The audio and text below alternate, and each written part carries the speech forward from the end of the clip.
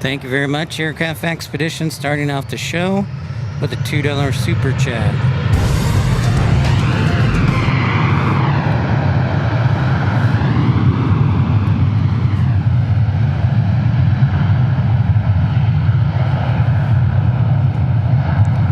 We're dodging rain today. Brian S., Feather Jensen, Kevin, Tim, Roblox. Thank you very much, Aircraft Expeditions. Welcome in. I think I have my tripod a little high, but we'll deal with it. Or perhaps I'm just a little short. Hi, Kevin. Nice to see you. Welcome, welcome, welcome to the DFW. Thank you, Tim Arnold, for the jewels. I still don't know what they mean, but they sound cool. And of course, always. Hello again, everybody. Harry's here with us today. Hey, Bob Smith. The Bob Smith, the one and only Bob Smith. Checking it out. Hey, we got the Tide Pod and Breeze Airways right there. How about that? Tide Pod and Breeze Airways. What's up, Parker? Happy Monday to you. Here's to getting your air conditioning fixed quickly.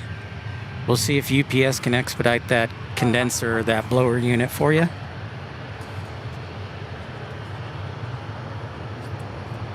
Hi, Roblox. Greetings to Fargo.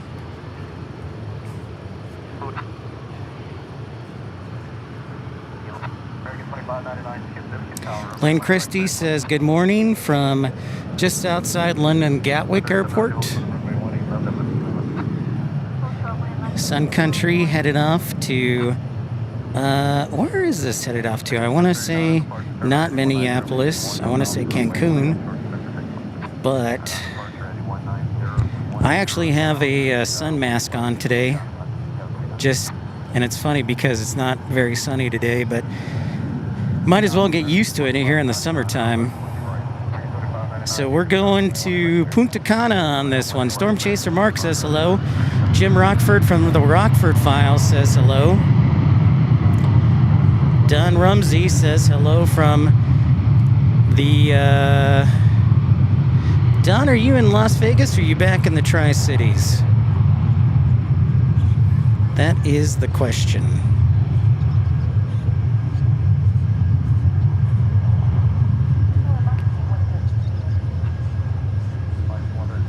Aircraft Expeditions with a nice $2 super chat. Thank you, Aircraft Expeditions. There's our Vortac Maverick. Christian Perry says hello. You're going to have to ask Milwaukee that, Christian, because they took the job away. So you're going to have to ask them on that one. I can't answer that question. Because I was ready to start for Milwaukee, and they sent me a rejection notice, and then they never answered my phone calls or emailed me back. So I don't have a job in Milwaukee. So ideally, I'm going to turn my camera tripod a little bit that way. That's better. What's up, Q? 777-300 number 3 here on 18 left, or maybe arriving on 18 right. That's a great question. So I think what it was, Christian, is so on Thursday I had emailed one of the supervisors that I would let him know by 2 p.m. and what I meant to say was Friday at 2 p.m. Except I didn't say Friday, I said 2 p.m. So they thought Thursday. So I sent them an email Friday morning, and then I got about 10 minutes later a rejection notice from Milwaukee County. And then I called 3 supervisors, emailed and texted 2 of them. So, and I haven't heard a single word back. So, classy move by Milwaukee.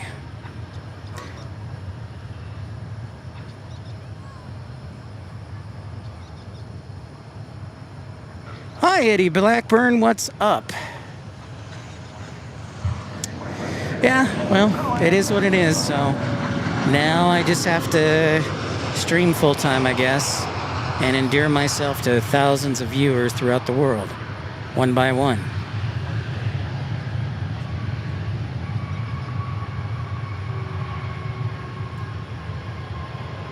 See, and I appreciate the condolences, but you know, I feel more sorry for Parker because his air conditioning went out, so let's out cheer on Parker and make sure he can get his condenser or blower unit as soon as possible.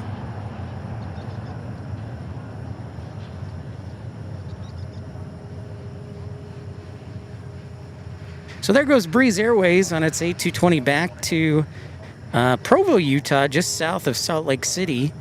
And Salt Lake City set an all-time record, not a monthly record yesterday, but an all-time record, I believe. It was 109 in Salt Lake City. And because it was so hot, a lot of planes couldn't take off because of the altitude. They had to wait until it got cooler to take off yesterday because Salt Lake City sits at about 4,200 feet. And that presents a problem when it's hot and high altitude, so that was interesting. There you go, Christian. Keep studying and keep applying. Thank you, Eddie, for tuning in on your lunch break. Carolina Aviation told me he didn't want this to be released publicly, but he says that Ramona Aviation is a better moderator than you, so you should probably just stick to my channel. J. Raul Corta says hello from Anna, Texas, northeast of us.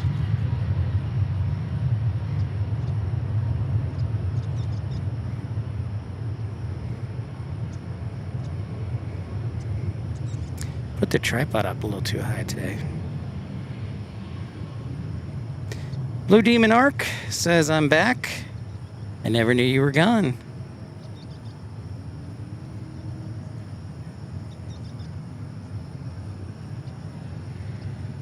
Density altitude sure is real. Yeah, that was interesting. I have obviously, for those who have known me a long time, I lived in Salt Lake City for Breeze Airways and lived there until about 2023. And yeah, occasionally that does happen, but not to the extent as we check out this 777-300 that Q is telling us about.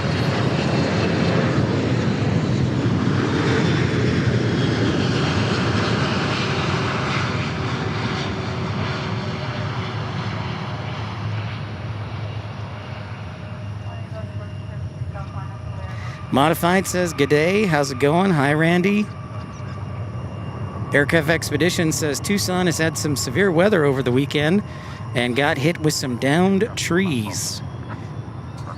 Yes, I heard about that. Thanks.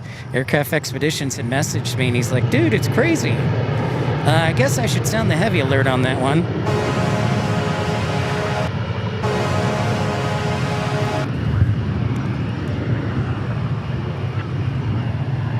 So welcome. It is approximate time is 11:59, so high noon. We were a few minutes delayed just because we're hoping this giant dark cloud doesn't dump on us. So here, I'll show you it real quick. So it's right above us. And I was kind of seeing if it was going to dump rain on us, and so far that's not the case. So yeah, it's right above us. So we'll keep a close eye on it. Close eye. We should be good for a couple hours at least as far as the rain. Now, I do know that Houston is having thunderstorms, so we might be on the lookout for diversions. Although I have a suspicion based on where the weather is that those diversions might either go to New Orleans, Austin, or San Antonio. But we'll keep a lookout.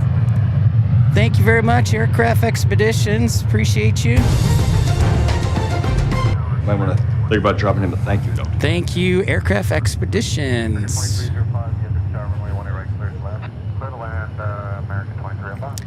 So yeah, that's our storm cloud right there.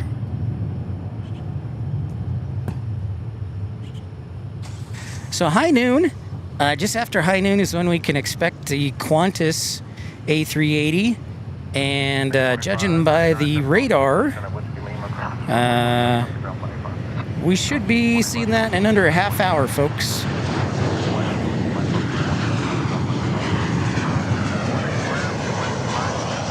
So we'll keep an eye out for that. Thank you, Aircraft Expeditions.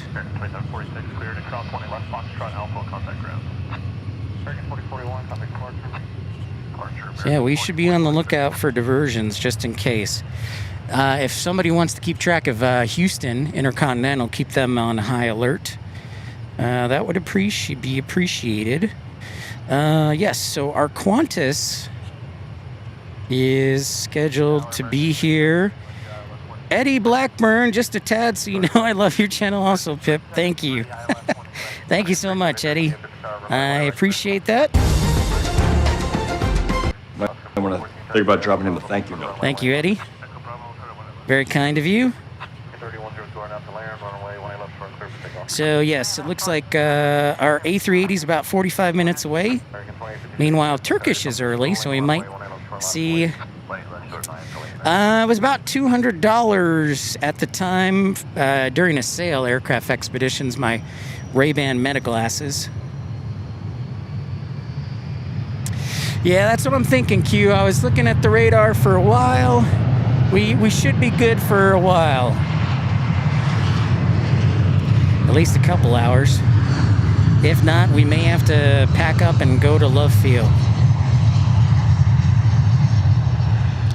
Which is all right. Just packing it up.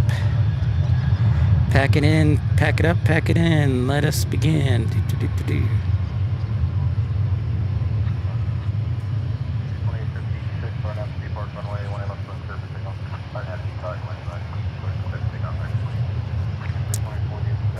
Turkish, oh yeah, I see it there landing on the other side.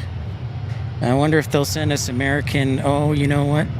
They might send us American 9615 from Amsterdam. That looks like a repositioning. Andrew something says hello.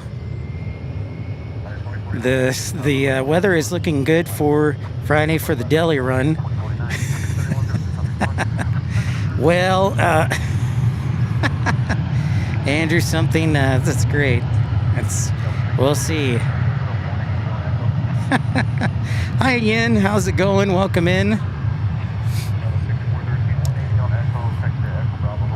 I saw something interesting on the schedule later on here at DFW. I think it's around 3:30.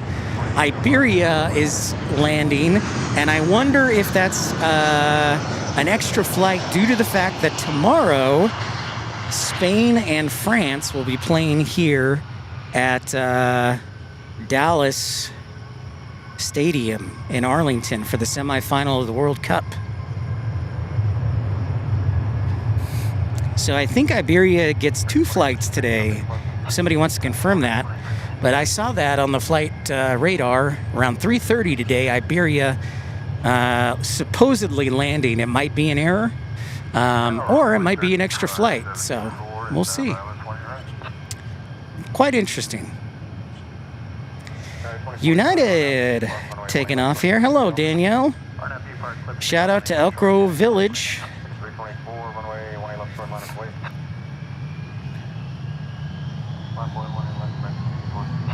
We'll see about this Amsterdam.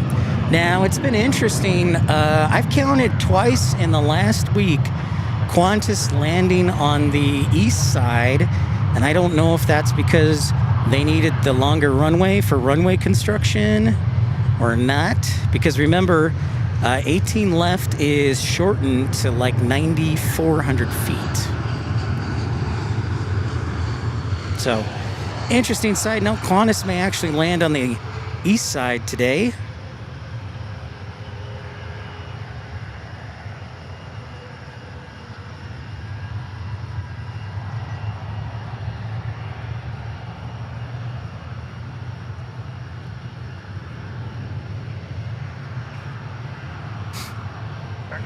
Oh, we got an interesting Volaris livery. Special livery for Volaris here. That's interesting. I wonder if they'll take off on this side. It is kind of cloudy. They had some earlier rain. So, FYI, that's why it's so dark. Interesting on the Spirit flight. I'm going to bring a fan here next time.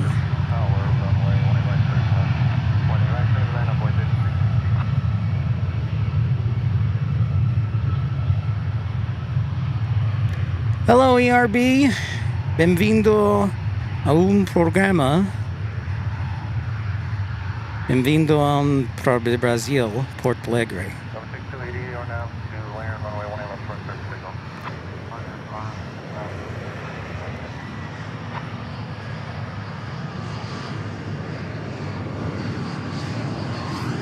I guess I can take my mask off a little bit.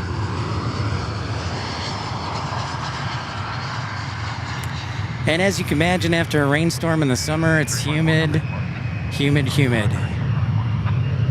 My sweat has sweat. Sweat index of 11.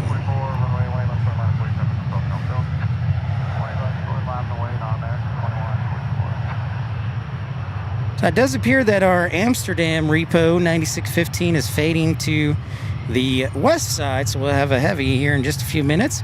Rohan says hello, long time no see. What's up, Rohan? We'll see Tim.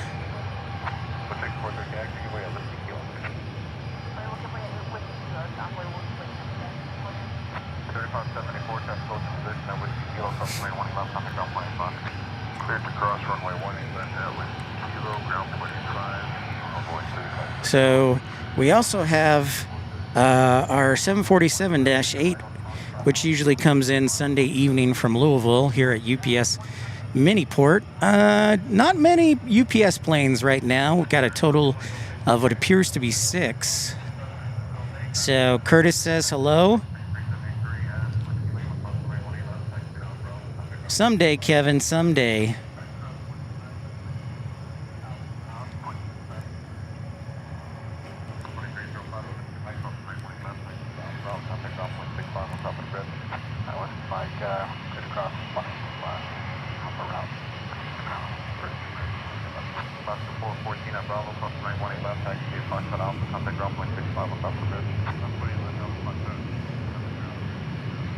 You know what? I'm going to take a quick second to show you.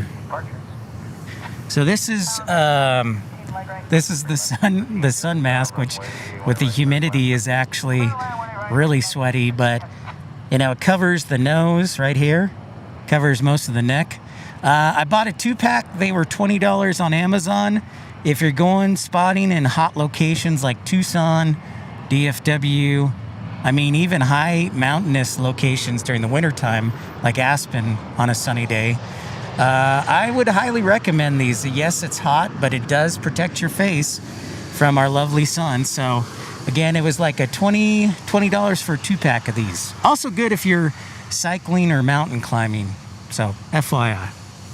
Just thought I'd give a little shout out.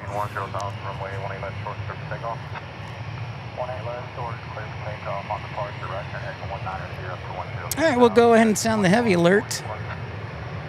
I also look like I'm about to rob a bank, I know. I know.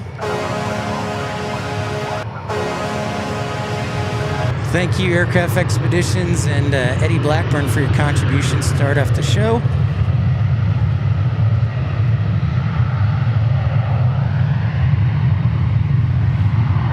One thing I did not do that I need to start doing, and I always recommend, is Vaseline on your eyebrows. Vaseline gel, by the way, on your eyebrows. That helps prevent or block the sweating from the sweat getting in your eyes. If you're just joining us, don't forget to like and subscribe. Thank you for joining us, being part of the action. I did have another show booked just in case the weather was going to be adverse today in the afternoon, so FYI on that. I think we're going to try and do a show every day this week, or at least until Thursday. Yeah, Vaseline gel works really well. Boxers use it. They put it on their eyebrows so the sweat doesn't get in their eyes. Yeah. Yep.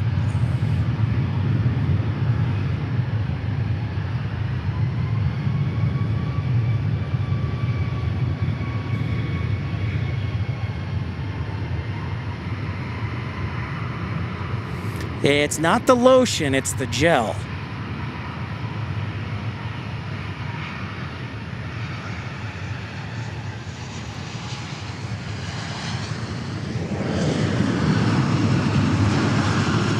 One-two combo there. This is our repo in from Amsterdam.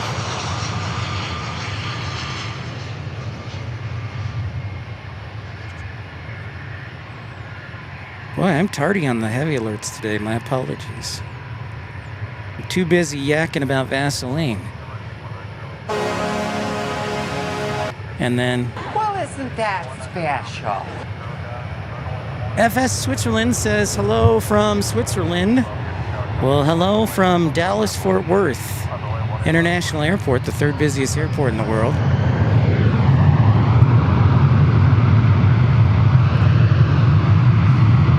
That mic is sounding good today.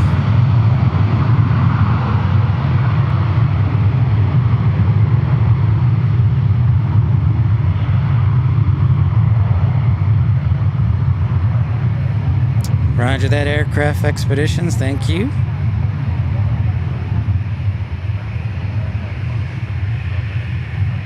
I think tomorrow I'd like to do an evening stream at Love Field. But I'd like to do it at the spotting area.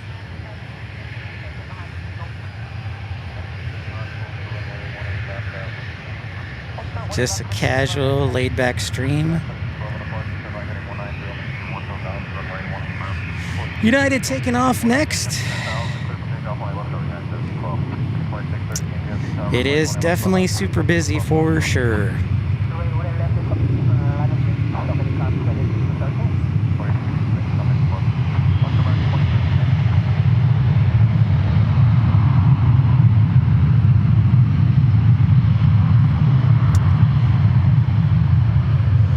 Yeah, but you got some nice rain in Tucson there, Danmo. 2 days of storms. Pretty nice.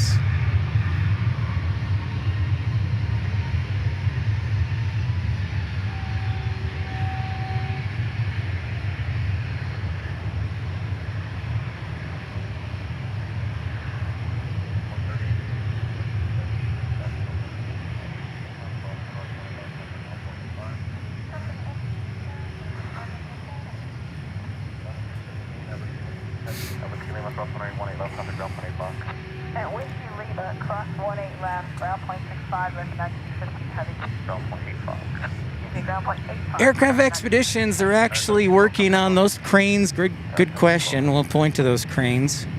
So these particular cranes are in charge of renovating Concourse C, actually. Concourse C is being redone. So those cranes are working on that. Meanwhile, the other cranes are working on the new Terminal F.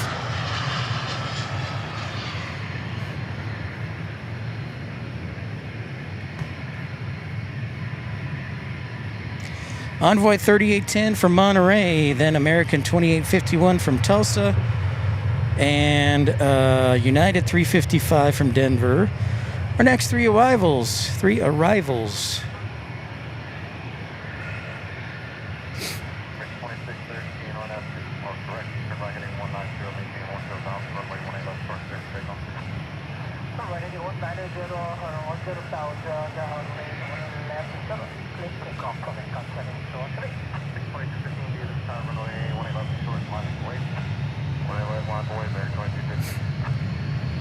Thank you, everybody, for being a part of the action.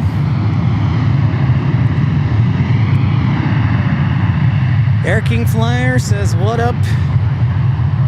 I also say, what up on the Monday.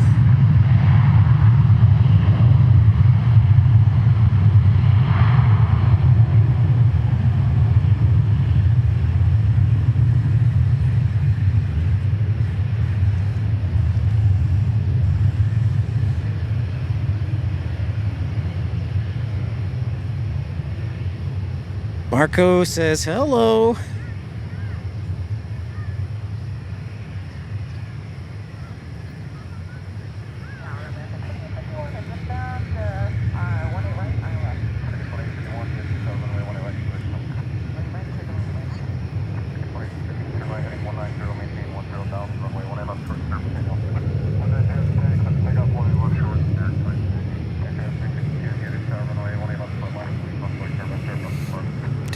Do.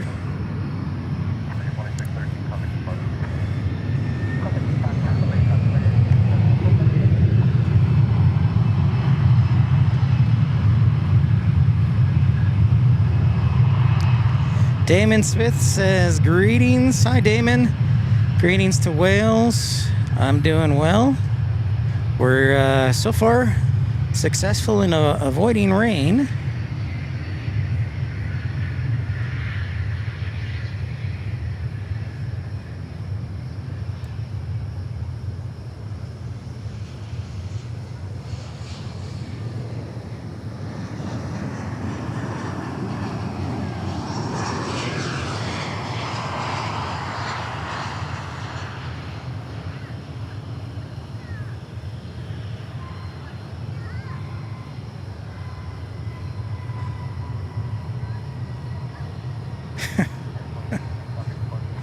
Uh-huh.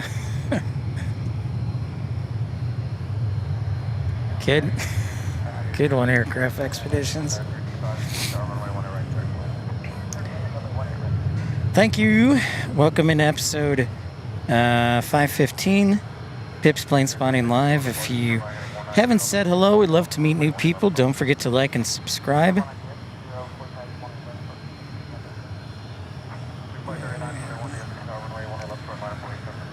Parker says, traffic is a mess at Terminal C right now. I highly recommend going through security at any other terminal and riding the Skylink to C.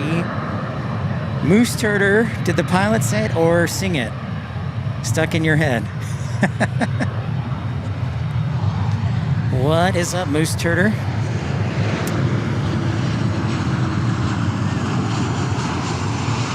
You know, Parker, when I came back from Milwaukee, I actually landed in Terminal C. True story. So, fortunately, I did take the Skylink to the DART connection. So I didn't have to deal with that.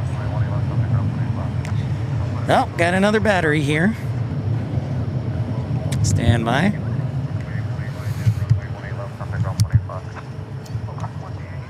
Ah, Moose Turder, so generous gifting a membership. Thank you so much, Moose Turder.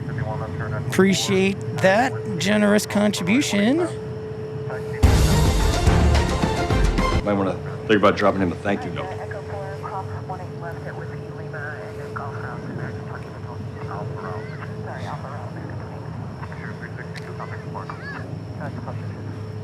Yeah, I came in on Concourse C, actually, from Milwaukee last week.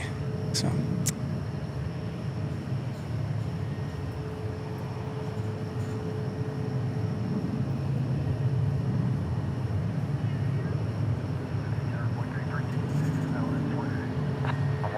Treasure May says hello. Feather Jensen, thank you for the updates. United A320 from Denver. Tim's Home Airport.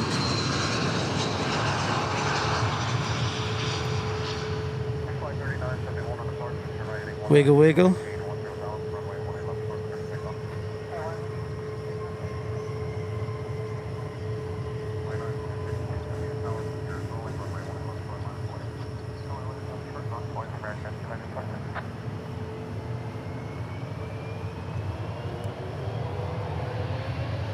Frontier A320 departing to Nasdaq.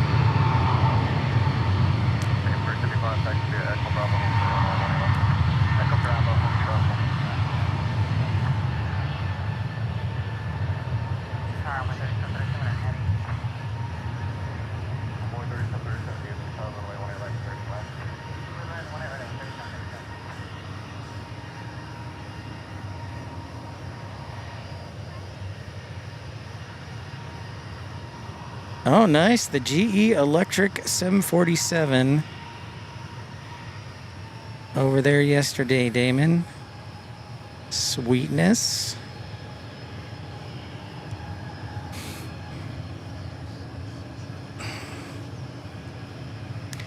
The A380 is a little bit behind schedule, but not too much. I think like 15 minutes behind schedule.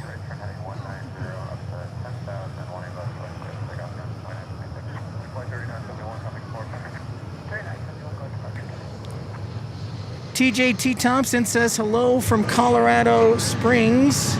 Well, hello right back to you. Home of the U.S. Air Force. Huzzah.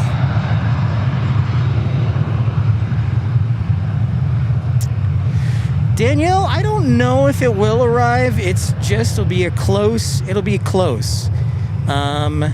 We had some rain this morning here in DFW and at DFW, but it should be good for a few hours, and then it might develop to the north of us, or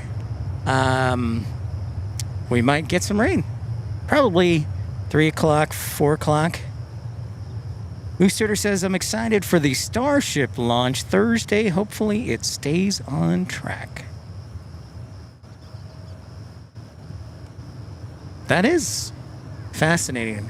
You know, I do need to go check out a launch and do a live stream of a launch, but I guess I could do a live stream of a lunch. We got a special livery taking off, the Medal of Honor for American Airlines. Well, isn't that special?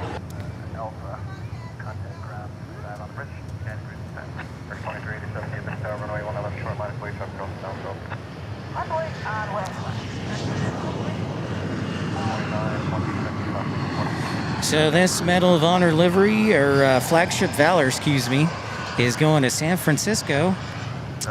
I have not a raincoat, but I have a hoodie.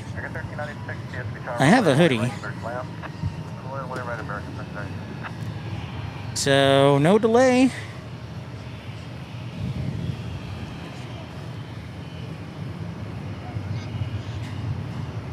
Matthew Chesterton, hello. All right, we'll check you on the next one, Eddie. Thank you so much for your contribution. And appreciate it, Eddie. You're welcome to work and lurk as needed. Appreciate you. Thanks, sir.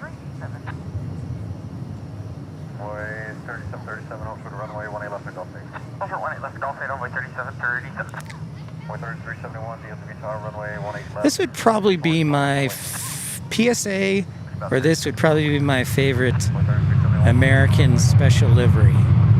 And that's including Flagship.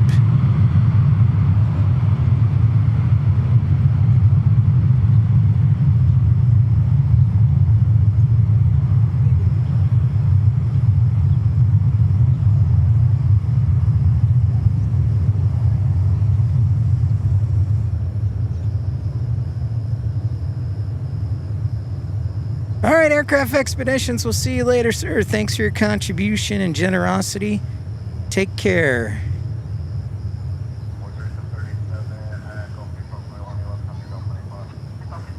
Chavis says hello from Newcastle. It has been a while.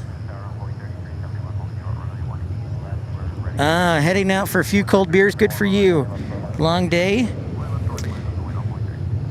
Q says 2 inches of rain in Fort Worth. Very welcome rain. Normally pretty dry until Halloween unless we get hurricane remnants. That's very true.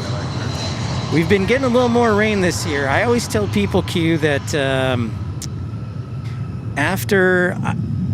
if you fly through DFW between March 1st and June 15th, you're playing Russian roulette with the weather. So we've had some, more rain later in the month and into July for sure.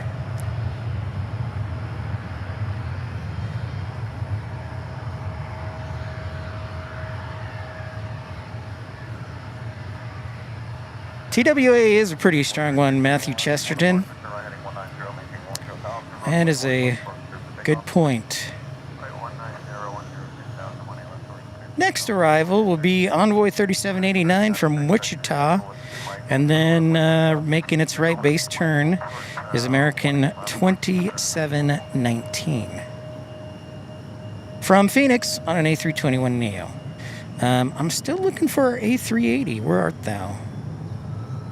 Usually it comes up the southwest corner post. And also, I'm going to take a quick second and look at Houston right now because there's the possibility of thunderstorms. So, no holding, it looks like so far. Look at that. United diverted to Austin, see? Fort Lauderdale diverted to Austin. Philadelphia diverted to Austin. See, I knew it. Atlanta from Delta Airlines diverted to Austin. So yeah, Houston's already had some diversions. Unfortunately, it looks like they've all gone to Austin as I expected. Now, if the are they still flying the 747 to Houston? If they have some of the bigger internationals, we might get them. Just as a Slog is bestest. What's up? Sarah Deal, the real deal. Hey everyone. Greetings to Boston. Oh man, Boston sounds so good right now with the nice ocean breeze. That sounds so good. You were just here. Well, how about that? Damien says hello, hello.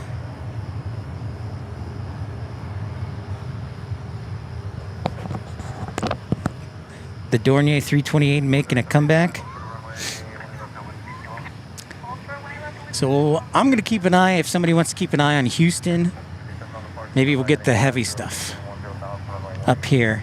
Gary says hello from Ohio. Thanks for your stream. Gary, welcome. Good afternoon. What part of Ohio are we watching from? Columbus, Cleveland, Xenia, Zanesville, Lima, or could it be Cincinnati, Wilmington?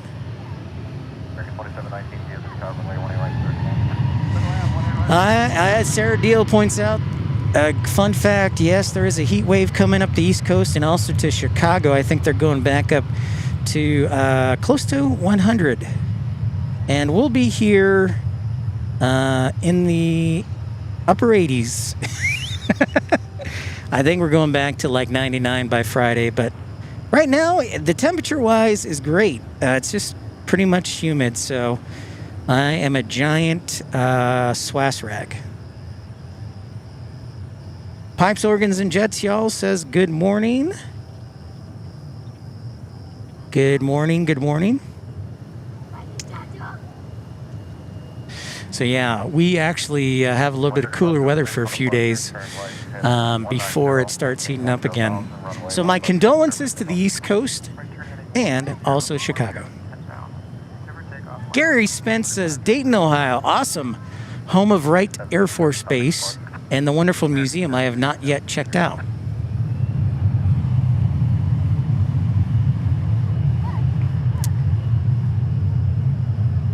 So welcome in, Gary. I was up in Milwaukee last week. Grew up in the Chicago area. I also lived in just south of Indianapolis.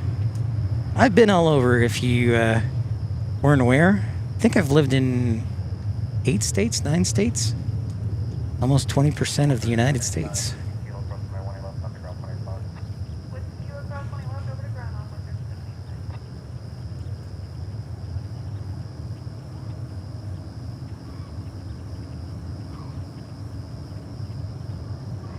Wow, those are some incredible numbers, ERB, for the World Cup. And I think if we can hold out without the rain and the batteries, I think we have another Iberia that is scheduled to arrive here about 3:30 this afternoon. Feather Jensen, I see it. Yep, it'll probably be making a right turn just because 18 left has the shortened runway until August. So I don't know how many departures from the heavies we'll get.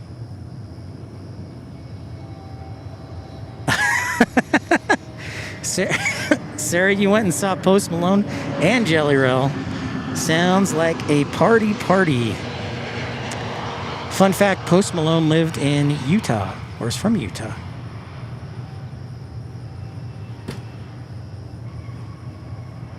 He's got a Raising Cane's in Murray, Utah.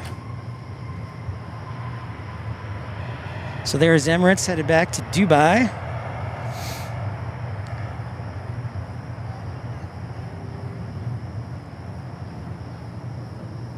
Let's see where our A380 is. Hello?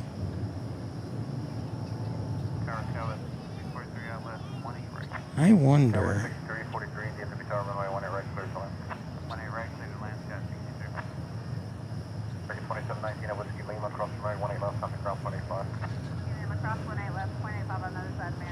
He was sloshed during the concert. Well, that doesn't surprise me, Sarah Deal.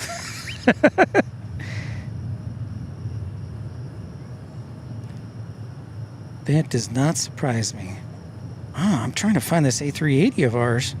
It's hiding. Ah, now they pushed it back even further to 1 o'clock. That's why. It's going slow going. Like Parker said, taking the scenic route. It isn't even started its descent. It's over by... Oh, you know what? Oh. Now that's interesting. Ah. So they're going up to the northwest corner post, the Victory arrival. I think. So that could mean a guaranteed 18 right arrival. So we'll cross our fingers. But I counted twice. I mentioned this a little bit earlier, but I counted twice last week that the A380 landed on the east side. I don't know if they needed the full runway or there was a runway closure or whatever, but my suspicion is they probably needed the full runway, and 18 left is shortened to approximately, I think it's 9,400 feet. So they may have needed that. Connie, how are you? Good afternoon, and thank you for your comments on the military video. Post Malone was throwing out beer to the audience.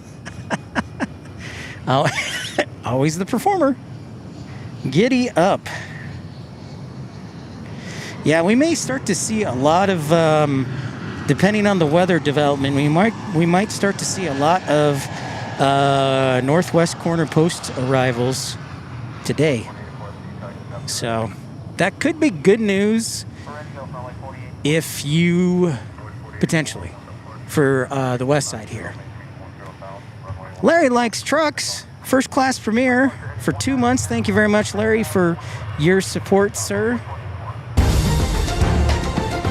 Might want to think about dropping him a thank you note.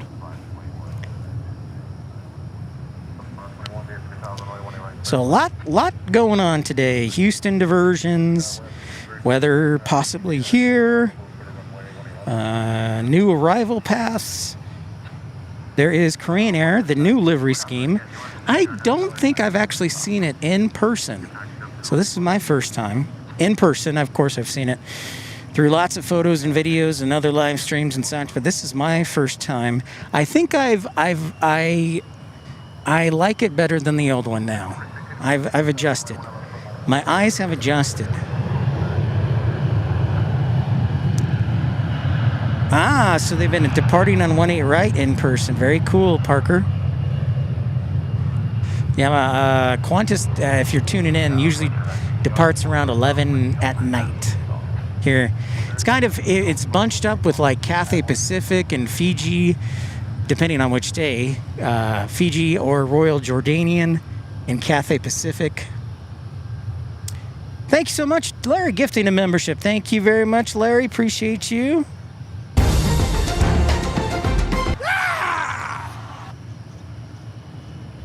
Howard Dean, very excited about that.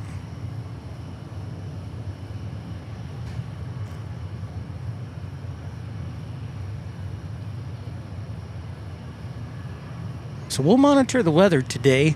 And I'd encourage you also, if you want to monitor Bush Intercontinental Airport on FlightAware or Flight Radar 24, give us a heads up if there are diversions headed our way.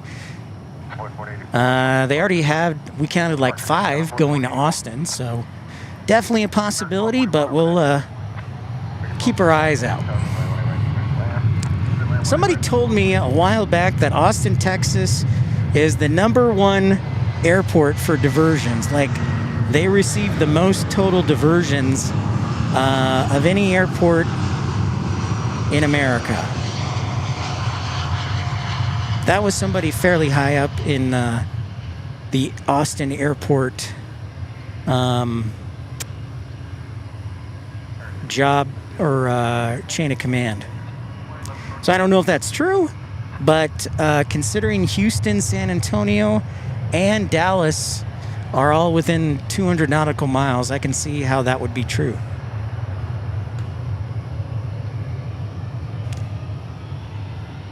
Oh, well, that is wonderful, Connie. Congratulations on the grandchild being born. Hope it's healthy and happy and progressing. Let's give an applause for that.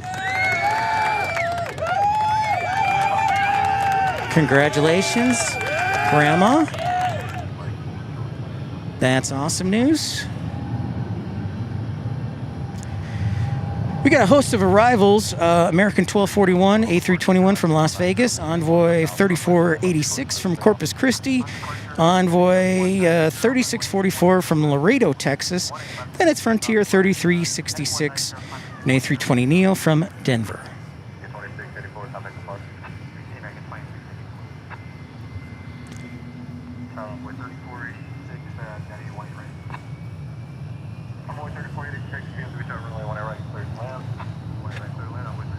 Qantas, 35 minutes, thank you.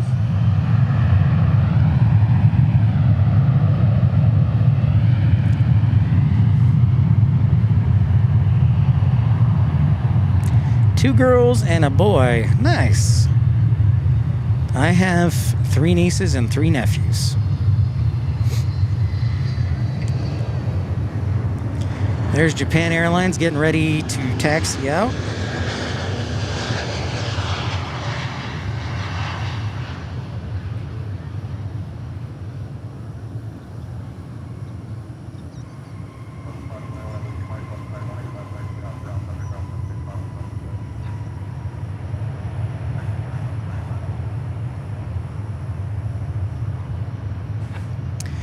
And as is typically the case right now, since we have a shortened 18 left, most of the international heavies will go to the east side to take off, just for extra runway. Scott Kuiper saying hello on a Monday. Never know where Scott is. He could be in Pennsylvania. He could be in D.C. He could be in Cincinnati. You never know with Scott Kuiper.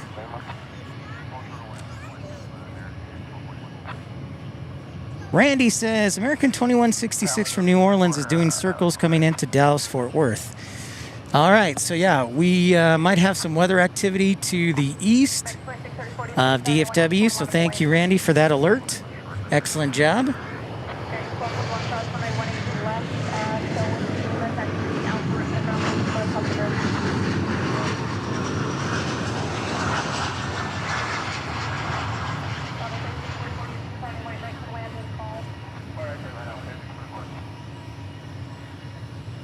Keith, good afternoon to you.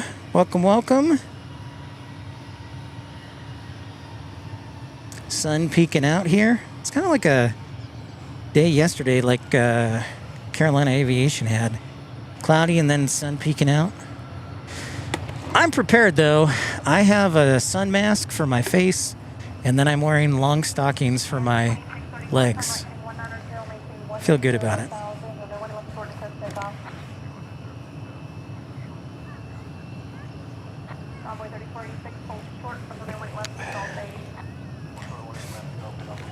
Tim Arnold asking, how is 18 left too short for the heavies?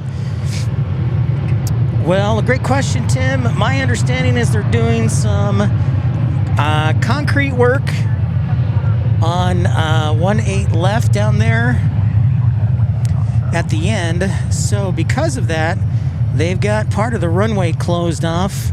And so I think there's only about 9,400 feet instead of the usual 13,400 feet. Good question.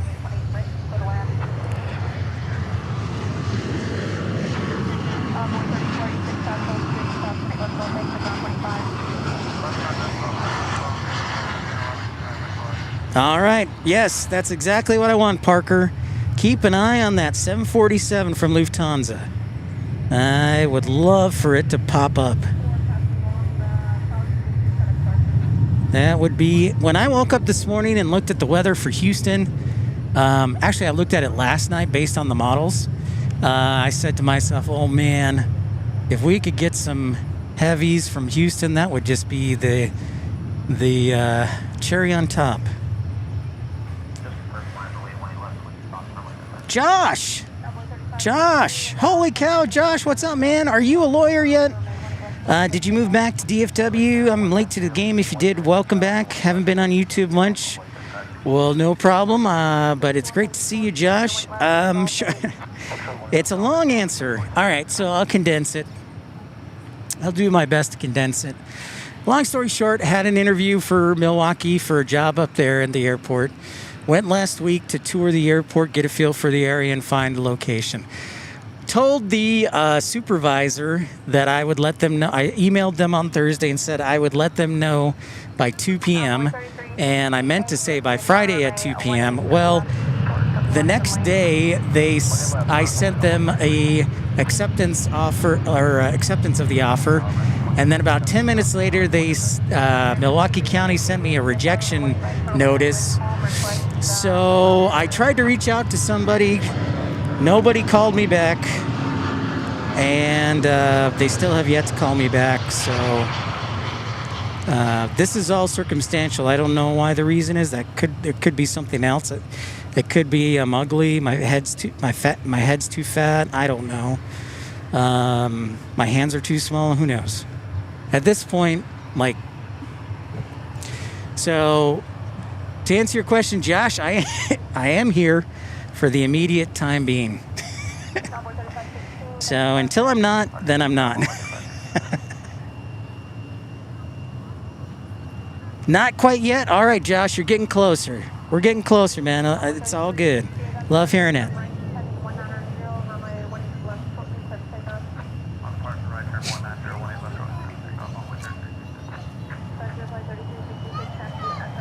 I named half of them, though, Scott. You've only streamed from 8 airports. I've named half of them. You've been to Pittsburgh before me. There's the Japan Airlines A350-1000.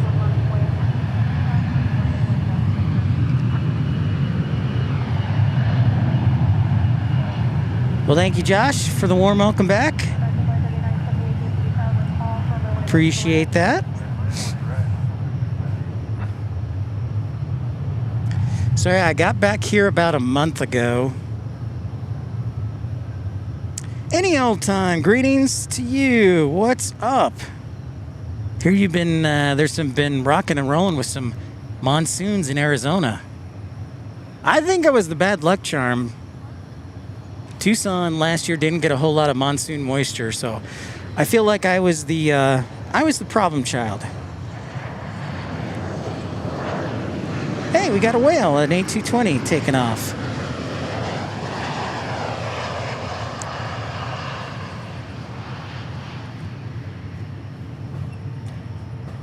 So at AT2100 going back to Salt Lake City.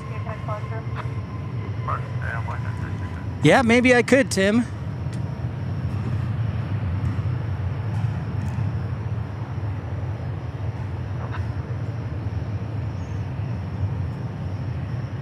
Delta 2798, turn right heading 190, maintain 10,000, remain 1 left short and clip takeoff. Delta 2798, cleared for takeoff, 1 left short, turn to heading 190. Fun fact about Salt Lake City yesterday, they set a all-time temperature record for a high temperature of 109 degrees yesterday.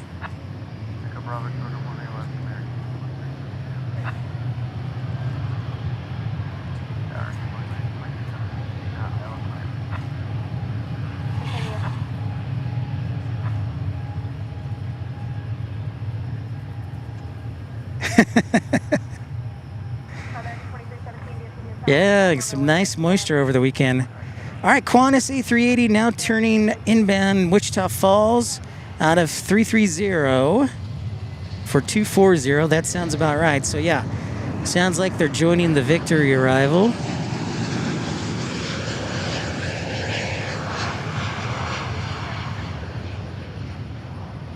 Oh, Frontier. Just in time. Okay, bye, Lynn. I know you got 8,000 dogs to feed.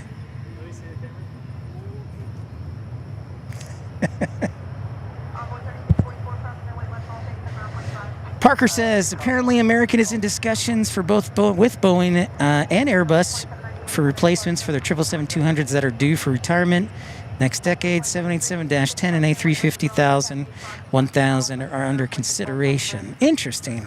John, how's it going? What's up, man? Well, we had some morning rain, but now it's just humid. The clouds have cleared up, but I have a feeling there might be some thunderstorms popping up.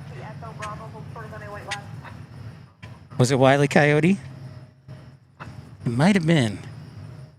All right, Parker, you've given me inspiration for my poll question today.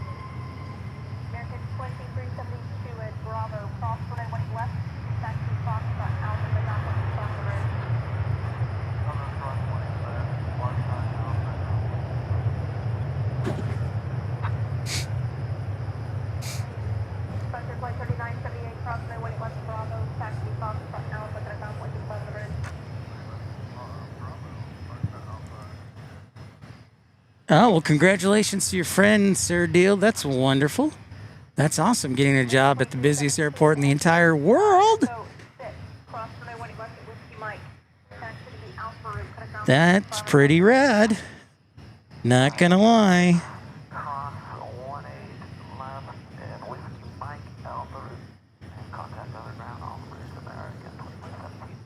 All right, we got arrivals from San Antonio next. Then it's American 3193.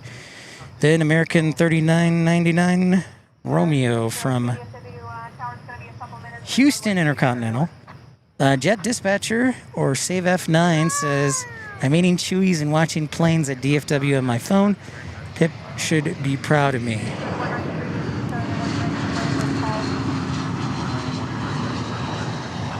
As always, the more the merrier. Thank you, Save F9.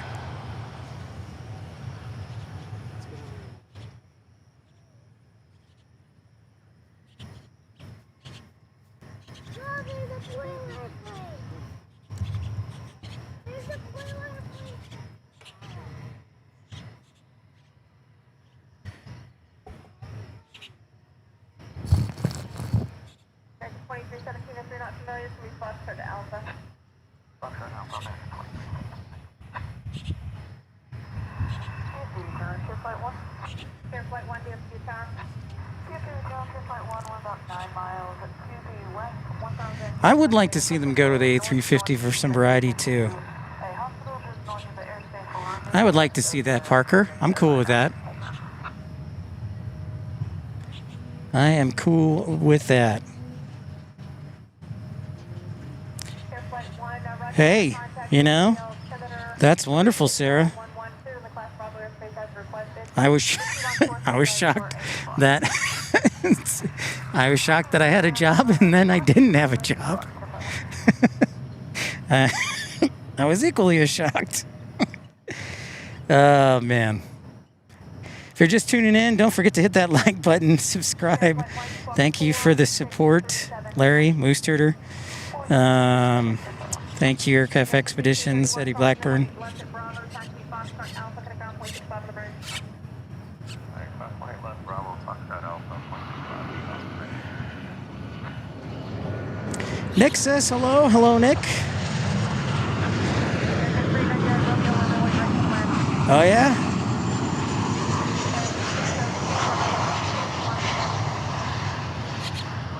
Save F9, you're saying that he'll be here? He'll be here in Dallas-Fort Worth?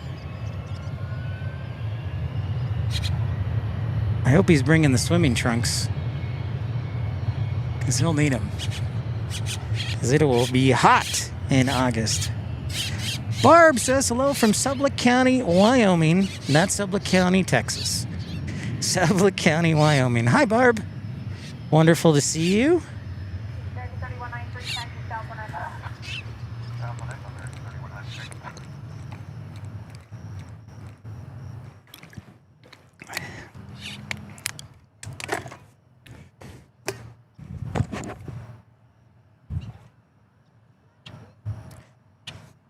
Oh, in Orlando. All right. Well, then I'll definitely need to bring the trunks then, Jet Dispatcher, if it's Orlando. 3193, taxi Echo Alpha, Echo Bravo, hold short of runway 21. Barb G says it's hot in Sublette County. How about Texas? Barb, it's I don't like 80, 81, 82. But the humidity is probably, I don't know, 75%. Dew points probably in the 60s. So it's kind of sweaty.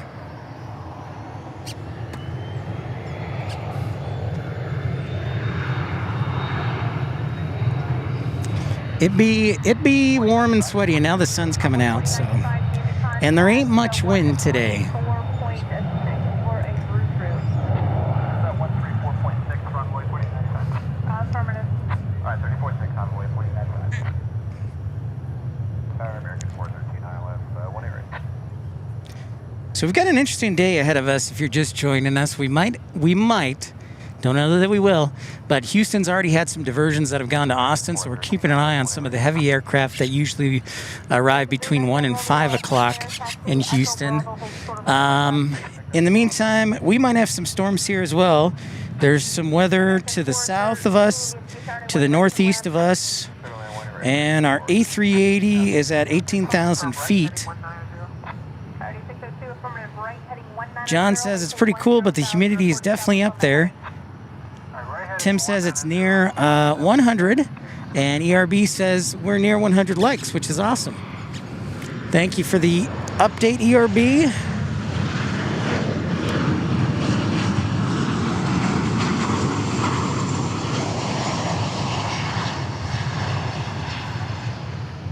It is trying to break free. It sure is, Parker.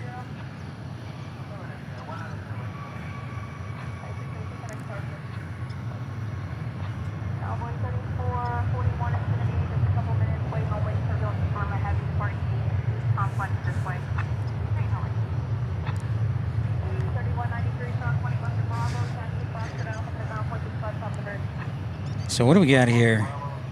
We got a laundry. We got nonstop arrivals here. We got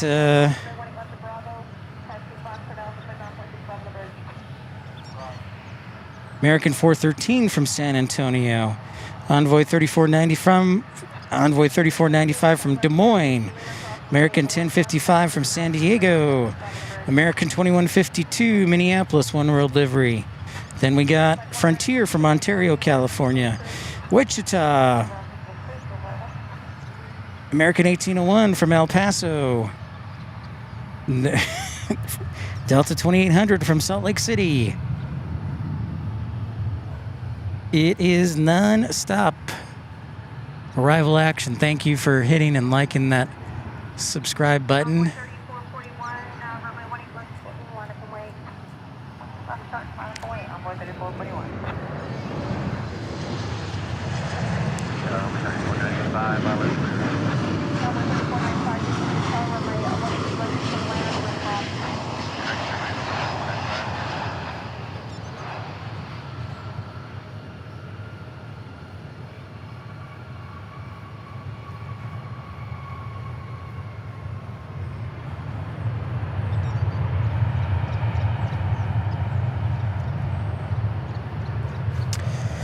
Damon says it feels only 75 here. Feels like 105. Yeah. I know that feeling. Can't believe it was 109 in Salt Lake City. That's just absurd.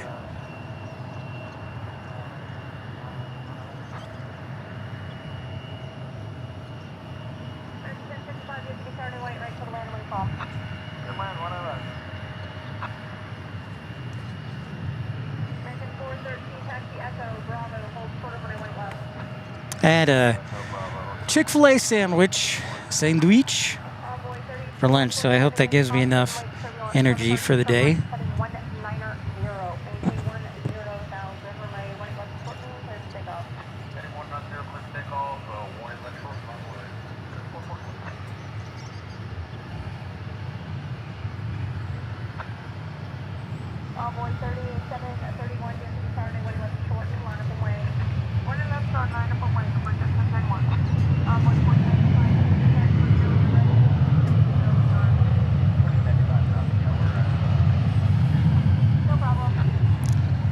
Take a look at UPS Miniport over here.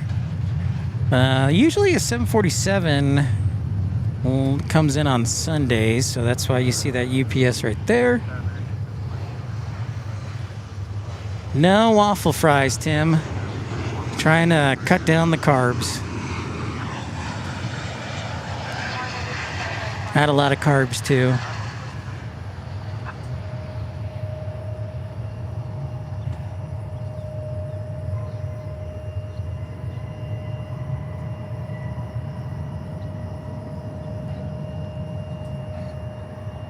So right now, 52% of people think that Americans should get the A350-1000. I would probably lean that way.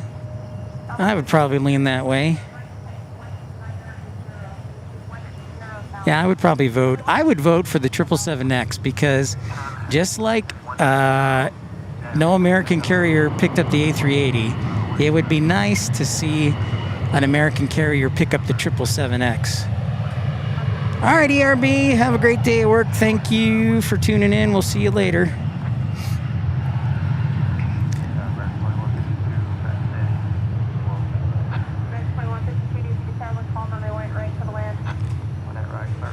So we got the A380 inbound. We got Air France, hopefully.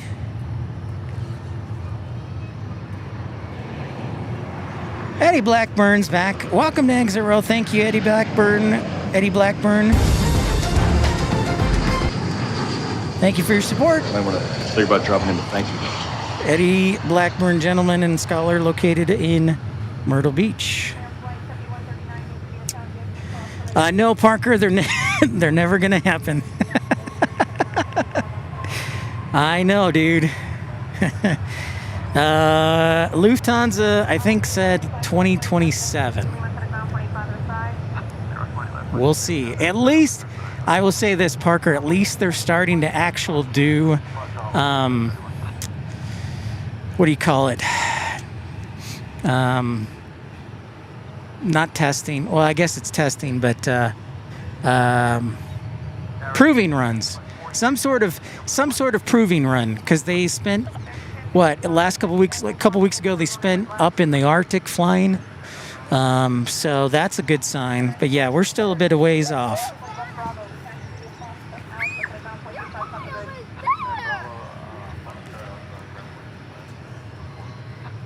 Good question. I wonder the same thing. I say, will I be alive to see the 777X fly? Here comes a special livery, One World from Minneapolis on a 737-800. Oh, that's a good question. Pipes, Organs, and Jets, y'all asks, what'll happen first, the 737 MAX 10 or the 777X? That is a really good question. That is a really good question. And Mike Jones says hello from Greenville, South Carolina. Hello, Mike. I lived in Spartanburg, South Carolina for a while. So greetings to you and the upstate. So shout out to Malden, Easley, Greenville, Anderson, Clemson, Spartanburg, Gaffney. Big shout out. Okay, Q says A380, 30 nautical miles out at 7,000 feet for 5,000 near Decatur, number 9 to land. Thank you. Thank you. Thank you so much, Eddie, for being part of the channel. You rock, man. Yeah, so, Pipes, Well, isn't that special? I'll tell you what, here's one thing. I wonder if if American does go with the Boeing 737 or the 787-10, I wonder if they'll defer some of their orders or convert some of their orders from the 737-10 to the 787-10. But I'm going to say, Pipes, that the 777X will be the first to be delivered. And I'm going out on a limb there.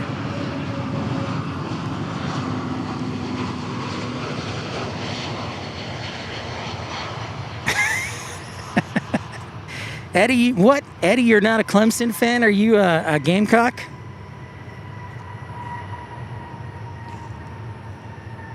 Samuel Rosebrock saying hello from Indianapolis. Thanks for those photos. Mackay says hello.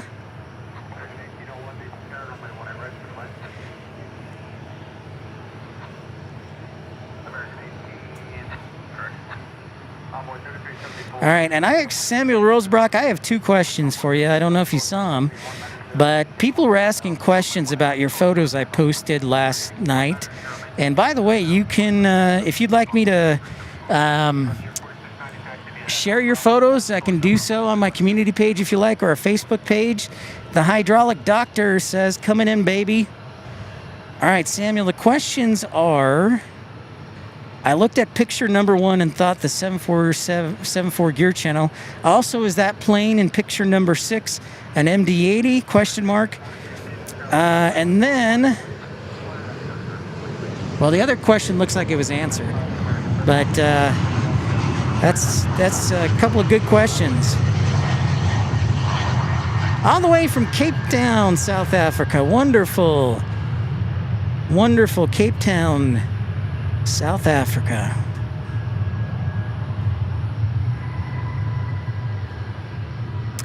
So that picture number 6 does look like an MD-80. I'm not sure though. It could be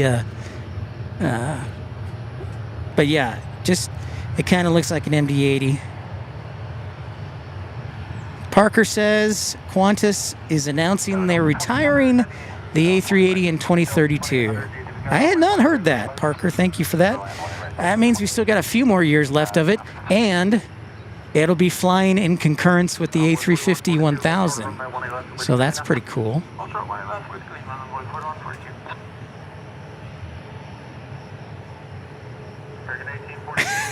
Eddie says suffered. The Gamecocks have suffered. Yeah, that's... Hello, Scott Shaver. Thank you. Thank you for smashing that like button. Yeah, Eddie, I understand. I'm 50-50, man.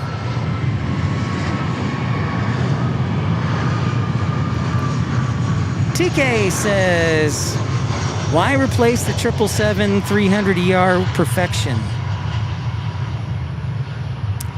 Good question. I think we're talking, are you talking about the poll question, TK? American, I must have mistyped. Americans looking to replace the 777-200. So our poll question is to replace the 777-200. What should American go with? Should they go with a 787-10 or do they go with the A350-1000? Roger that. Thank you, Samuel. Okay. Qantas turning right base final. Meanwhile, Air France landing on the east side. And we might get American 49 heavy. Or not. All right, so at least we got the big A380.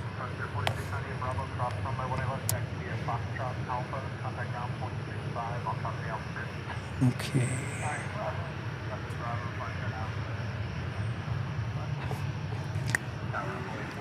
So yes, we do get the A380, Air France landing on the east side. That's the only downside when there's weather. If they send too many planes, then it can constrain the west corner post, and then they'll do some 13 right arrivals too.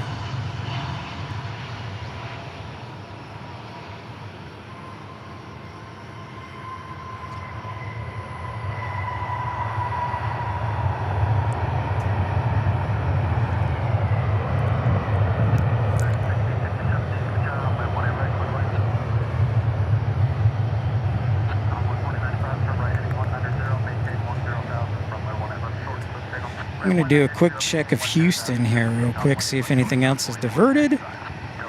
I know y'all are keeping an eye on Houston as well. I just wanted to see if there's anything happening. Okay.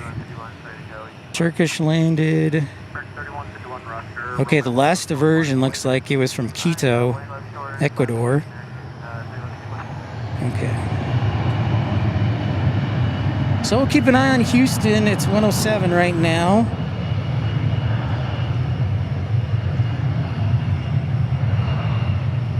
And we'll keep an eye. Avianca from San Salvador is next.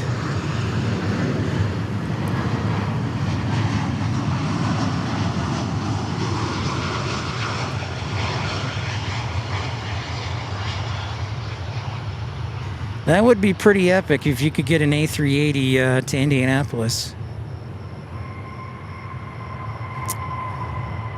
I think technically, Samuel Rosebrock, they may not have gate space, but they could probably divert, because I remember Phoenix a couple times has taken the A380 from Los Angeles, even though they didn't have gate space. So technically it is possible. What's up, Batman? How's it going?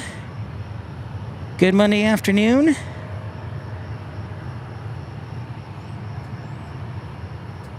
Hydraulic Doctor says, I'm glad that we're stuck with the 747 for at least another decade. Me too. Me too. Just think about all the aviation fans who haven't been born yet and they won't get to see it. Speaking of that, there is a 747 for UPS.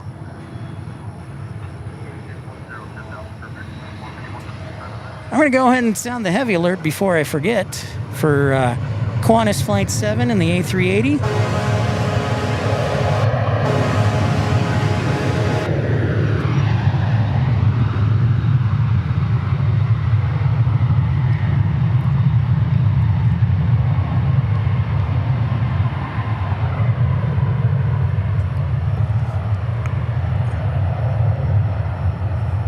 Oh, look at that. Qatar's got the One World livery today. So just in time to get out of the way of the A380. I think they're going to be parking that A350 like they usually do at one of the pad spots.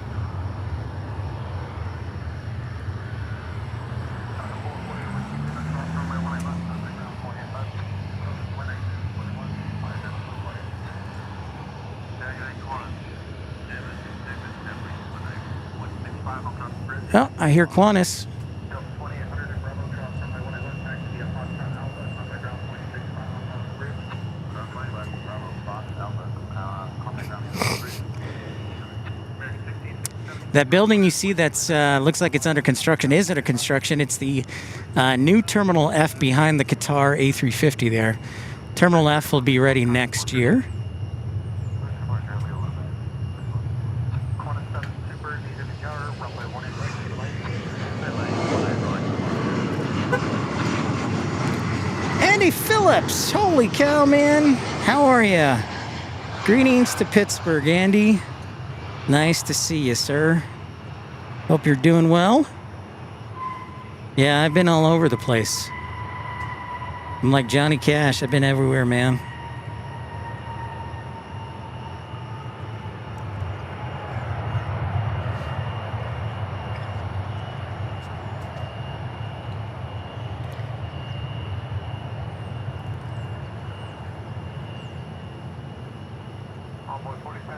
All right, RA380 is next. Andy just in time, everyone. So it'll pop out right over there. Actually, technically behind these trees.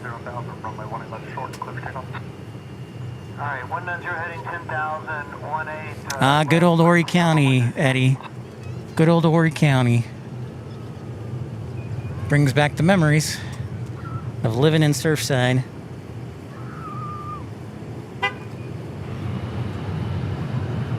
Live in Surfside Beach. There she be.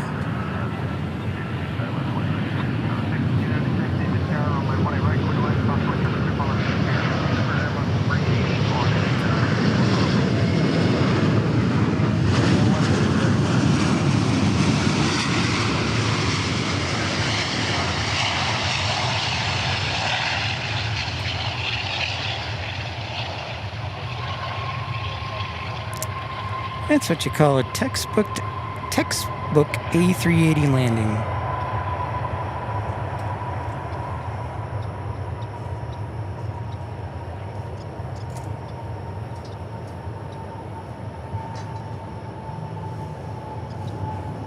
Guess I should stay on it.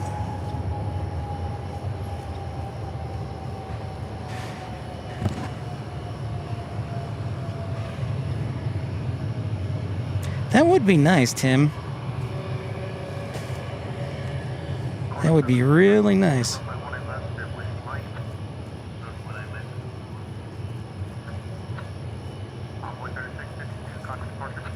All right, got a little break in the arrivals now. We got two more. Skyway 6296 from Santa Fe, New Mexico. American 1025 from my old home, Tucson. Oh, you adopted a puppy, Andy? That's awesome, man. A lot of fun. A lot of work, too. Not an easy challenge having a puppy.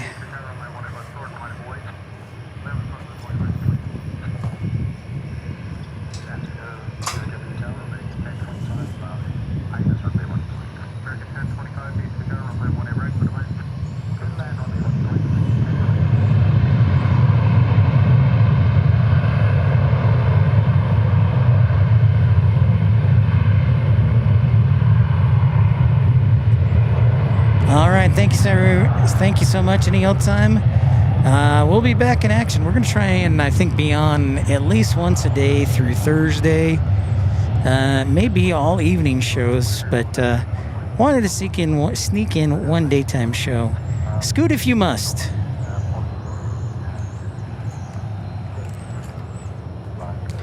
Skibbity scoot. Beep bop.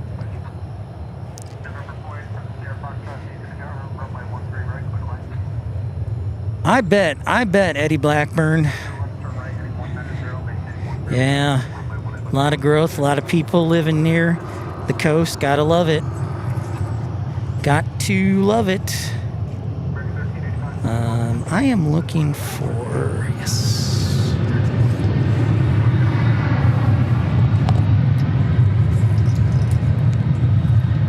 I bet, Eddie. I haven't been down there since 2018. Actually, the closest, yeah, no, I was down in Florence and Georgetown down in 2018, but that's last time. I need to get back down there.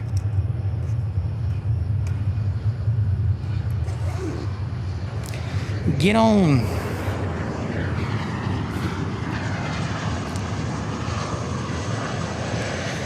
If you're just joining us, welcome into Pip's Plane Spotting Live. Thank you for the support. Thank you for tuning in. Don't forget to hit that like button and subscribe. It's free.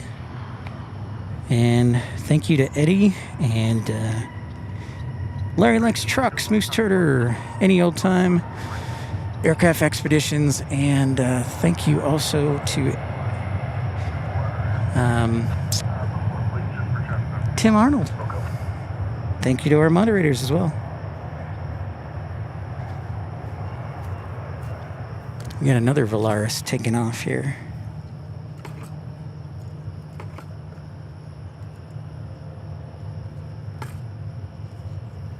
$132 likes. Thank you, Matt Man, for that update. That's wonderful. I tell you, I did enjoy my time in Milwaukee. I don't know if y'all saw, but on Saturday we had some diversions that we did not expect. That was a lot of fun.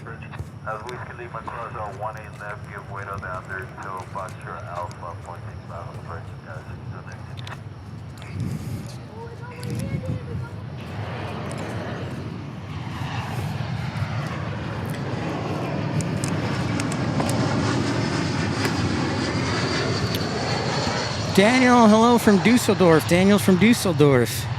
Guten Tag. Willkommen.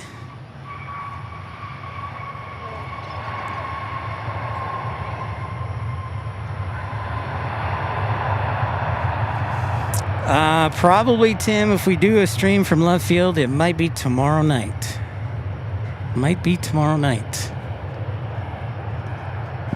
Looks like everything's getting in Houston for now. But they're expecting additional storms, I think, later.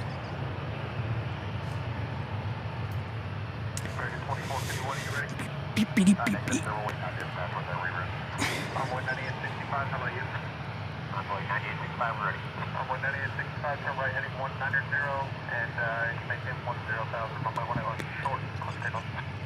Right turn heading 190, maintain 10,000 feet. Last assist takeoff. Envoy 9865. And no delay on the roll, please, for traffic light at the emerging runway. No delay, Envoy 9865. American 1025, hold short runway 18 left at Bravo. Hold short 18 left at Bravo, then get back to 1025. Okay, we've got a little break in the action as far as arrivals. I am checking to see what else we got headed our way. Next little bit. They still have the northeast corner post for the most part open.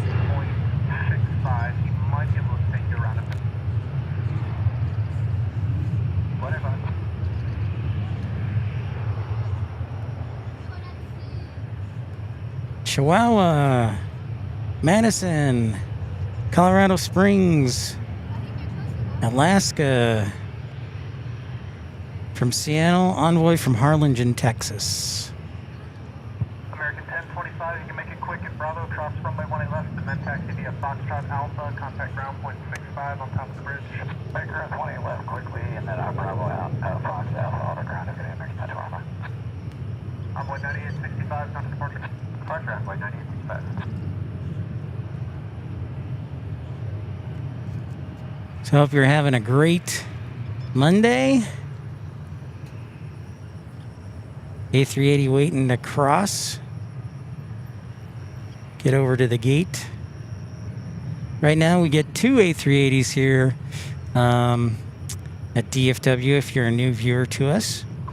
British.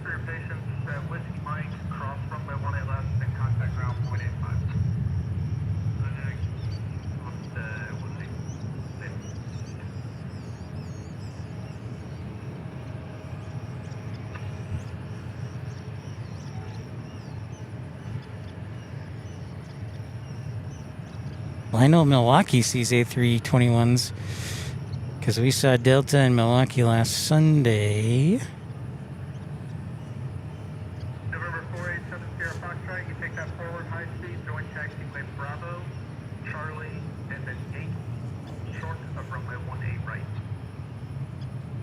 that's 119 here.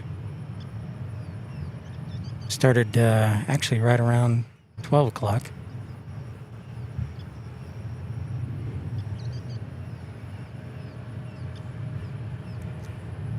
Next arrival inbound will be Chihuahua. Ole.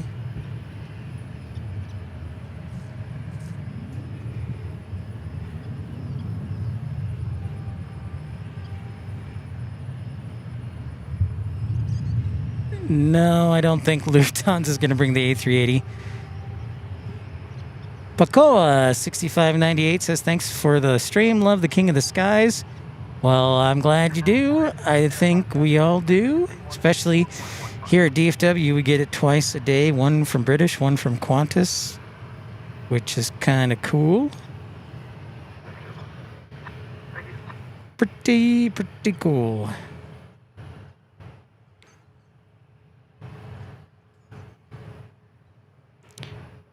Our next kind of wave of heavy aircraft, mostly in the 2 o'clock hour, where Lufthansa is sending an A330. Qantas is sending us a 787. Finnair's sending us right at 3 o'clock an A350. And then American's got some heavy arrivals from Europe.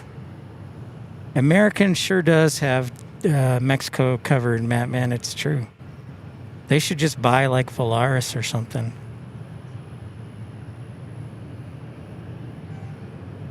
I don't know if you can do that, though. Majority share of a foreign airline, probably not, but who knows? We still have not had any rain or thunderstorms, which we're grateful for. Hashtag blessed.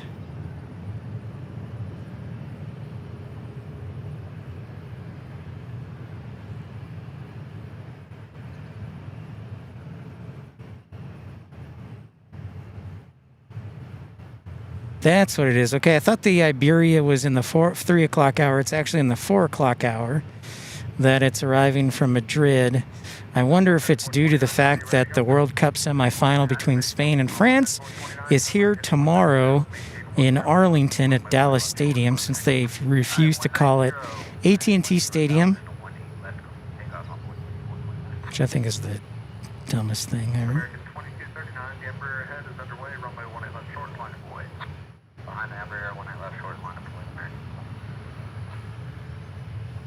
Nah, not anytime soon, Tim. Probably once I get the job situation figured out. Sarah Deal, the real deal, says, I was watching Flight Radar 24 on Saturday and saw this huge plane south of Boston. It was the Antonov 124. No indication where to buy. I saw later it arrived on the west coast near Seattle. It is quite a large airplane. Yes, it is, Sarah Deal, the real deal. Bigger than the 747. I've seen it up close a few times. In fact, I have a short that was posted yesterday of the Antonov. So that's good timing. Jason Barnes says, I wish they would fly Condor into DFW. They have interesting liveries. Don Rumsey says, fun fact for you, I lived in Arlington during my 10th grade year and worked at Six Flags. Don Rumsey, double fun fact. The new roller coaster, they have a new roller coaster at Six Flags. It's called Tormento. It is, well, let me tell you about it before I, say something wrong about it. Tormentor. I think it's called Tormentor, yeah.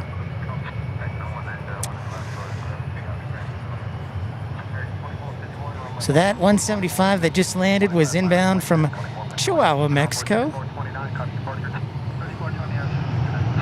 Oh, that's nice.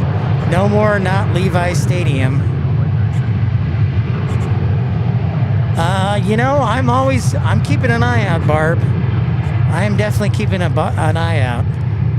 Okay. Don Rumsey says, all right, here's the Six Flags press release. Tormenta is taking history by the horns with Six Flags Records. The defining thrill of 2026 will be at Six Flags over Texas with the opening of Tormenta Rampaging Run, the tallest, fastest, longest, first and only Giga Dive coaster in the world. The one-of-a-kind thrill can only be found in the new Spanish Village, blah, blah, blah. Daring villagers are carried 309 feet above the ground, giving them a breathtaking and panoramic view of Arlington, just before a terrifying 285-foot first drop that the train pauses over the edge for 3 seconds and is super fast. So there you go, Don Rumsey. Seattle Flights says, do you like fighter jets? Well, I did work next to fighter jets for 16 months, so I hope so. Thank you, Feather Jensen. Well, you know what, Barb? I'm going to say Carolina Aviation should be looking for a job in Dallas. So how about that? Boom. It's always about Carolina. What suits Carolina? I say I'm here in DFW, so he should have to move here. My soul does wait. Hello. So sounds like Don Rumsey. I'm gonna have to go to Six Flags over Texas one day and try out Tormenta. I'll see if I can tape the Ray-Ban meta glasses. Tape my meta glasses to my face so they don't fall off. Because that would be quite the ride.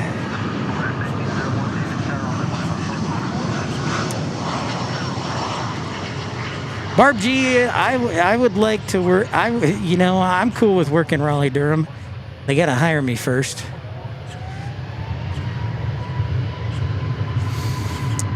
Andy, I'm actually just doing this for right now. I had a job offer lined up for Milwaukee, and then it fell apart. So I had a job offer. So now I'm still looking. Or maybe I'll just do this full time. There's so many people to educate about aviation and entertain.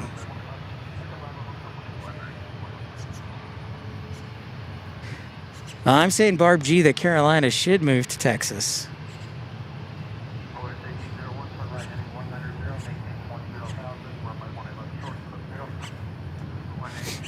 Yeah, Don Rumsey. I'll tell you what, Don Rumsey. I'll put a rain check on that and figure out a day I can go to Six Flags and try it out. All right, sounds good, Parker. We'll see you in a bit. Naptown, USA would be all right with me, Samuel. I'd be down with Naptown, USA. Well, thanks, Andy. I definitely could use the prayers, that's for sure.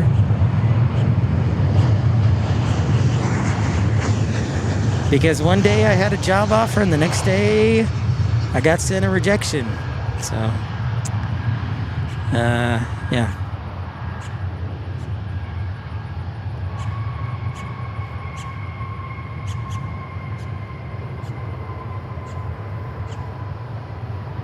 I got no beef, Samuel, with coming to Indy. I haven't seen a job opening for airside ops.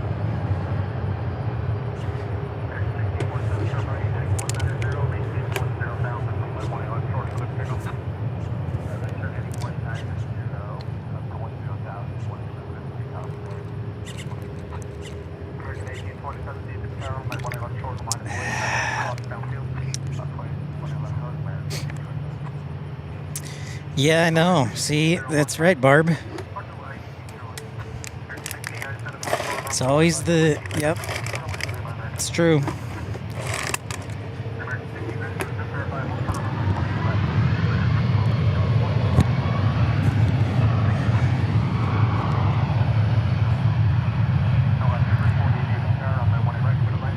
Summer Rollsbrock being very generous with a $5 super chat. Thank you very much, Samuel, for that.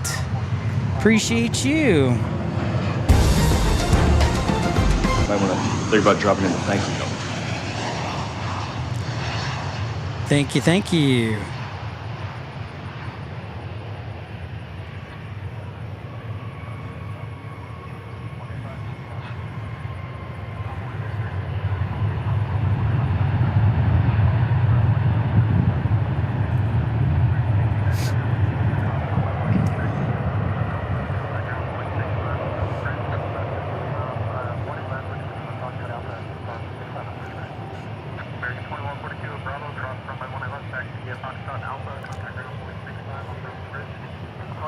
Good old Naptown.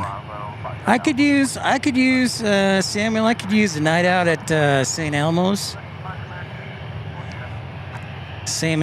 Elmo's. Whoa, Texas girl, $100 super chat. Thank you so much, Texas girl, for your generous contribution.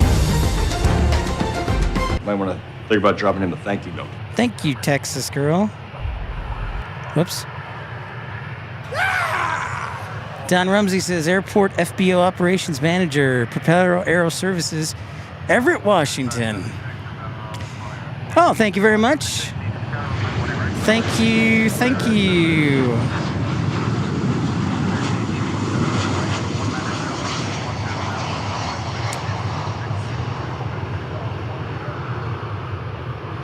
Nice little bouncy bounce by Alaska.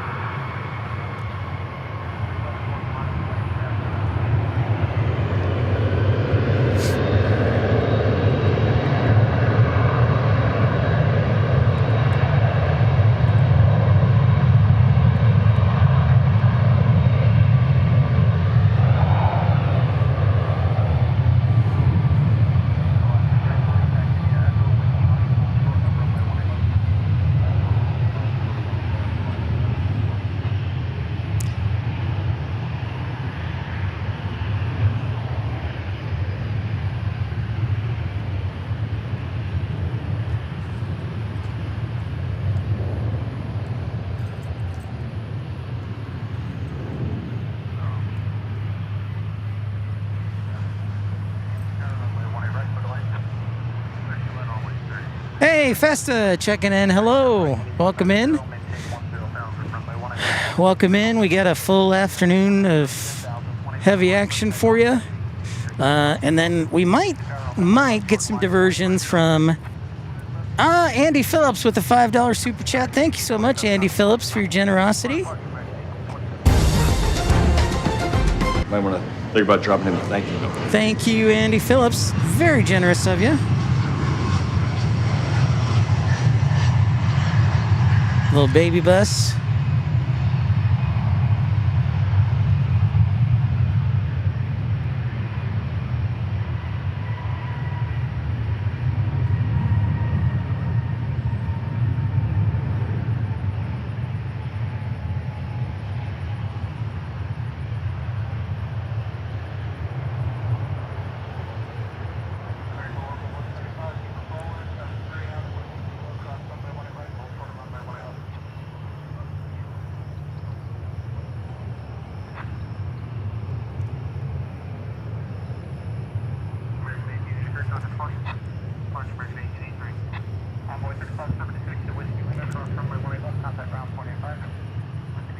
Thanks, everybody. Appreciate the support. Love it. Reminder, I think we're going to try and do a live show tomorrow evening if the weather works out at Love Field. I'm pretty sure that our friendly competition, Runway DFW, will be here. So I'll be over at Love Field. We'll see. But that's kind of the plan. And then Wednesday, I don't know about Wednesday. We'll probably hang out here in the evening time again. FO Mark has been very busy. So Matt Man, no, I have not seen him. I've talked to him. He lives over in Fort Worth, so technically I could go bug him, Matt Man.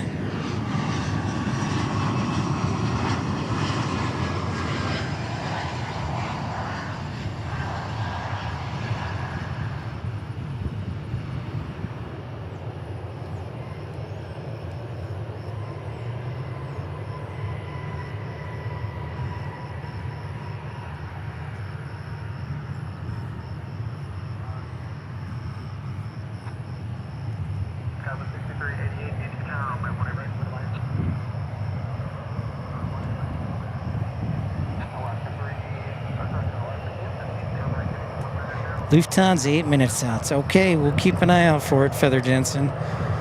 I do see Lufthansa A330. I can almost guarantee you, based on the Western arrivals, Lufthansa will be going to the east side. In fact, I will bet $100 right now that it will land on the east side. That's how confident I am that it will land.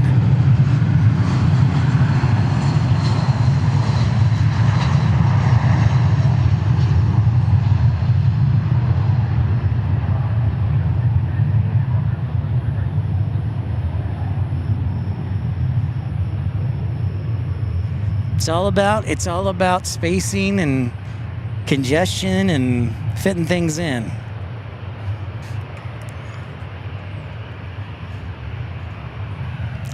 And it looks like the northwest corner post. That's right, that's right, Scott.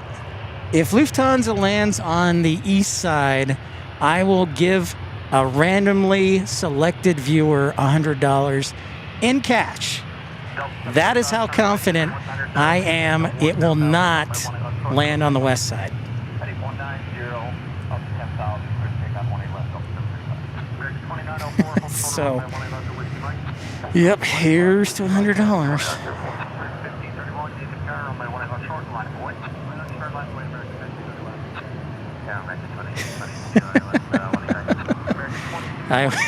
I'm not a gambling man because I'm never good when I gamble.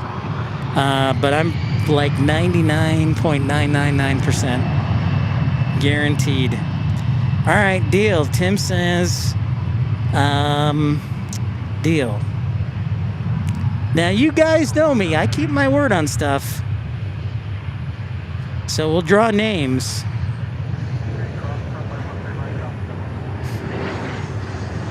But that is how confident I am.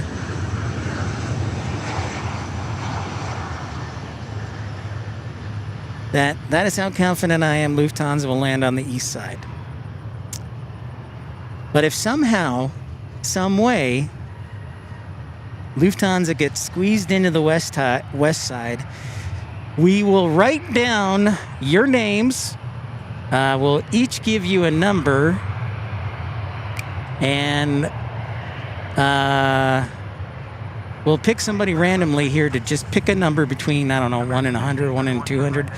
And if they pick your number, you will get mailed $100. That's how confident I am. Tim Arnold says, Omaha, number 4. Thank you for the $2 super chat, Tim.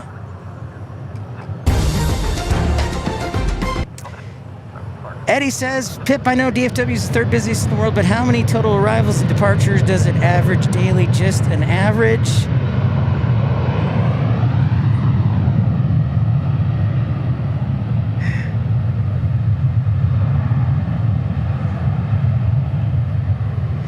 Let's take a look.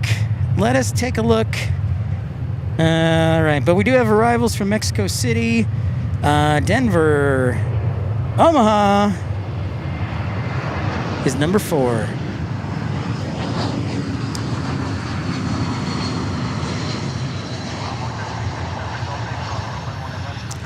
Eddie, we'll add to your question in just a moment. Stand by.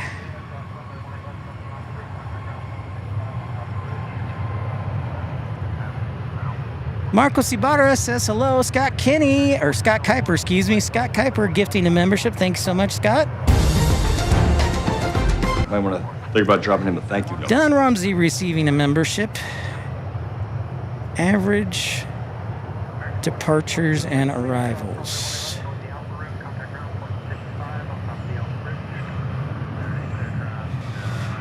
All right. On average, Eddie, let's just take the last 7 days. Scott Kuiper gifting another membership to Brian S. Thank you, Scott Kuiper. Right to jail, right away. No. Might want to think about dropping him a thank you note. Eddie, it looks like there are approximately 1,100 departures and 1,100 arrivals every day at DFW. So there you go. There's some good knowledge for you, Eddie. 1,100. 1,100 departures, 1,100 arrivals.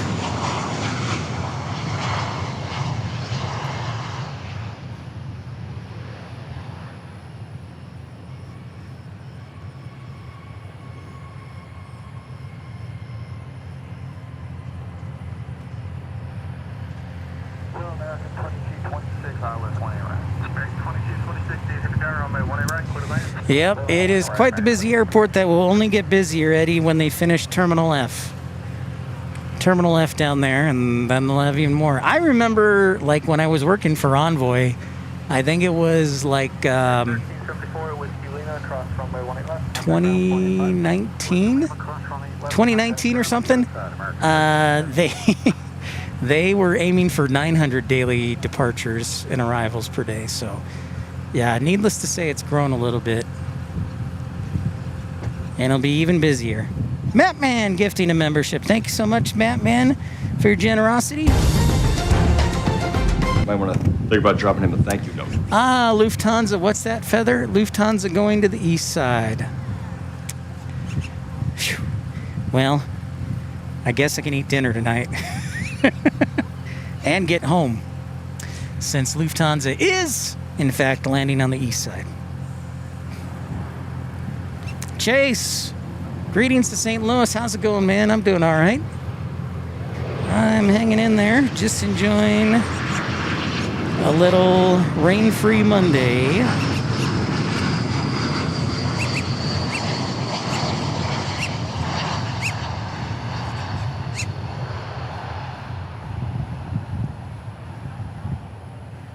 Uh-oh, look who it is. Dreamweaver making a stop by.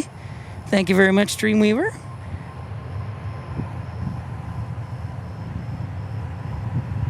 Time to dance. All right, Sarah. Time to dance. Oh, it's the butter churn. I was voted worst dancer in high school, and that was a school of 2,800 kids.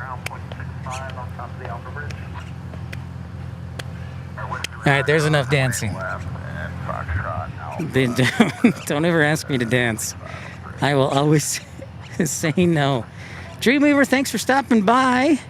Dave from North Little Rock, what did you decide on ORD? Well, Dave, it was actually Milwaukee, and Milwaukee decided for me. So, yeah. Milwaukee decided for me, and I had a job, and then the next day I didn't have a job, and I tried to call them and say, what? Nobody would answer. Call back. So, yeah. I'm sorry to hear that, Chase. I'm sure she was a great grandmother. Thank you, Samuel Rosebach. This t-shirt is actually for sale. I believe it's double XL is $25.99, and the rest of the sizes, like XL, large, are $23.99, and then 3XL is $27.99. No, Scott, I called them Friday. I think I called 3 people, left 2 voicemail messages, texted 2 people, emailed twice. I think it was pretty clear that I wanted some answers, and they haven't called me back, so maybe I'll call them later. So.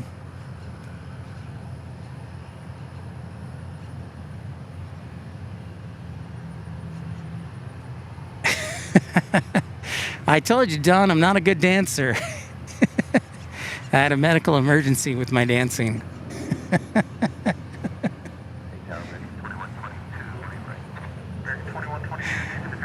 Yep.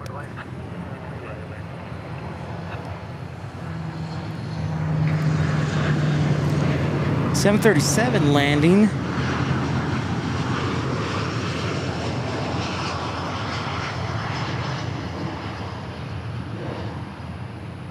No, thankfully, I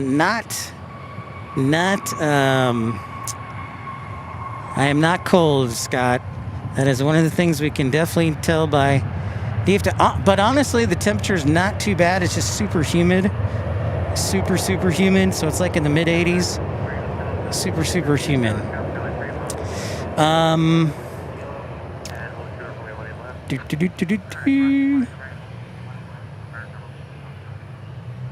American 554.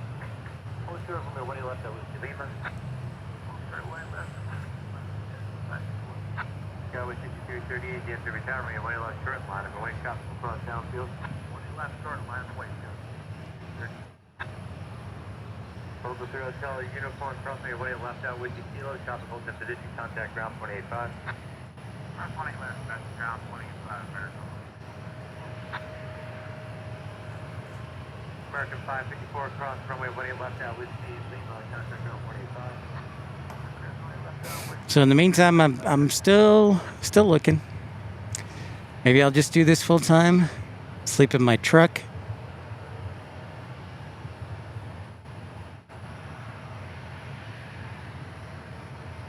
Oh yeah, that hat, Scott Kuiper. It's a good one.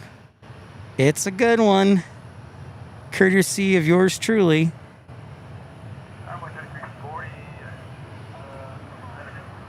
Yours truly, sir. Skyway 230, RNAV, press turn to right, heading 190, maintain 10 down. Runway 1 left, front, clear takeoff.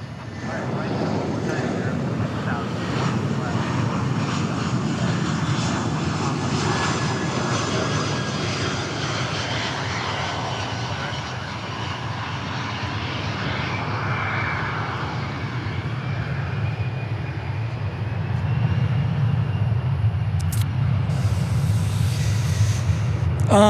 Scott, I am waiting to hear from one more.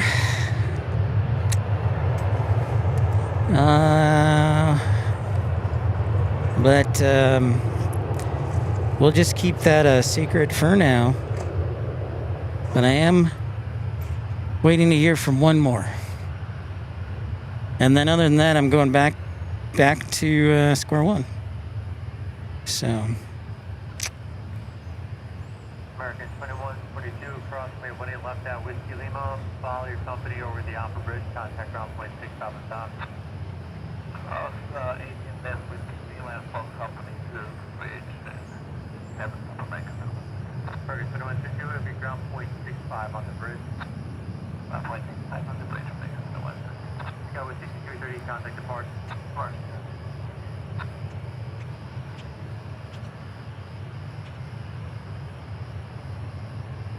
Boy 3760,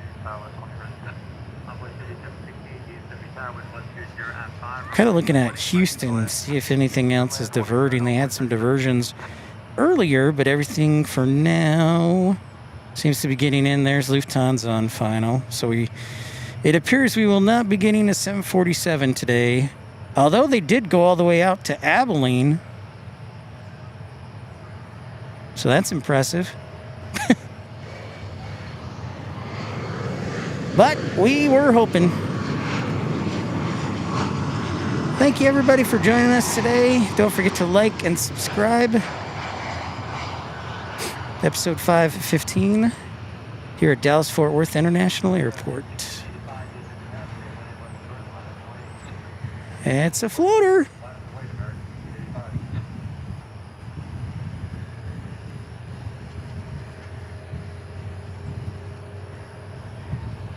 And according to our poll question, 54%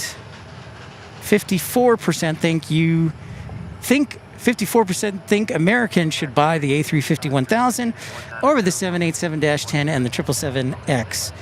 Robbie, our Robitaille fan from DFW, says, Robitaille fan says, hello, DFW from Chicago O'Hare. Greetings. Took me forever to say that correctly.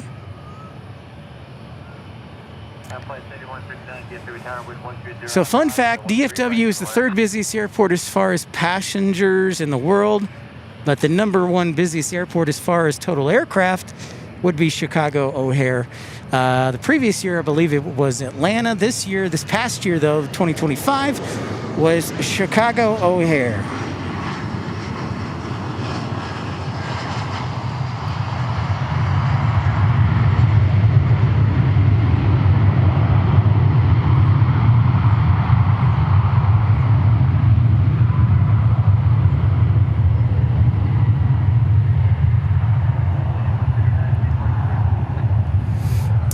But yeah, Scott Kuiper, I got one more in the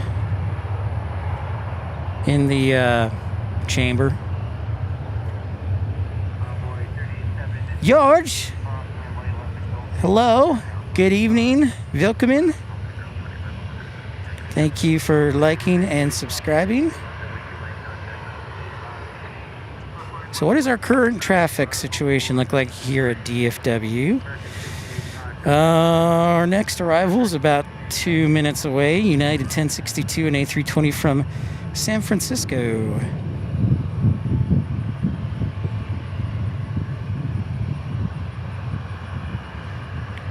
I have a gut feeling that most of the Eastern European arrivals are going to be on the east side, so we'll watch. Thank you, Scott.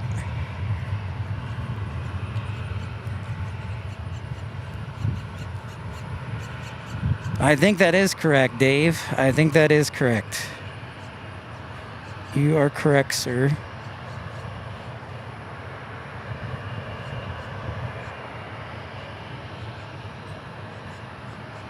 All right, and Feather Jensen pointing out that we do have American 71 Heavy from Frankfurt on the west corner post arriving.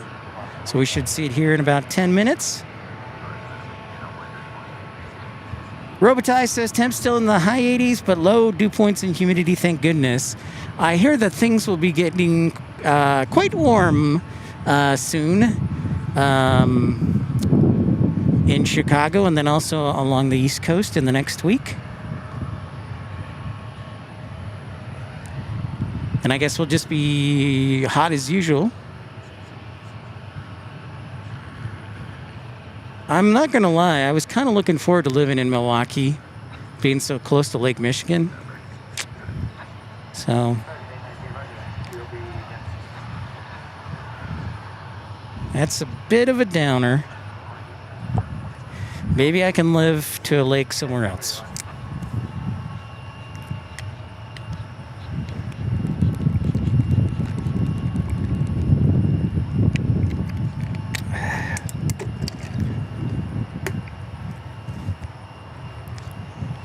All right, Pipes, we'll see you later.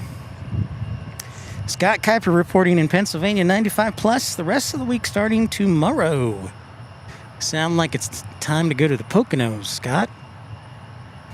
Or to the ocean.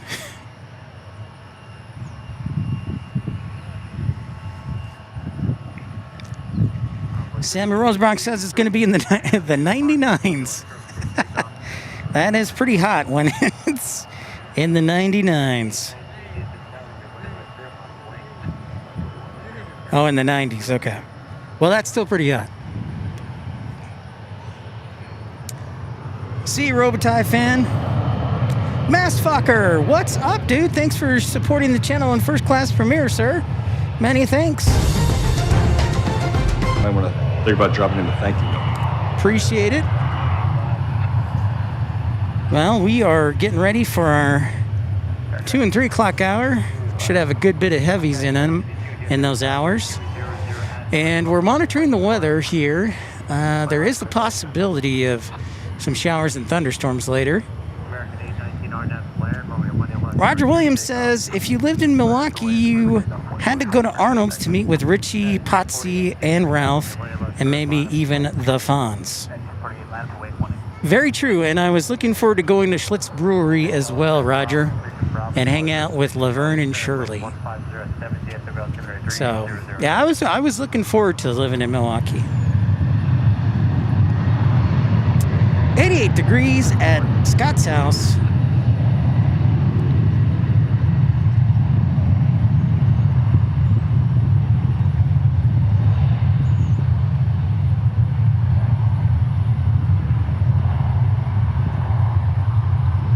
That does sound pretty nice for Little Rock, Dave.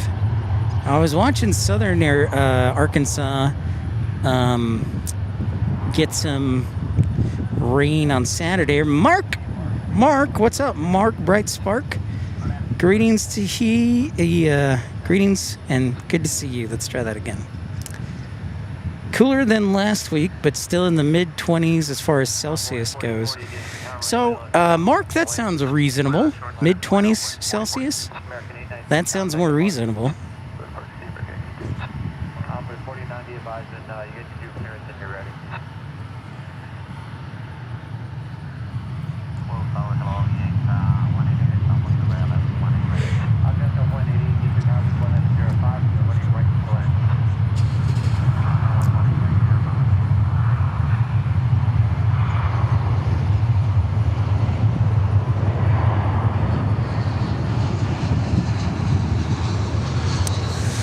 Samuel Rosebrock bringing up a good point. It's raining around Dallas, but it's not raining at DFW Airport, which is good.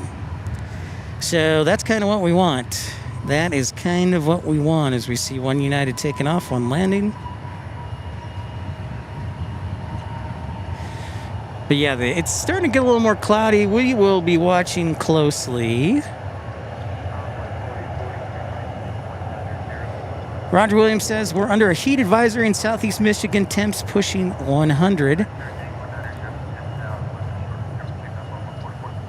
There's still, no, it's very, Dave, North Little Rock, it's very much hit or miss on the east side. Sometimes the cops will spot you and sometimes they'll leave you alone. And the other thing, Dave, with the east side is you really want to do east side spotting in the morning because the sun will be in your face. The only exception to that rule is if you were to get a room at the Hyatt Regency right there, if you got one facing the east side, the sun would be at your back and be blocked by the building. So that would be the lone exception where I think you could do like afternoon spotting and be in good shape.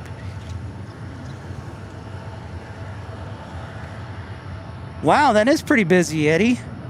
Second busiest single runway in the U.S. 75 to 100. That is a lot. Impressive.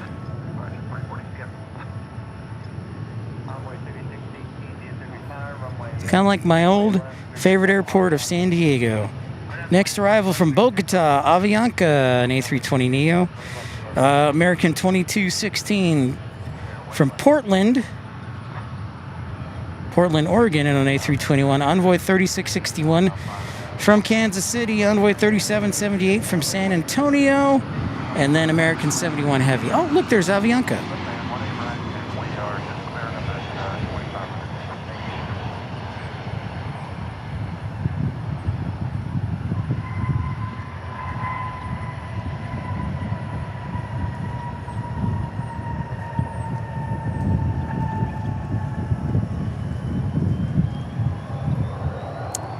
I bet it's pretty busy in the summertime in Myrtle Beach, Eddie. I bet it is.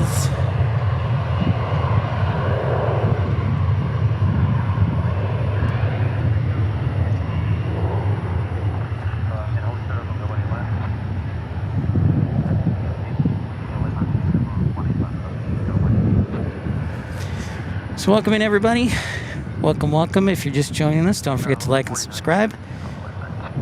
Here in DFW, waiting for our first heavy in the 2 o'clock hour, actually. And it is making its right base turn. Then after that, it looks like we might get an American 201 heavy from Zurich.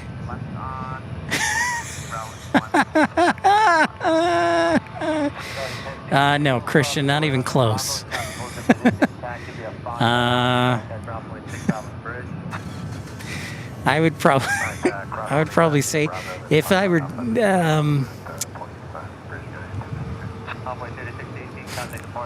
I would probably say about half as much on a good month right now. Now I'm sure if I was one of the big boys, I'd be doing pretty good, but I'm not one of the big boys yet, so no, it is, Christian, it is not even close. It's just less than half of what I made in Tucson. So, Lyle, what's going on?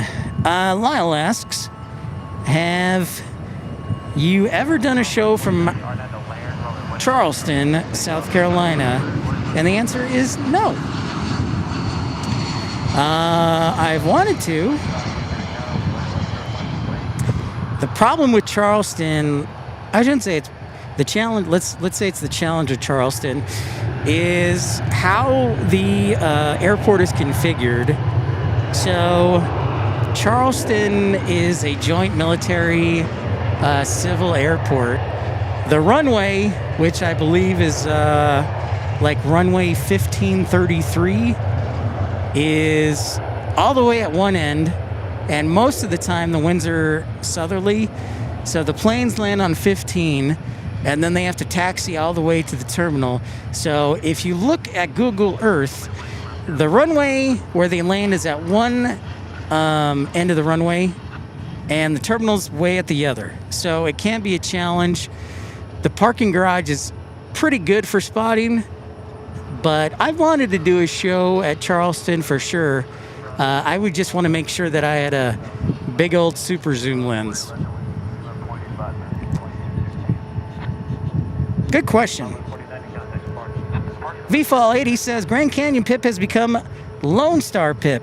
Yes, it's true. It is true. Lone Star. Thank you, Christian. I appreciate that. Charleston averages 150 to 200 daily, Eddie says. All right, we'll go ahead and sound the heavy alert for Frankfurt.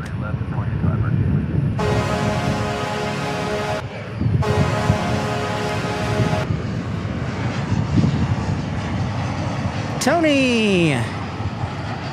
Tony says, come to MSP for a show. I'm sure Alex would love to host.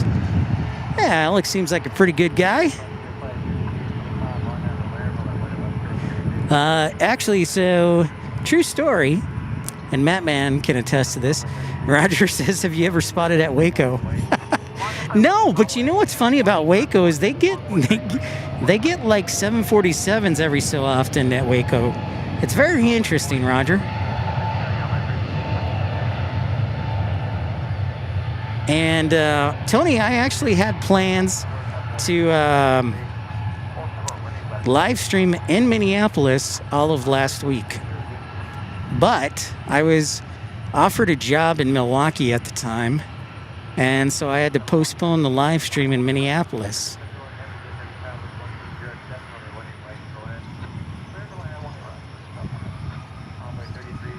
Sounds good, Christian.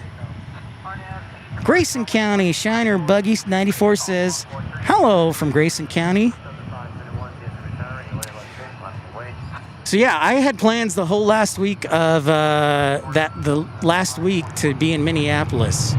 But when I got offered the job in Milwaukee that they withdrew from offering me, I kind of postponed that.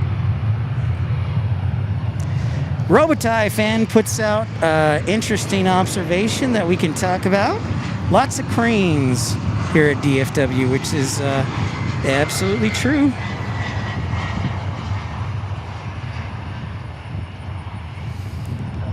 And this week I was going to be in Chicago for the next 2 weeks.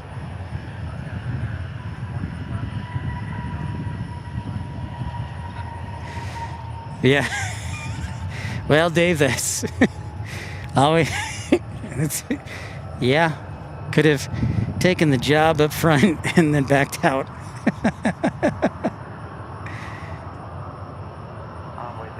2 likes away from 200. That's pretty great, Eddie. Thank you for letting us know. Yeah, Christian, from my experience, DFW can take a while.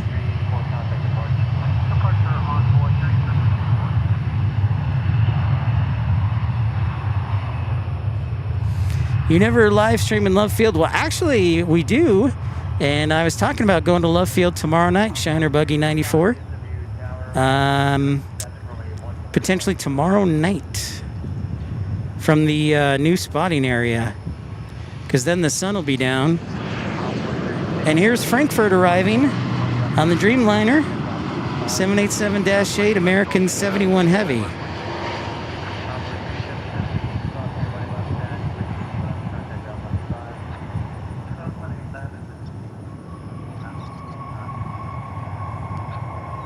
Henry D, how's it going?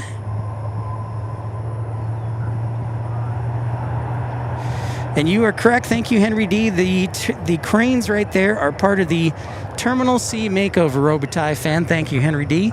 That is correct. Actually, when I came back from Milwaukee, I landed in the new part of Terminal C. Very nice, very simple, very clean. But yes, that is correct. So that's Terminal C. And then in the background here, we have Terminal F being constructed. So we have 2 concourses that are under construction. Shiner Buggy working with Southwest Airlines. That's awesome. That is pretty sweet. How's it going? Nelson, nice to meet you. Yeah. Pip Hastings Aviation. You don't remember me, do you? Yeah, I do remember you. Okay, cool. I'm like, Yeah. Yeah. Yeah. Yep. All right, thanks. see, you've been everywhere. I have. Other places. Yeah, Arizona. I was living in Arizona. Living? Yeah, for about 16 months. So, yeah. How was it? Hot. Hot, man. So this is actually pretty nice today. This is. I was amazed. Man. I was because taking summer classes. It's been hot as hell. Yeah. And I was in the garage this morning and I'm like, whoa. Yeah. Yeah, buddy. Yeah, so this is pretty good. Yeah, definitely. Oh yeah. If only summer could be like this. Right? You know? I would never complain about Dallas. I hear you.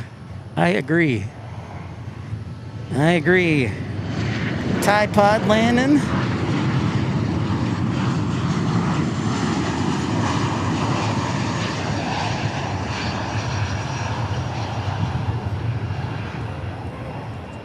Oh, yeah? I've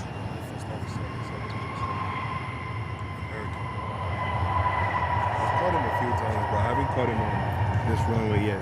Because he's always coming from, toward like New York. And Yeah. So they'll usually land on the east side, yeah. The 17s. I try to zoom in as much as I can, but it's like a tiny little. I know. Yeah. Just like that. That's how he would look coming in. It's like, bro. And then the one time he lands at 1-8 left, I'm in class. And I'm just like, bro. Hate to see it. Oh, yeah. I have another friend on the triple as well for same airline. Also. Oh, nice. American, yeah. Yeah. My brother is also a flight attendant. Oh, cool. With them as well. He just finished his training actually with American. Yeah. Very cool. He went to London like last week. It was first ever, international. He was London. He was like, all right. I think the 777 is. Yeah, big football. So he told me he's never gonna do it again. I said, bro, this is your first one. Like, like you definitely will do it.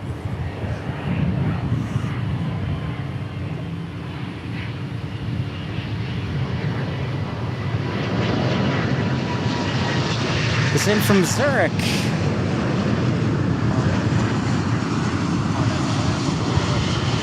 Ah, yes, Kyle. I think I got your email. Look again. Booyakacha, what's up, man?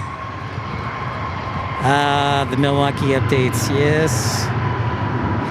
Well, I gotta say, everybody, I appreciate y'all keeping close tabs on me. I appreciate that. That's mighty kind of you. Unfortunately, the Milwaukee gig did not work out. So here I am, Booyakacha, trying to find something else. But I'll actually post what happened, or at least what I think happened, in the community section later today. But yeah, long story short, Milwaukee offered me the job. I went and looked at Milwaukee. Everything was great. I emailed my supervisor, my potential supervisor, and then they sent me a rejection notice like 10 minutes later, and then they never got back to me on email or Collie. So, yep. That's a new flight to Yeah. turn from Zurich. Zurich. Yeah. That's a new one. Yeah. complaining, dude, we only fly to London. Like, bro, I mean, all we do is London. Yeah, yeah. London. Like, only difference if we don't fly to London, we fly to Asia, and then you get tired of that too. Yeah. Now they have flights to Zurich and Dublin, I think also. Yep. Yeah. Must be nice. Yeah. Good to see you again. Oh yeah. Yeah. I'll be back here at least for the next little bit. Until you move again. Till I move again. Yeah. Where's the next destination? I don't know. I was just telling them that I had a job offered in Milwaukee and then things didn't work out. So, yeah, me too. I would have liked to live in Milwaukee next to the lake. Yes. And the weather's nice. Yes. Yeah, so. It's a very chill kind of place to live. Very chill. 4125, sir. Yes, sir. We could. Yep. Okay, we're just waiting on word back from dispatch with the reroute. There was actually a day where the Dutch national team. Yeah, KLM. Yeah, they flew in here, bro. I saw the pictures. I wanted to kick myself, bro. Well, That's the second time I've missed KLM. Well, Iberia is landing at like 4:30 today or something. Oh, yeah, honestly, I'm gonna be here till like past 7. Okay. I already have my food in the car.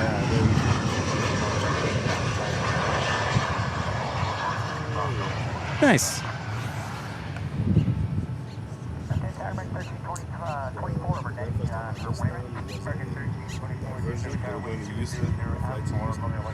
Because of weather over there, so they had to divert here. But the craziest part was they diverted like 10 minutes after I came. I was here. Yeah. And I left, and not even 10 minutes later, KLM came in. Bro, I was like, you got it. Shitty. There's another plane spotter, I think it was a North Texas spotter or something. Yeah. He took the picture and posted it. Nice. I was like, bro, did you take that on XYZ day? He's like, yes. I'm like, God damn. So then I go on flight with a 24. I go see the plane in question on what day he came in. Only to realize I was there that day. Man, I wanted to shoot myself in the feet. Golden opportunity. And they like it, right? Listen.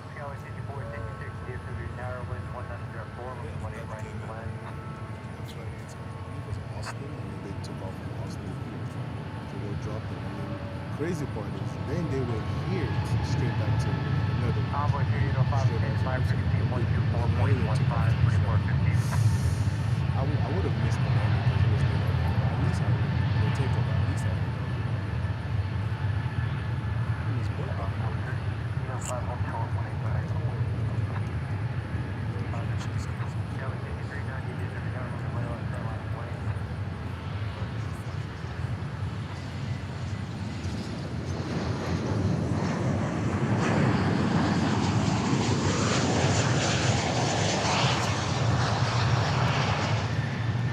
I gotta get that to.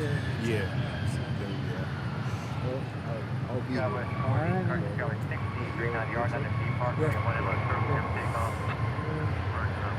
gonna get out this heat.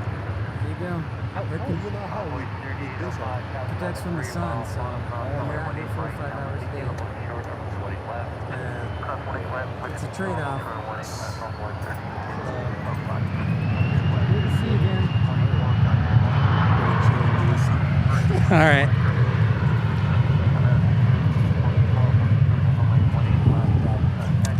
So Benjamin Denwith, what's up? And Scott, no, I guess I can go ahead and cancel that show now. I was just setting it up for in case there was weather and I had to do a show later. Jamshed, oh my gosh, Jamshed, are you still in San Antonio or are you in Arizona? Because I moved to Arizona and you stayed in San Antonio. Mike Wick says the 350 is your vote. Thank you everybody for liking and subscribing, tuning in. Benjamin says I booked ORD to AVL on a 550 in first class for October. Nice. And then did you see, Benjamin, that they unveiled the United Express 450 as well? A little bit of difference.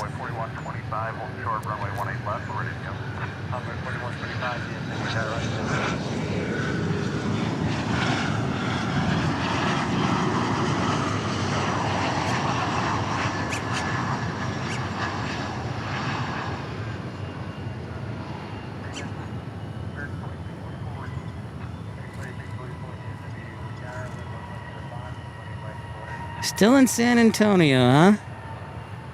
Well, right on, James Shed. Right on. What's up, Hyro? Might move to North Charleston, South Carolina. Hey, you'll be right by the Air Force Base, Jam Shed, and the airport, the Boeing factory. That would be pretty cool. I actually lived in North Charleston for 6 months. Yeah. No, correction. I lived in Hanahan, which is right next to North Charleston. But that's pretty cool. I know, Benjamin. It was kind of interesting. I was like, what? So welcome in, everybody. Thank you for subscribing, liking, contributing. This channel is 100% funded by viewers like you. So thanks for all the memberships gifted and contributions today. Next arrival is American 2644 on a 737 MAX 8.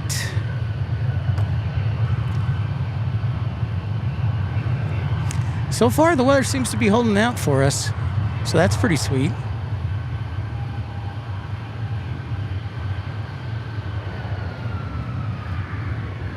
Natchez, Mississippi, really? The terminal is an old hangar, huh? Well, that's pretty good, but I don't think it can beat Stillwater, Oklahoma when they had a double wide as the terminal. Stillwater, Oklahoma had the double wide. So here's our MAX 8 from John Wayne, Orange County.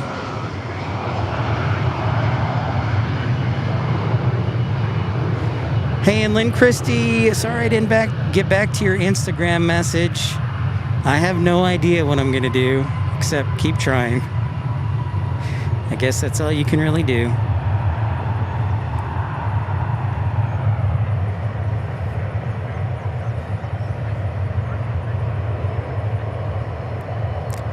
So our next arrival from Lubbock on a CRJ 700. Then it'll be Aeromexico. Oh, we're getting Aeromexico from Mexico City. Es muy bueno. 737-800.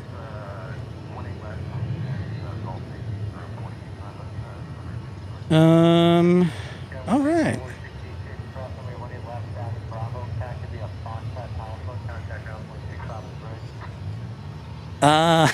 It's super hot, Jam Shed. It's super hot.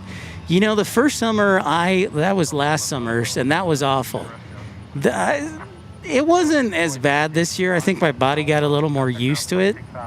It was definitely still hot, but last year when it would get up to 110 and the sun had no clouds to hide behind, it was straight up awful. Straight up awful.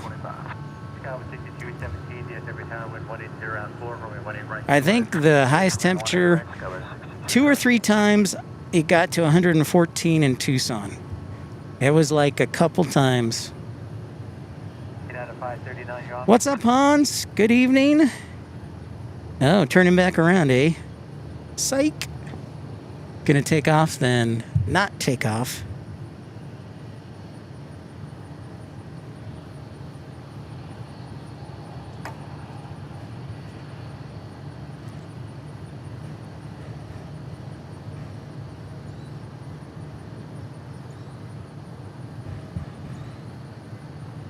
So Lubbock and then Aeromexico.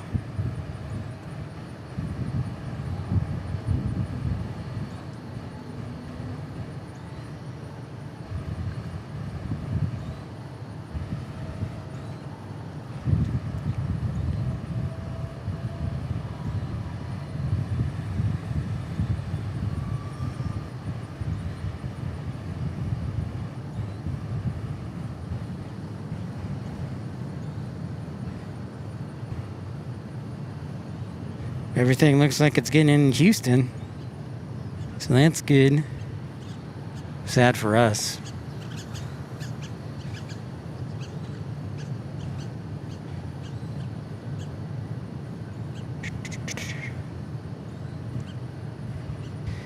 Jamshed says, I remember the days I used to ride my bike to school in Tempe, the mornings when it was 93. That's usually when I would ride my bike, in the mornings, and it was not fun. But yeah, that was the only time I could get in any riding in Tucson. TriStar Heavy Jet for that poll is the 787-100, supposed to be a 787-10. Yes. Thank you. I apologize. Let's see if I can correct that. Can I correct that? No. So I apologize. I fat-fingered it. But yes, it is the 787-10. But it looks overwhelmingly like people want to see American get the A350-1000.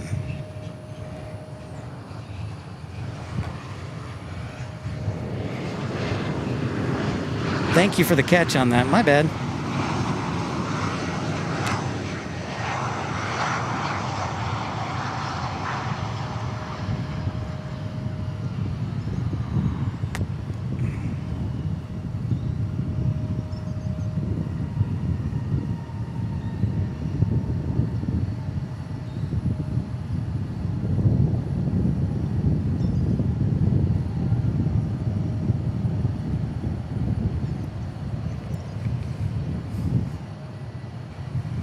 So tomorrow, World Cup action here in Dallas. The French and the Spaniards. So France and Spain will be playing at AT&T Stadium, known as Dallas Stadium for now. Jesus Ramirez says, good afternoon. Enjoying your live stream? Hello, Jesus. Thank you for joining us again.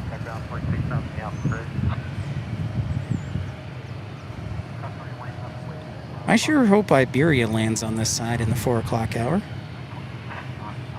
I think we can make it to the 4 o'clock hour. I am looking.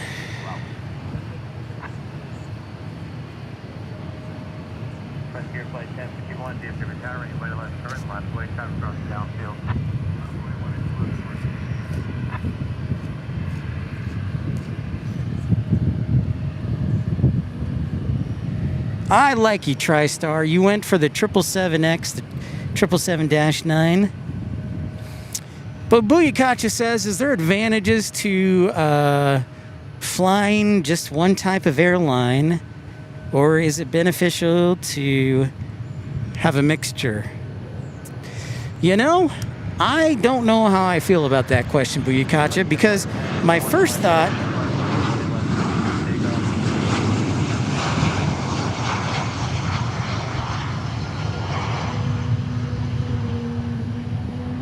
Oh, nice. Jesus used to work on the cargo side.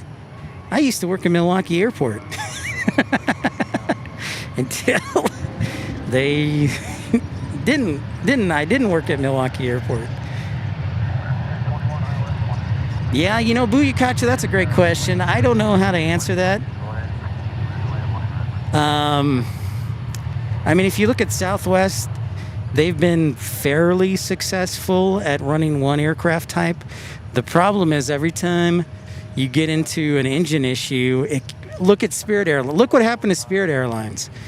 So I'm not going to say it was the only factor, but Spirit Airlines was all in on Airbus, and the new Pratt & Whitney engines were an issue. And so they had to shut down a lot of their aircraft due to engine issues, which obviously didn't contribute to positive revenue. So I'm always hesitant. There's a lot of benefits to running one aircraft type or one aircraft manufacturer, but if something goes wrong majorly, it is a serious issue. So I would probably lean on running two types, a mixture of Boeing and Airbus. But it also depends where you're at. Are you a legacy carrier? Are you a new carrier? You know, it really depends what type you fly. It's a good question. Jamshed says, my eldest brother lives in Waukesha. Milwaukee is a rough place. There are definitely parts that are rough. But I was going to live... Speaking of which, I have to cancel my lease. I leased an apartment. So I have to cancel. I haven't signed the lease yet, but I don't know if I can get the deposit back. I hope so. Or administrative fee.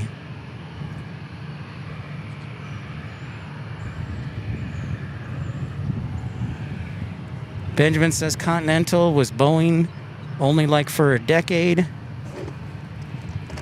So yeah, I gotta remember to call the apartment. Be like, hey, guess what? Can I get my administrative fee back?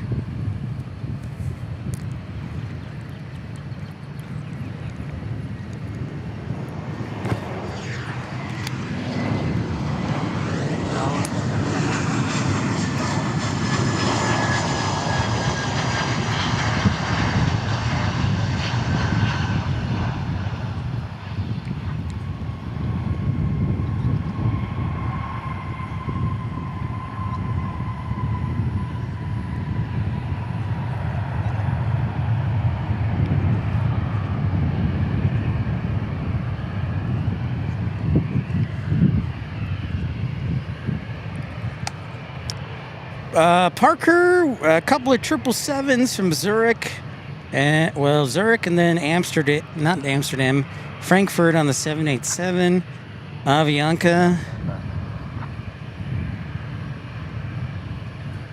Yeah, I bet it was pretty rough there, Jamshed. Next arrivals are Envoy 4218 from Chihuahua. Then it's a Global Express. And then it's American 1413 from Austin, Texas. I do have a new updated edict concrete at 1940, plus or minus 5 on that time. 1940 plus or minus 5. Ooh, an edict time. Fun. Always gotta love edicts or expected departure clearance times. I think it's about time we do another PIP quiz. Write a new quiz, see how you guys do.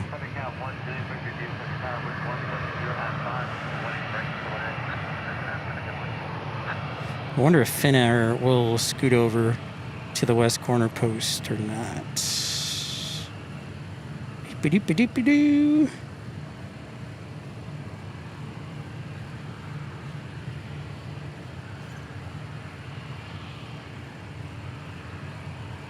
Kind of a hodgepodge of radar. You got weather in Arkansas and Louisville, or not Louisville, Louisiana. Hodgepodge of activity. 21 crossing the 18 left at Bravo. Taxi via Foxtrot Alpha contact ground point 6 off the first avoid air Mexico. 18 left Foxtrot Bravo. Thank you to everybody tuning in. Episode 515. Remember, you can join the Premium Economy Club for just 99 cents. Give you the full coveted suite of emojis. 99 cents. That's 3 cents per day. Actually, 3.4 cents per day. So I'm going to have to round up to 4 cents.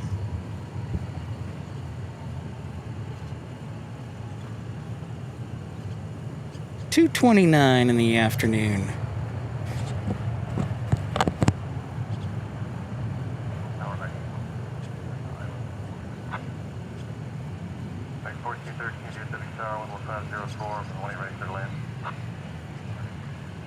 El Toro, aloha, DFWians, DFWians.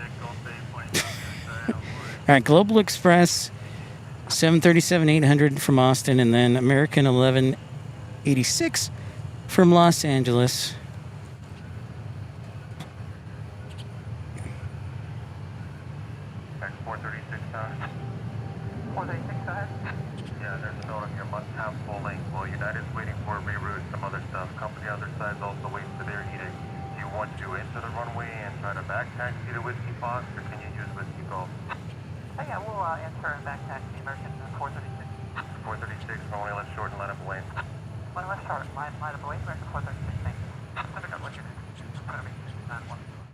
Clear to land from the 18 right, Thundercat 1 Juliet Victor.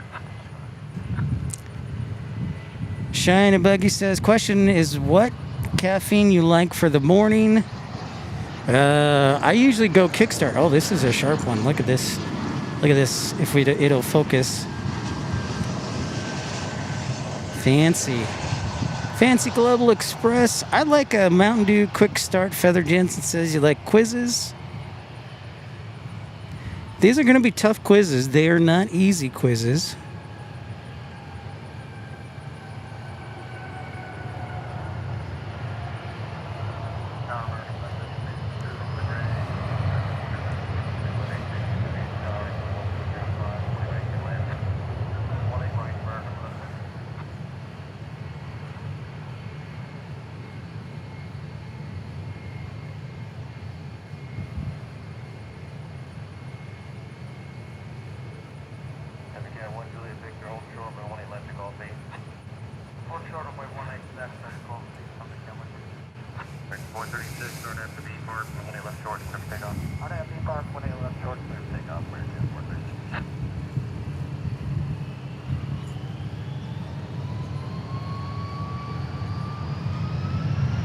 I really wish we would get more international traffic, you know?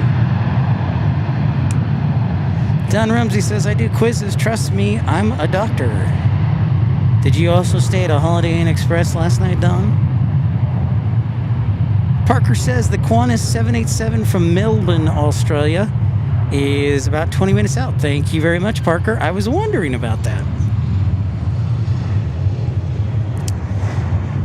The only helicopters you will see will probably be at the south end of airspace. Once in a while, they'll have one on the north side.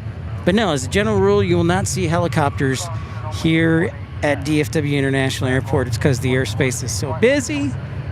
It's probably just not a good idea.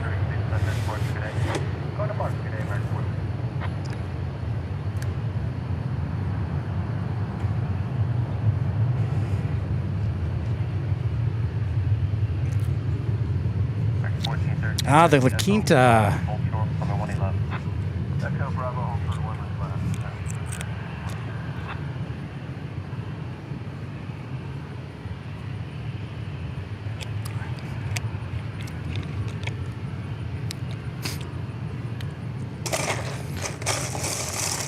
Staying hydrated here.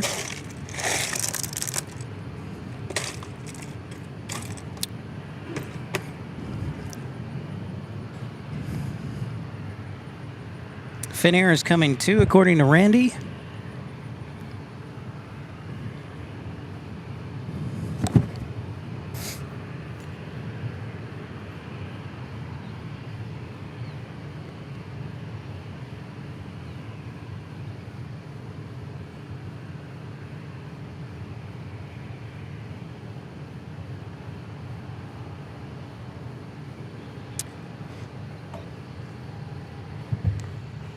Whoops.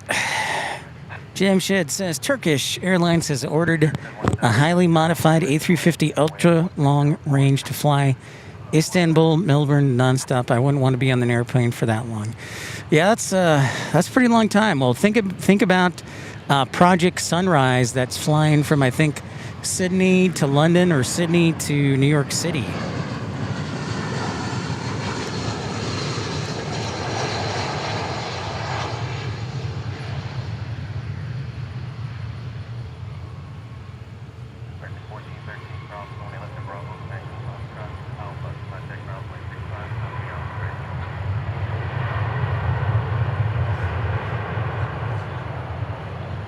Yeah, we do hear, that's right, Parker, we do hear helicopters talking to get through the airspace a lot, for sure. Going to Peoria, huh? Does he by chance work for Caterpillar? Martin Bragg, hello. Some very extreme temperatures. Stay safe, y'all. Well, so far here in Dallas, Martin, it's not too hot hot. It's in the mid 80s. It's super humid, so I'm sweating a lot, but it's not I wouldn't go as far as oppressive quite yet.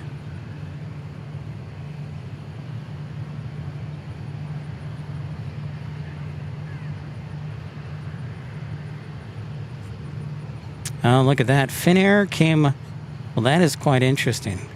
Finnair came down to Tyler on the southeast corner post. You don't see that every day.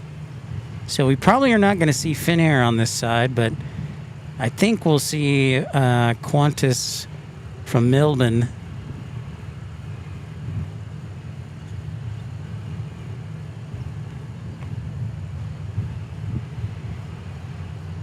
Cool, cool.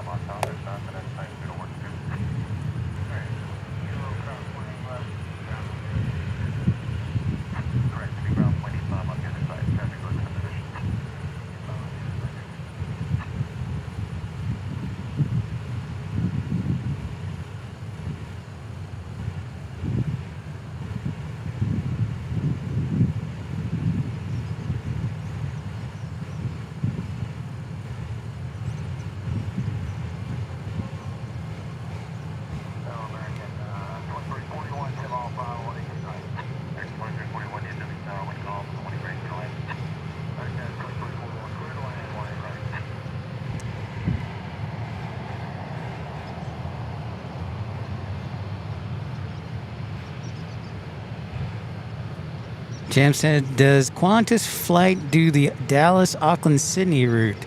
I think that's more of like Qantas to New York City. Feather Jansen says, the FIFA World Cup livery, 2 minutes on the west side. Very cool.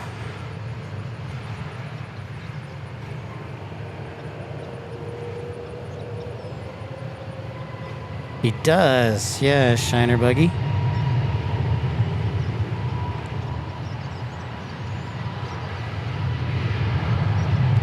American 2341 from Querétaro, Mexico. And then Envoy 3483.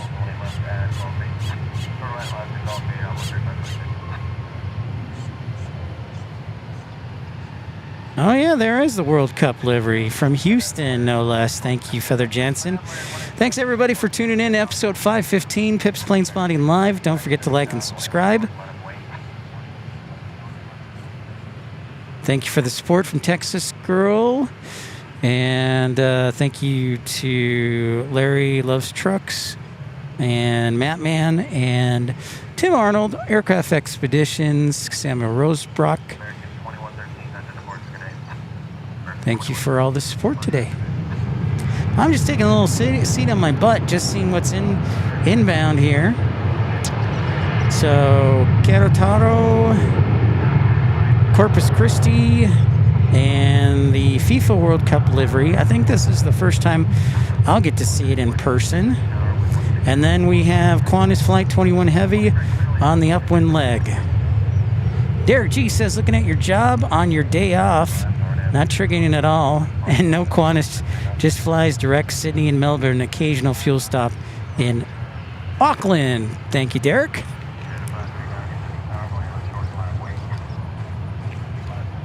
It would be nice. It would be super nice if Air New Zealand flew to Dallas, but Air New Zealand flies to Houston instead. Still waiting on that next air carrier to fly to Dallas. Everybody thinks it was Air India, and we're still waiting 2 years later. But we do have air carriers.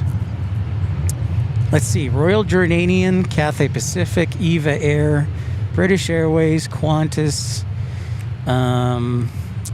Japan Airlines, Iberia, Finnair. Then it's Lufthansa, Korean Air, Turkish, Qatar, Emirates, Aeromexico, Viva Aerobus, Volaris, Air Canada. I'm sure I missed one international airline. I always do. Sarah Deal, the real deal, sent England for 98 joules. Thank you. Then, of course, we've got JetBlue. Oh, there goes the battery. Stand by. Next battery. I think I've got one more.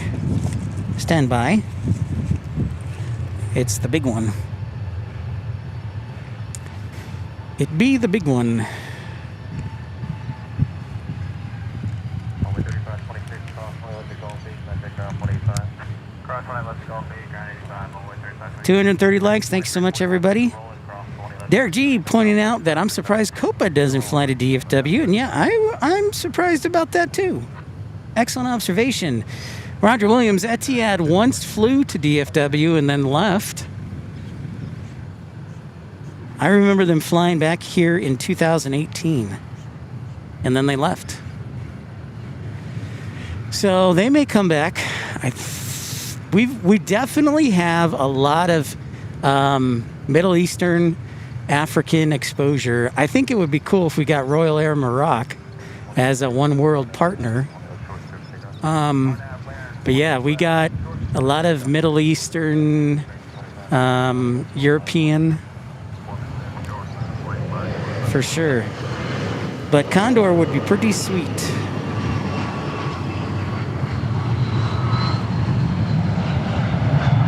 Oh yeah, Fiji's. Fiji's the one I forgot.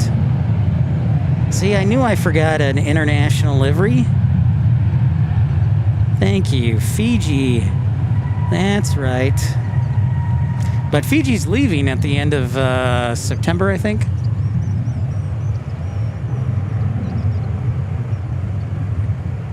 Yeah, and of course, American Airlines. That's right.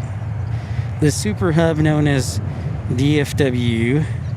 All right, special livery is next. So we'll go ahead and sound the special livery. Well, isn't that special? Hello again, everybody. Harry Carey welcoming everybody in. So I think we will try and do a show tomorrow evening. There's Turkish. Tomorrow evening, 7:30, maybe even 8 o'clock, like when the sun's down low enough so it's not in my face at Love Field. It'll probably be from 8 to 11, 11:30. Just a quickie. Just a quickie.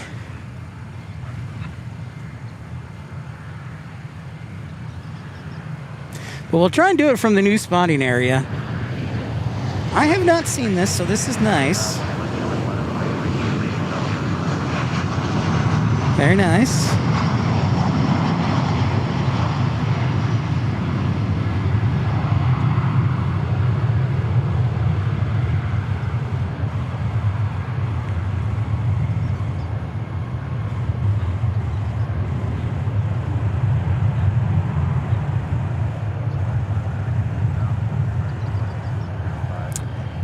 Oh, they did not just clear 13 right to land. Oh my gosh, they did. So we're blocked. Dang it. So Qantas is landing 13 right, and I think Finnair, yep, is landing 17. That is just rude. Ugh.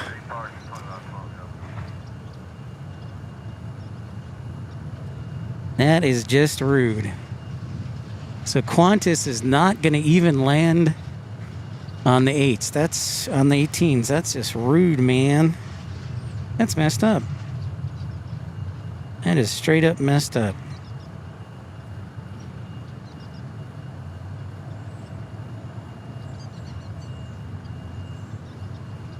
This is what happens when weather enters your airspace. You mess everything up. Boo. Boo.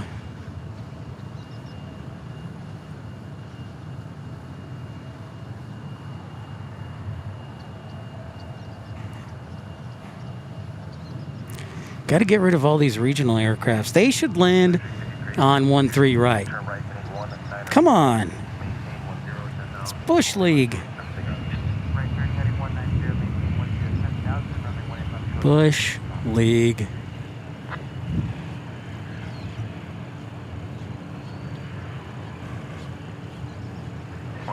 Heavy DFW Tower, 1305, runway 13 right, clear flat.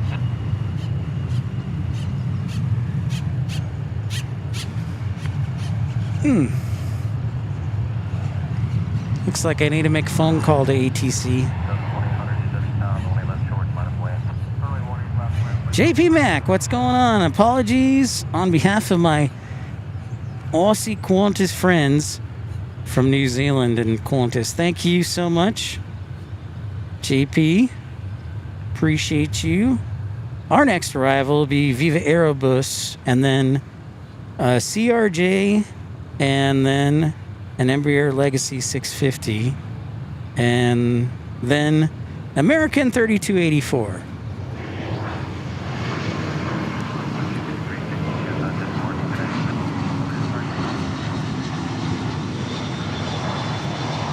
Derek G says, in 8 years of controlling here, I can't remember a time Qantas has landed 13 right.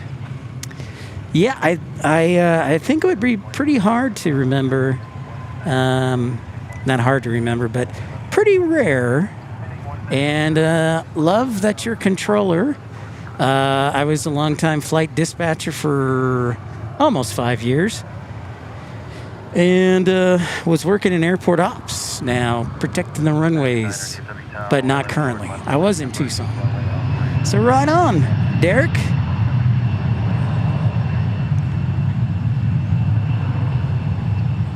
Bringing the jack cheese from Monterey.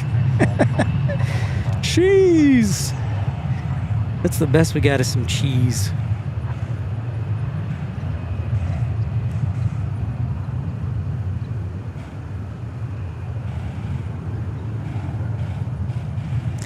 T-Donji, what's up? Hello, hello.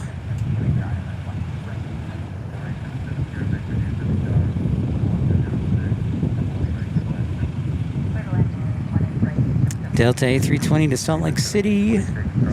Yeah, and this is the third busiest airport in the world, but there are 7 runways. And as you just heard, they can sometimes all be in use. So there's 7 runways, so a lot of the traffic gets spread out.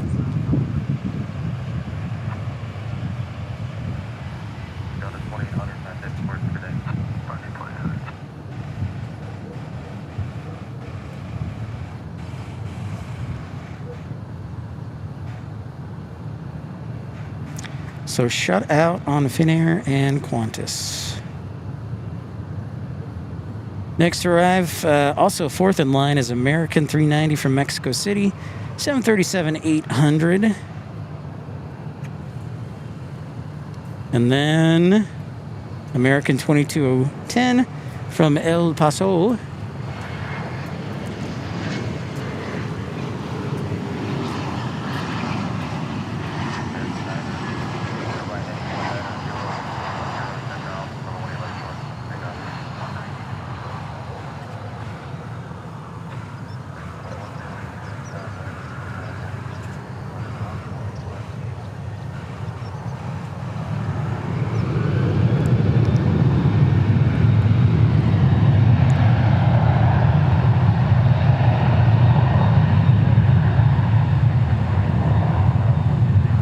James Woolard checking in. What's up, James? Greetings, salutations. 90 degrees, Batman says, in Chicago. That sounds kind of yucky.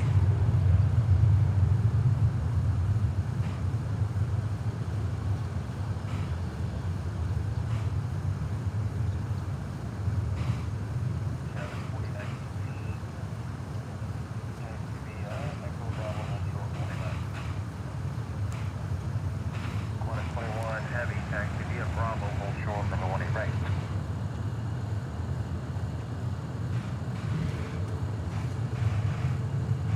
73 degrees, I'll trade. I'll trade immediately. American Niner, Sunset Sports today.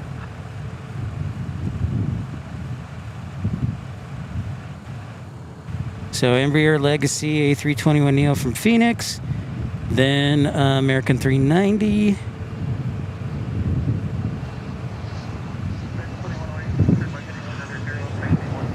Oh, there's the Legacy.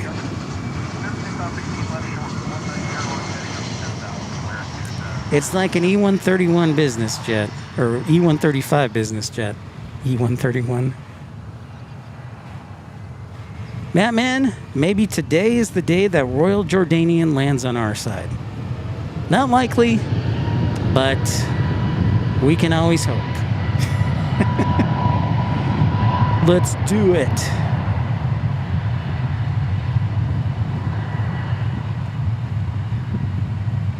That Legacy was from Winnipeg, Canada, home of Pip pal Brent Mazer.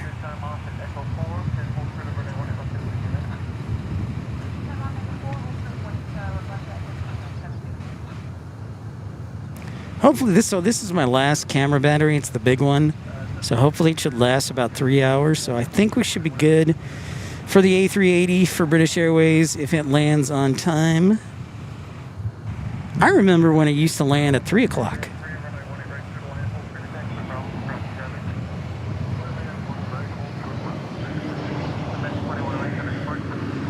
Speaking of that, I'd like to check and update ourselves on these fine liveries and fine aircraft.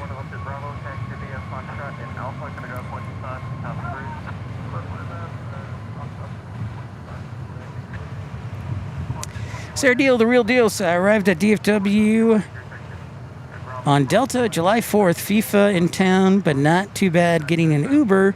Hotel was only 15 minutes away, thank goodness. Todd says hi. Well, hi Todd. Hi to Todd and Kevin.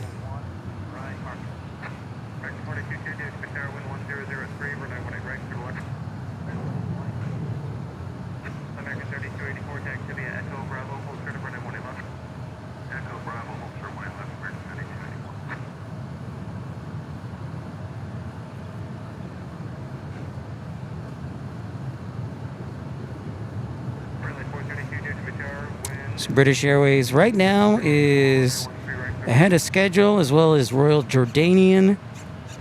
That depends on the weather, because we might have some storms pop up to the north and east of us, or even to the west. Martin says, worked at Bristol Airport here in the UK for 30 years, the last company being Gate Gourmet, until I decided to take a completely different career. Can I have one of your funny jingles, please? Hello again, everybody. There we go. Parker says we need a law that mandates all heavy aircraft use 18 right exclusively. I like it. I like it, Parker. Christian, currently studying airfield operations, no cards on lunch break. Excellent. Let's see.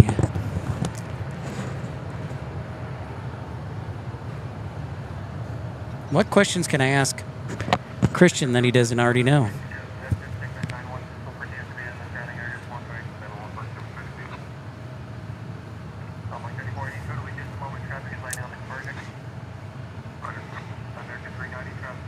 So I think Houston has dodged a bullet today. Not too many diversions. Maybe they'll have some more later on. I'm going to zoom down there to Houston and see how they're looking.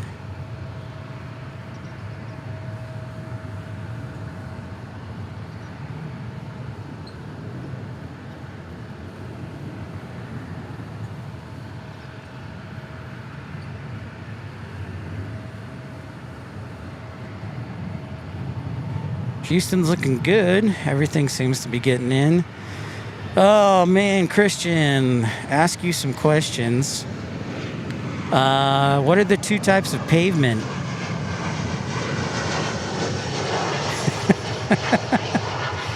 What are the two types of pavement that I know? Let me ask that question. Let me put it that way. What is the most critical capacity to determine the airfield? I have no idea. I would like to point out, for the record, that I barely passed the ACE test. And that's only after my second try. So, if you want to hire me, you want to hire me because I know the ins and outs of aviation, not the engineering stuff. I know nothing about engineering. That is correct, Christian. Well done. Well done. The two types of pavement are rigid and flexible.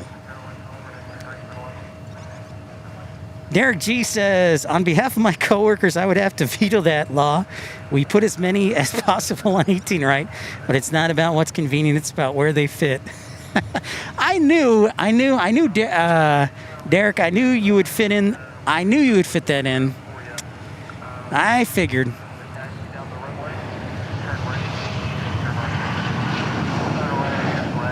Hi, Roblox. All right, Derek, so let me ask you this. Let's see. What was I going to ask Derek? I had a good question. Forgot. Oh, I know. Derek, do you work en route? Do you work Tracon, or do you work tower? Do you work en route, Tracon, or I guess tower or ground? I guess they would rotate. So yeah, the three options: Tracon, en route, and then local, I guess. What indicates an actual aircraft accident has occurred? Well, that's easy. Somebody calls 911. No, that's not. That's not at all. That's not. Tracon, awesome. See, Parker, he's the exact guy we need. This is the guy we need on our side. So, perfect, Tracon. That's exactly who we need. We need to buy Derek as many lunches as possible. That would be an alert 3, Christian. That would be an alert 3. An actual accident that has occurred. That would be an alert 3. And I don't want to say I'm fortunate, but I've been, I guess, blessed to actually respond to 2 alert 3s. Yeah, 2. And they were both within a month of each other. That was the crazy thing. There we go. Derek says, for clarification, the 3 options that you can work are tower, Tracon, or en route. Thank you, Derek. Appreciate that.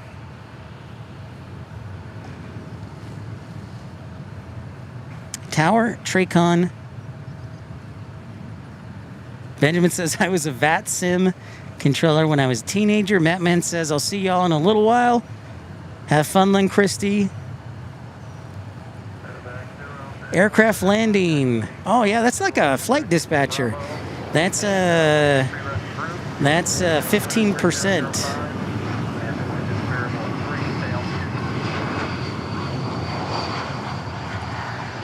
Benjamin says in his VAT sim he loved Tracon, but in real life, hard to beat tower.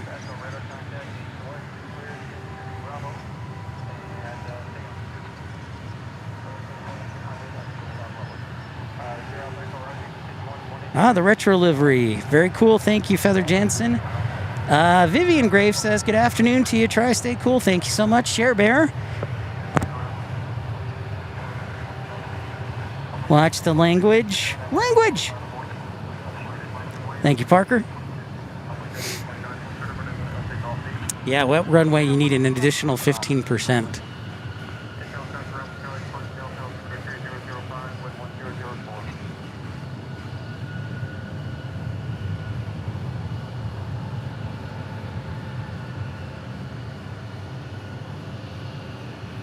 Again, I think we'll be on the air tomorrow. Look for an official posting.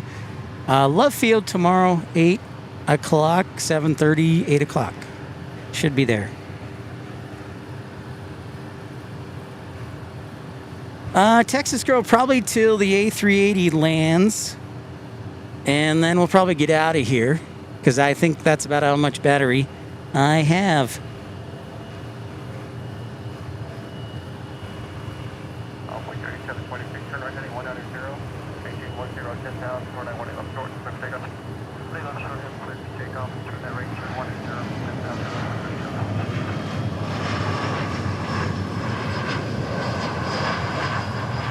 Uh-oh. So I got a little more battery, I think, for the A380 Texas Girl. Then we'll pop out of there and be back at Love Field at the... we're going to try the spotting area tomorrow if it's not too hot. Too hot. Oh, man. Christian, you're not supposed to be asking me the questions. I'm supposed to be asking you the questions. What?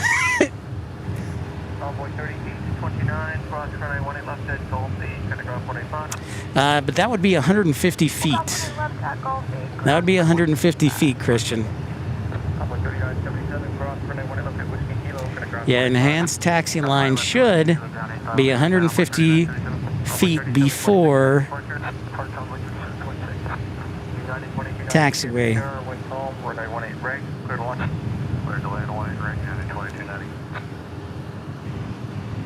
This is like when I was a flight dispatcher.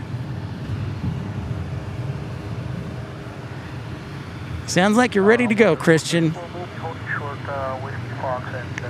Boy.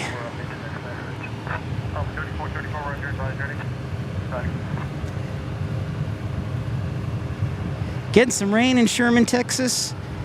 Shine buggy. Getting some rain in Sherman. Yeah, we were expecting there would be some thunderstorms to the north and east of us. Roger that, Tim. Our next arrivals, United 2290 from Chicago O'Hare. And then the Piedmont from Ontario, California, number 2. So special livery there. Got to give a shout out. Get to the chopper! No, not that. Well, isn't that special? Penalty box. Well, technically, Roblox, there isn't an official. That's not an official. I guess you could say, and let me put it this way. In my training, there's never been an official term for penalty box in aviation. However, I'd like to think that I use it for hockey terminology. But basically, when you're in the penalty box, that tells me you're also watching another stream.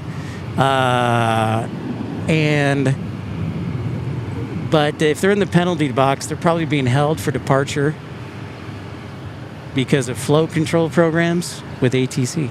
Or they have an edict.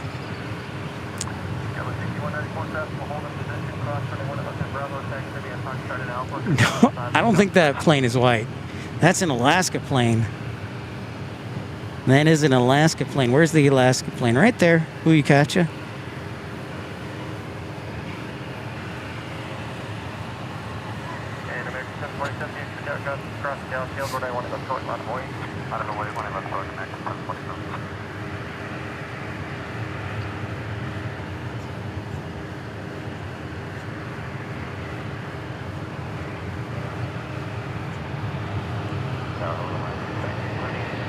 Our next arrivals will be, United, and then Piedmont.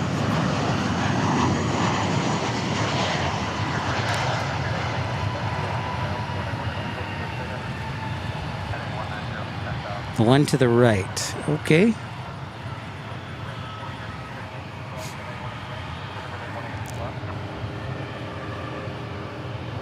It's probably the fact that the sun is out, Booyakacha.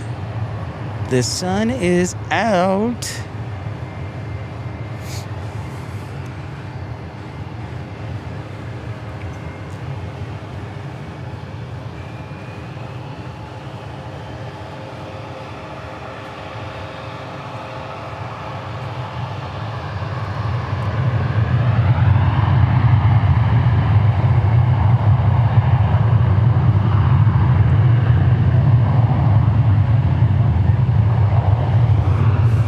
Thankfully, the clouds have been mostly around Buyukacha, so it's kind of been a nice day. It's super humid, but not like oppressively hot.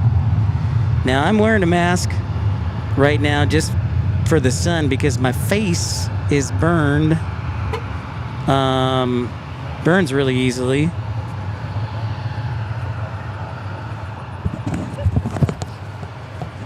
Yeah, if you just search PIP, P-I-P, and then H-A-S-T-A-N-G-S, so Hastings Aviation.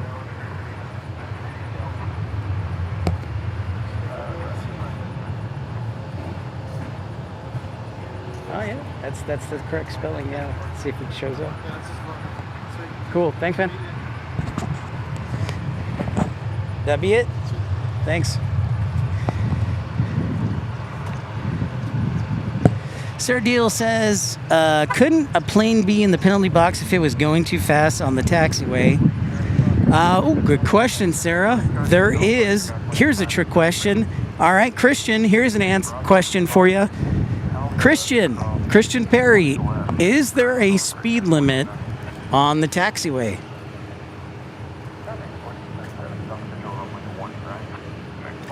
Well, I'm glad to hear that, Martin. Glad to make your day. So the question for Christian and then everybody else, is there a speed limit on a taxiway?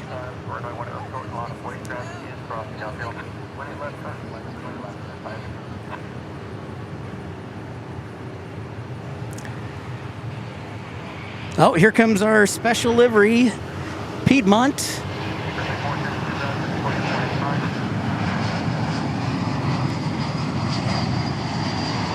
Oh, look at that. Look at that. Parker, Derek says, request has been made to Royal Jordanian for 18 right, no promises. It'll depend on weather and traffic permitting. Well, thank you, Derek G. That's all we can ask is request. Thank you. Perfect. I hope the battery lasts.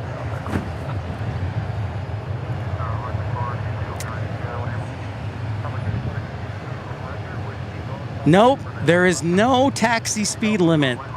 There is no taxi speed limit. That is incorrect. There is no taxi speed limit. Nope. There is no taxi speed limit.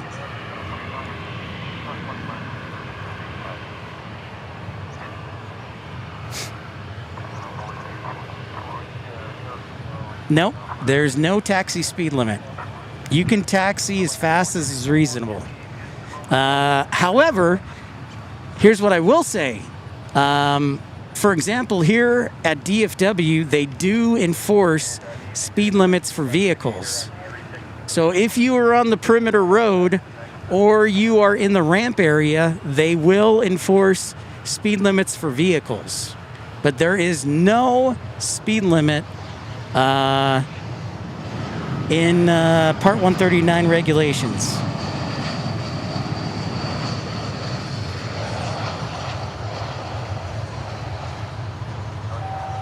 Thank you, Spock. However, airlines have standard operating procedures and have taxi limits. AA will do no more than 10 in a turn. Southwest, we do 33 knots max. That sounds about right.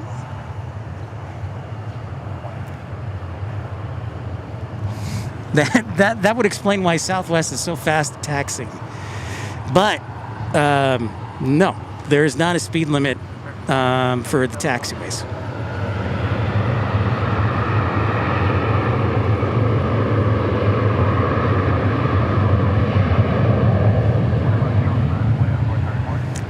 I mean, so when I would be driving, I would go anywhere from like 30 to 45. I think I would probably go about 50 on the taxiway.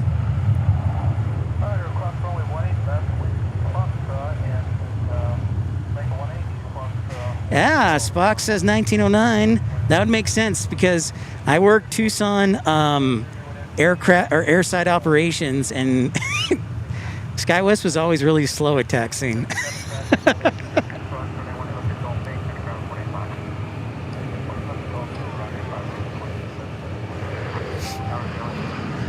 Yeah, exactly, Spock. Exactly. So yeah, No speed limits on runways, taxiways. When you get as a vehicle, yeah, typically the speed limit on a perimeter road is 25 miles an hour unless there's an emergency. And on the ramp area at Tucson, it was 15 miles an hour. So just a little side information on us. Yes, we will pull people over who are speeding, Christian Perry. That is one of the jobs of airside ops, is to enforce that. So I never pulled anybody over. That's not true. I usually gave warnings, and after that, you never had to pull anybody over. But I did issue warnings, and they were just verbal warnings. So. And the other thing is when you can issue a violation, but the violation only corresponds to the airport itself. So when you drive home in your vehicle, it doesn't go with you. It's just the violation on the airport area.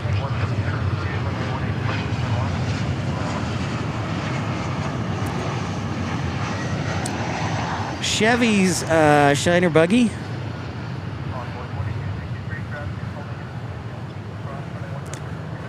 That's funny. And that's funny, Christian, and that's totally okay. Like, we had the authority within the airport operations to pull people over if they were speeding, if they were being reckless, if their vehicle wasn't within specifications. We totally could do that. And we could issue points.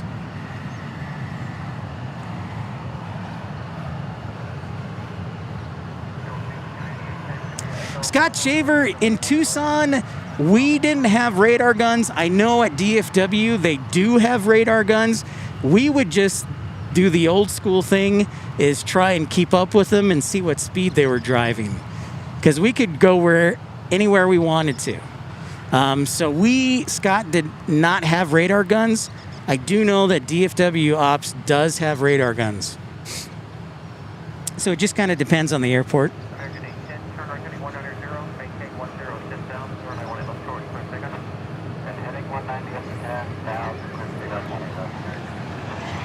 An A220. Looks like a 300 variant. I wonder if it's from Salt Lake or Minneapolis. Nope, Seattle. Whoops.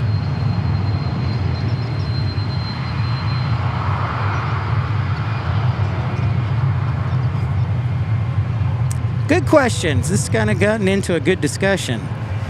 So yeah. Oh no, you're rigid.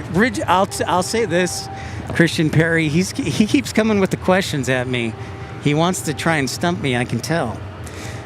Rigid pavement is rigid is the longer lasting pavement versus flexible. I'll tell you that, but it's more expensive.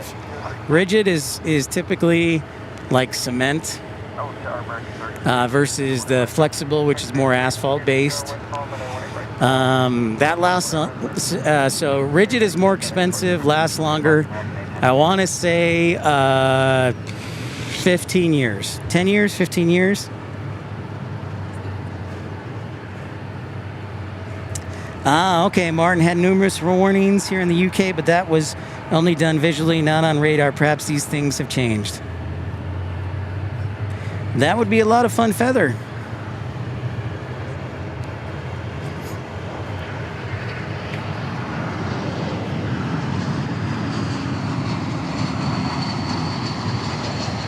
$30 years. Okay, that's much better. Thank you, Christian. Flexible is 5 to 15 years.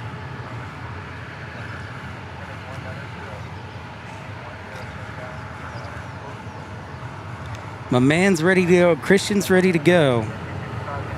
Ready to roll. So when I did, so every one of Christian, I'll tell you this, like, I know what I was going to say. The new runway at Tucson is being built cement. So we're hoping that'll last for a long time in Tucson.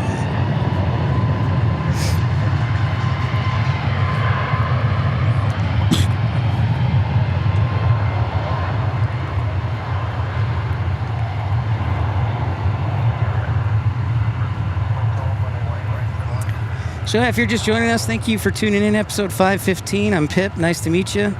I was a flight dispatcher for 2 airlines for almost 5 years. And then I spent the last 16, 17 months in Tucson, Arizona, working airside operations. So if you have a question, we've got a lot of smart people. We might be able to answer it. But yeah, got some good knowledge from your host, hopefully.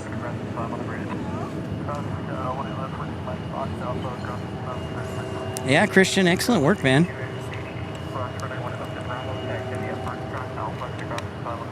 I think I did. I gotta confess, Christian, I took the test like 2 months after I started the job, so I didn't have a lot of knowledge. Roger that, Feather.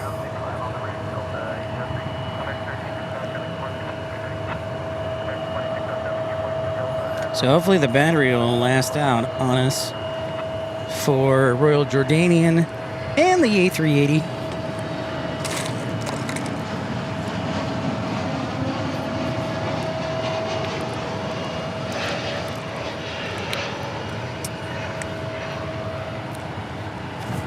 Yeah, for sure, Christian.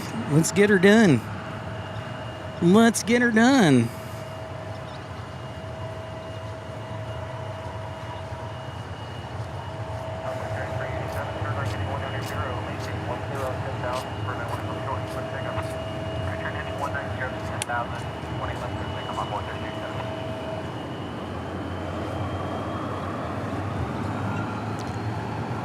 Next arrival here on the west side, American 2680, and then another private jet. Also remember, we might have Iberia land on this sign.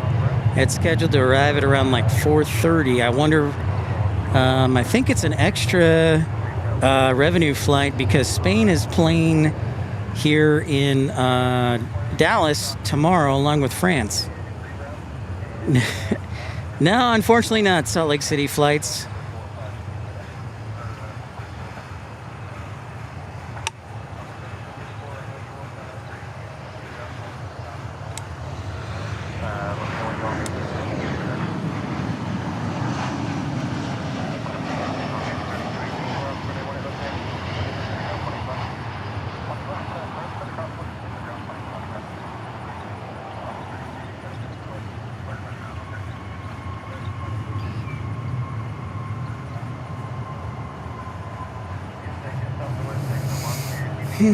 Keeping on up.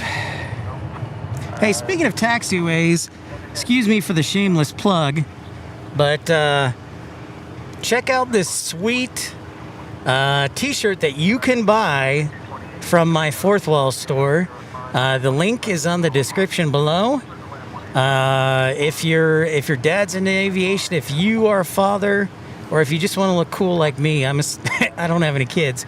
I created this t-shirt because there's actually a taxiway in Tucson that is taxiway intersection that is Delta Alpha Delta. So this would be perfect for a father or soon-to-be father. So I'm going to plug my t-shirt here, and you can buy some of my other t-shirts on our Fourth Wall link, which is in our description below. But I always got to plug this cool t-shirt. I think it's pretty rad. And it's got the Pip Hastings Aviation logo on the side. So, shameless plug. Truly shameless.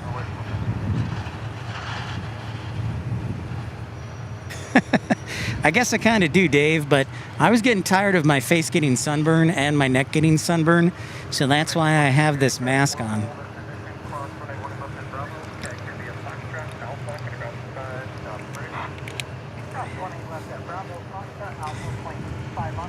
All right, Lynn, we'll see ya. Oh. See you later, Eddie. Sorry. Bye, Eddie. Take care.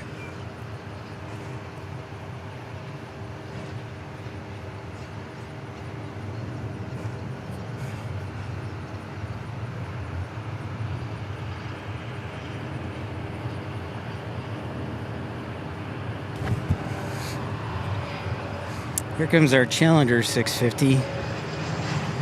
Thunderstorms rockin' eddy in Myrtle Beach. I wonder if we got any thunderstorms north of us. Any convective activity.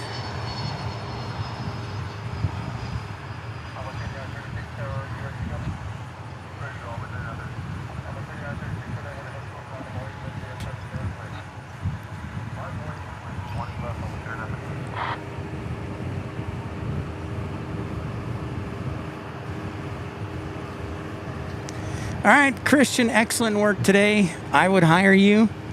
Have a great day, sir. We got our next heavy inbound, and it is American 37 Heavy, a 777 from Madrid. It'll be number 2 behind SkyWest 4938 from Santa Fe.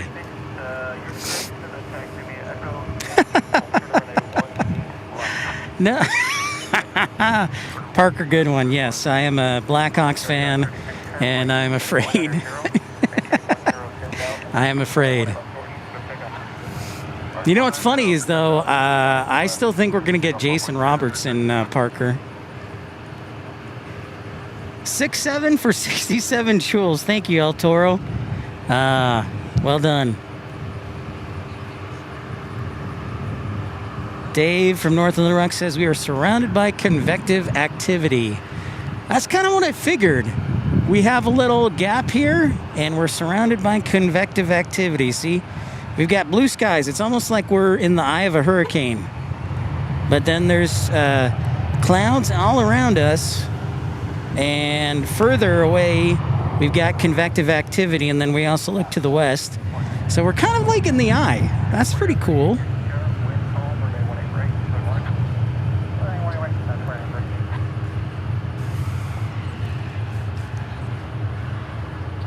Well, since you guys know the answer, I'll have to ask the question later tonight to those who didn't get a chance to tune into the show. He wasn't made for the postseason. Roger. Well, yeah, he didn't do a lot in the postseason, but to be fair, the Stars didn't do a whole lot in the postseason as a whole. So... yeah, basically in the eye. Eye of the storm. Derek says, that poor heavy, imagine flying all the way from Madrid only to end up following SkyWest, who slows to Category C speed 5 minutes out. Yeah. That's probably like, what, 140 miles, while the 777 is what, like at 165 knots? I'm just spitballing here, Derek, but...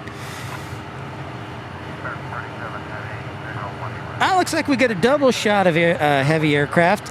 Hey, I haven't seen this for a long time, so I'm very excited.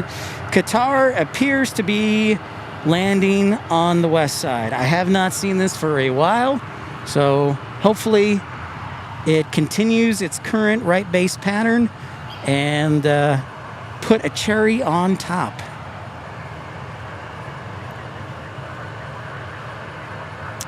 Derek G says Category C is 110, 150 knots, give or take. So depending on your category. See, that's the other thing. The FAA has set up categories for everything. Pavement, categories for airports, as far as groupings, speeds of different aircraft. It's pretty interesting stuff. So there is our SkyWest from Santa Fe. I did a hot minute in Santa Fe. We got a double heavy, so we'll just do a double shot here.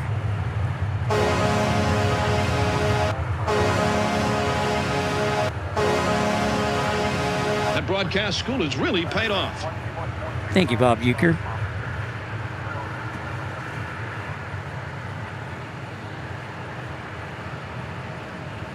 I got to redo my soundboard. Thank you, Martin.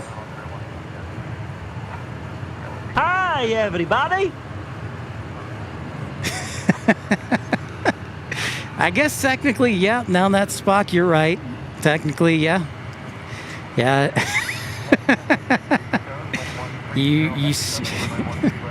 You know, the thing I've learned about being in aviation is that there's always an exception to the rule. There's always an exception to the rule.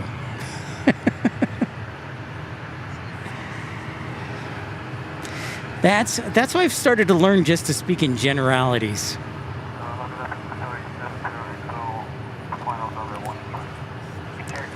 So 777 A350 combo coming up next.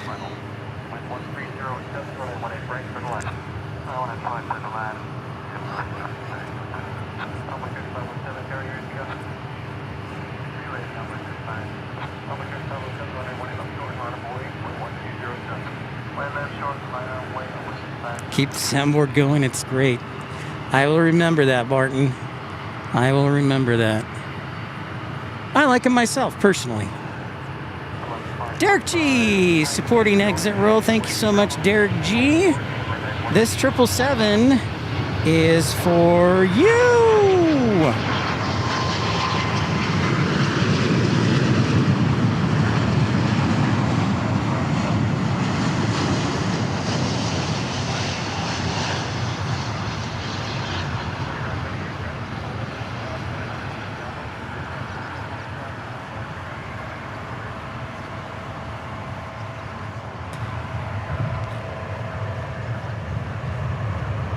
Thank you very much, Derek G, for supporting the channel. I want to think about dropping him a thank you note. Exit row. All right, we got our A350 1000 next from Qatar, from Doha. Yeehaw.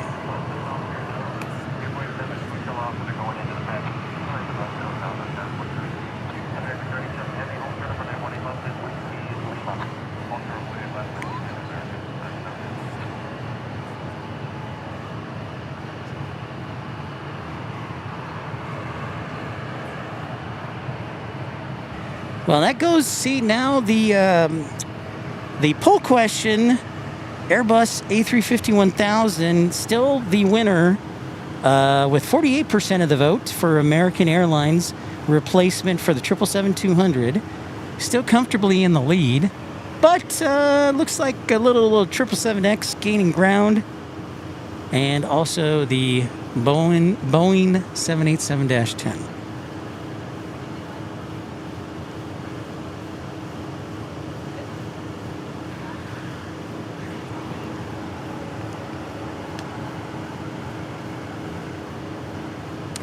After this Qatar arrives, we got a little break in the action.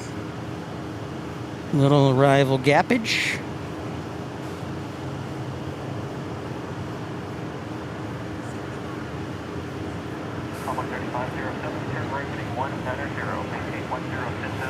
There it is.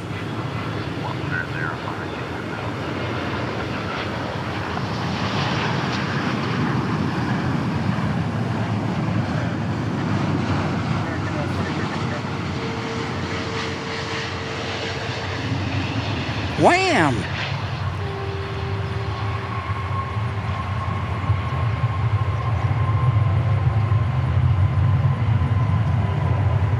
That's a runway they'll remember.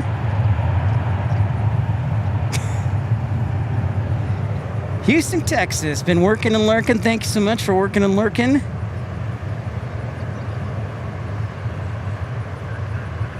It would be cheaper to go all 787, but we need variety, American. I like the variety, and honestly, if you think about it, Parker, I think so. There's kind of a natural progression to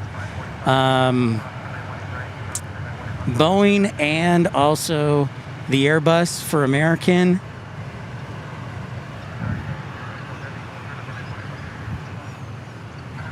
Because if you're a Boeing guy in American, you go from like the 737 8 to the MAX to the 10. Then you jump into the wide body with the 777-300 or the 787. Meanwhile, on the Airbus side, you can start out with the A321, then go A320, 21 XLR and go Atlantic. And then you jump, if they added the A350, they would jump up to their wide body compatriot. So it's kind of like a natural flow. When you start at American, right, you're usually starting as a first officer either on a Boeing or an Airbus. And then it's just kind of a natural progression. So theoretically, it would make a lot of sense, I think, to go with the A350. Because then you have a natural progression for pilots who want to fly a Boeing or who want to fly an Airbus, and vice versa. And the progression will help in training, right? So just a couple thoughts on my side. Roger Williams says, Boeing should have done a replacement for the 757. I agree. We still keep waiting for that 797, supposedly. But it's all talk. It's just all talk till something actually happens.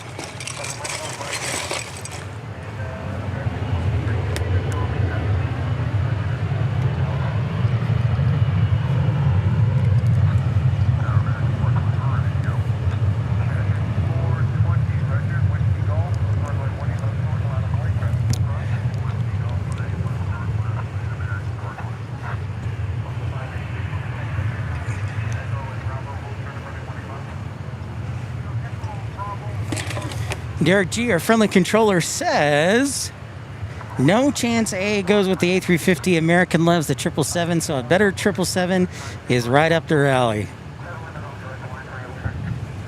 That would be great. I'm totally okay with American picking up the 777X. I'm totally okay with that, and it would be nice for an American airline to just go get the big fish.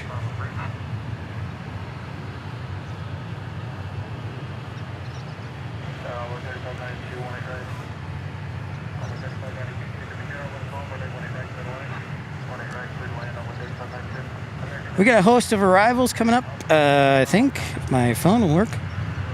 Yes, a Phenom. Then it is Envoy 3592 from Wichita.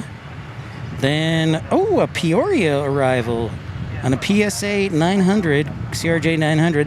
Then it's Envoy 3994 from Lexington. Looks like they got a reroute before they took off from Lexington. Thank you, Parker. I think I'm onto something, too.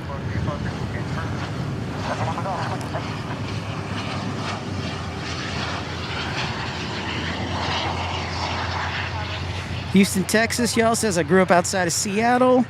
Many families and friends who worked at Boeing, so Boeing all the way.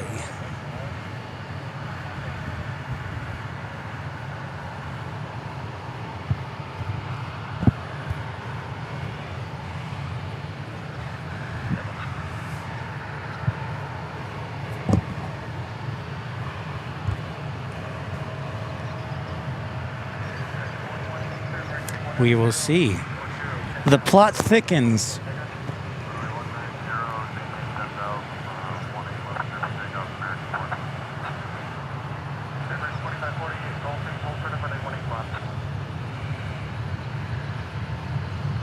The plot thickens.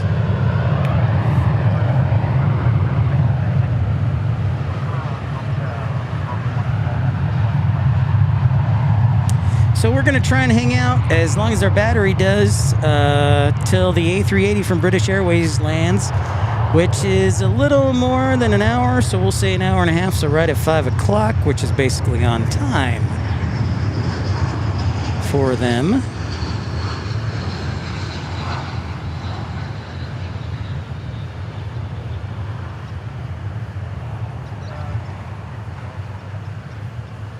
Ritzy Mink says hello. Ritzy Mink, remember to stay hydrated. I know it's going to be another hot one in Chicago. Parker says, although they previously canceled an order for A350 that they inherited from the U.S. Airways merger. Very true. And United, I don't know if United's ever going to go with the A350. Derek G says, I love Airbus narrow bodies and Boeing wide bodies.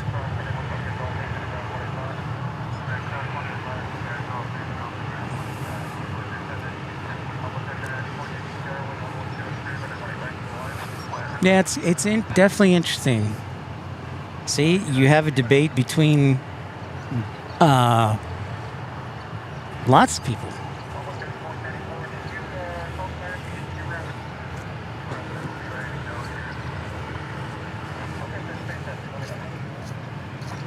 Right on, Ritzy Mink. I think the key is to just protect yourself for sure. Knoxville, huh? I don't know. We'll see. We'll see, Feather Jensen. I don't know if Knoxville will land on this side, but we did get Peoria.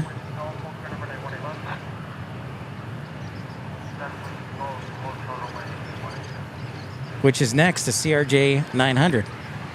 From PSA, you don't see that every day.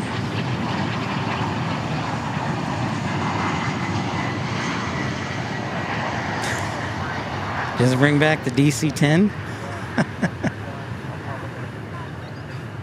Hey, if Dassault can do it, then so can, with 3 engines, then so can other manufacturers.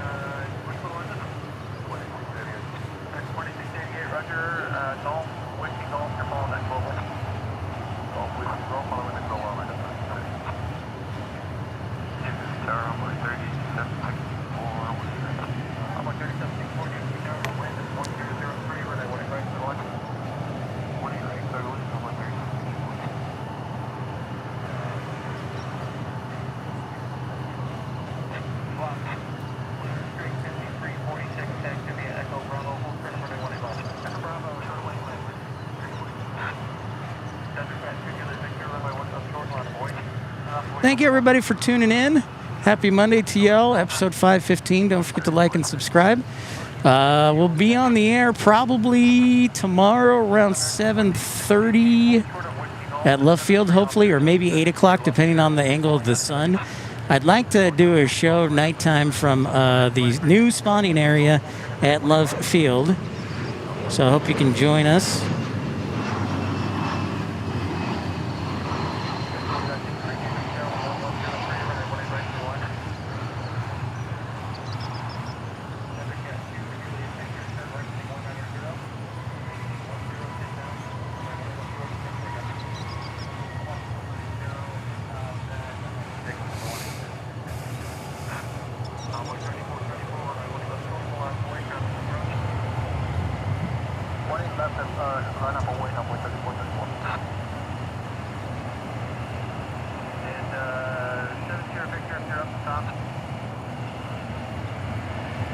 Arrivals next from Lexington, or Rapid City, excuse me. Rapid City, Durango. And then American 3167 from Grand Rapids. Oh boy. So you can tell if you're starting to get arrivals from the eastern part of the country, the northeast corner post is experiencing some storms. So it's not very often that we see a Grand Rapids arrival on the west side. That is correct, Roger. Avelo is scheduled to be the first airline at McKinney National Airport, or Tango Kilo India, TKI. I don't know. I think it was October maybe, or maybe it's January, but that is the plan, Roger. Be interesting to see how things go.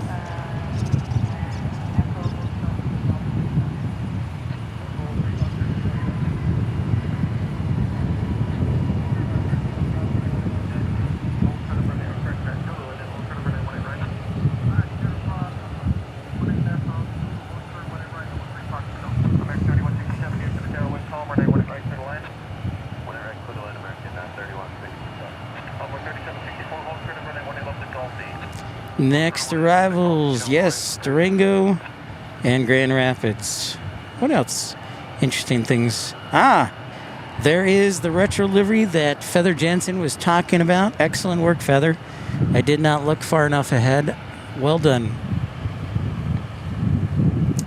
I did see the route, Scott Kuiper, that Grand Rapids took. That is a route that is trademark for thunderstorms on the east corner post, or in the northeast part of Texas where the other arrivals come. But that is a trademark escape route to avoid, or weather avoidance route. So yes, yeah, it goes all the way across and then comes down through Oklahoma City and over to the west corner post. Derek G says scheduled service to begin at McKinney November 11th. Thank you, Derek.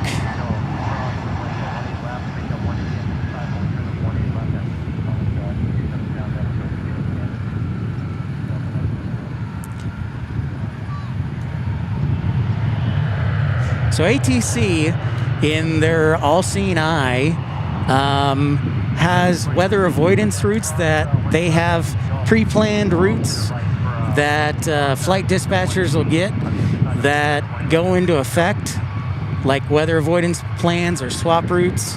And sometimes the flight dispatcher gets those new routes and the flight can't take off until the flight dispatchers confirm that route, because they got to figure out how much fuel there is. And if they didn't give enough fuel to the crew has to go back to the gate for more fuel. So it's always a good idea to plan ahead as a flight dispatcher.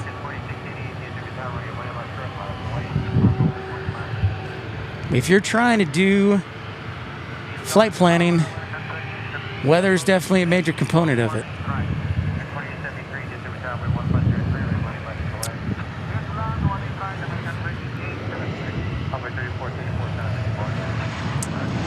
Parker asking, is 17 left out of service? Good question. Well, let's check the NOTAMs. Let us check the NOTAMs.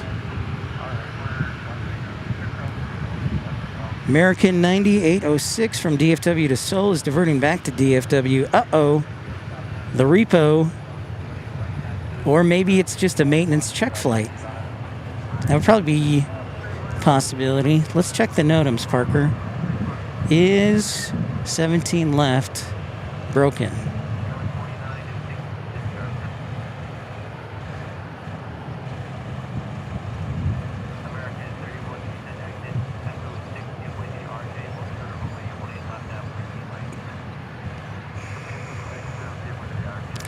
DFW.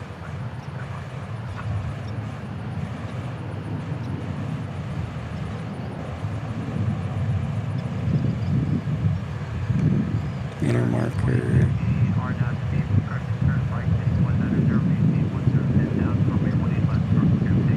Closed. 6 right.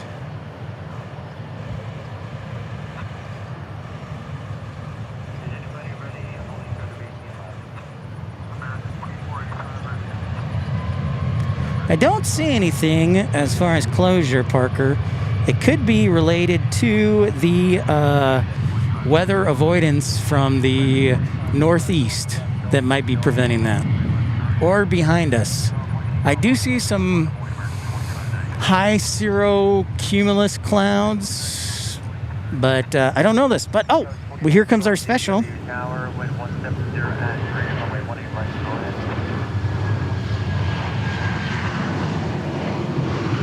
Love it.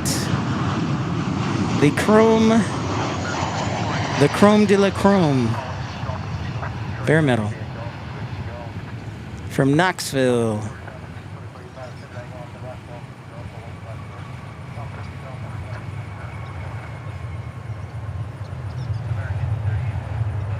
Must be a pretty big maintenance issue then, Scott. Bronner, what's going on? Airplanes will leave the gate with less than full fuel tanks. Sometimes. Great question, Bronner Smith. Great to see you, by the way. Yeah. we don't we don't always fill them up all the way because, fun fact, you burn so when we were flying, I can only speak to the 175s that we would fly with Envoy, but if you have a full plane, you burn about 3% of that fuel, just that's being held because of the weight.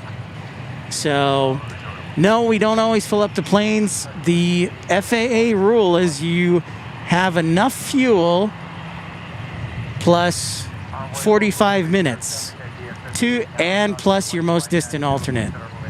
No, you're not allowed to leave unless you have fuel sufficient for your route plus 45 minutes plus enough fuel to your most distant alternate.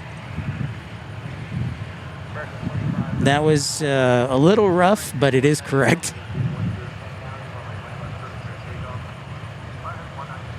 Derek G pointing out that 17 center, 18 right preferred landing runways, overflow to 17 left.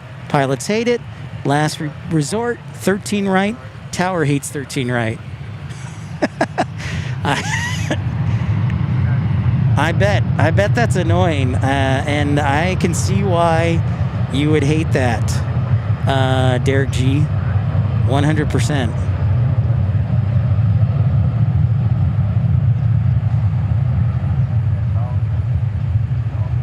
Scott bringing up the fact that every plane's circling a bit over the panhandle. Scott, well, you've learned what happens when weather interferes airspace. Because the planes that would normally fly on the west corner post are flying. And then because ATC has enacted a weather avoidance plan for the northeast corner post, they're having to go to the west corner post. So you theoretically, not in reality, but theoretically have double the traffic. So when you have double the traffic and only so many slots to fit them in, you're going to have to either hold, slow, or divert. So there you go. Roger Williams says, a few years ago, I flew into DFW from Detroit and I landed on 13 left.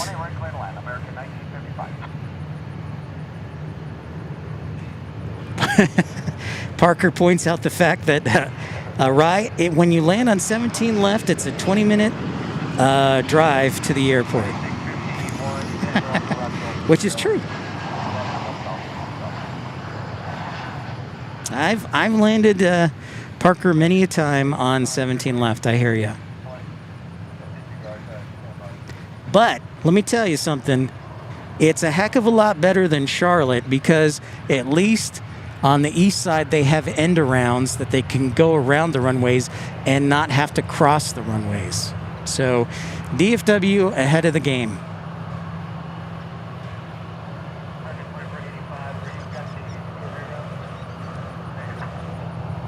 It looks like that heavy American 221 from Amsterdam, it's going for 13 right. We do have, what do we have here? Come on. American 131 heavy from Venice. Appears to be an 18 right arrival.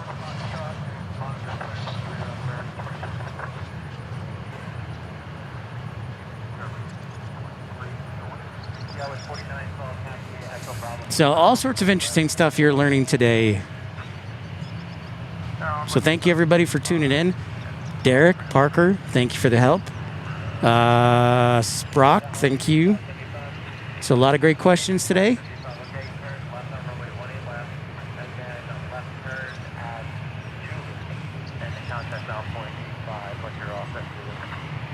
So you're starting to get, all right.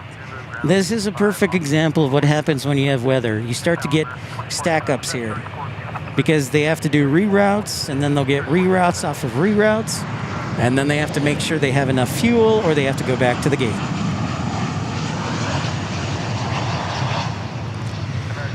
No, you can't really see 13 right, Scott Kuiper, from here. You can maybe see the plane a little bit. But no. DFW is so spread out that 13 right might as well be in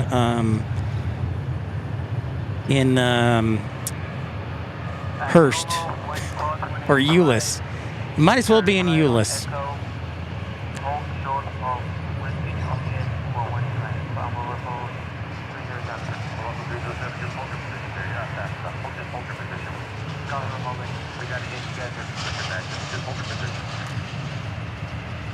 So our next arrivals for your enjoyment is American 1923 and A319 from Jackson, Wyoming. American 283 Romeo from Portland, a U.S. Airways retro livery, and American 131 Heavy. Wheels Up says hello, and I say hello back to Wheels Up. And we'll go ahead and sound the special livery alert. Well, isn't that special? And we might as well do the Heavy for 131.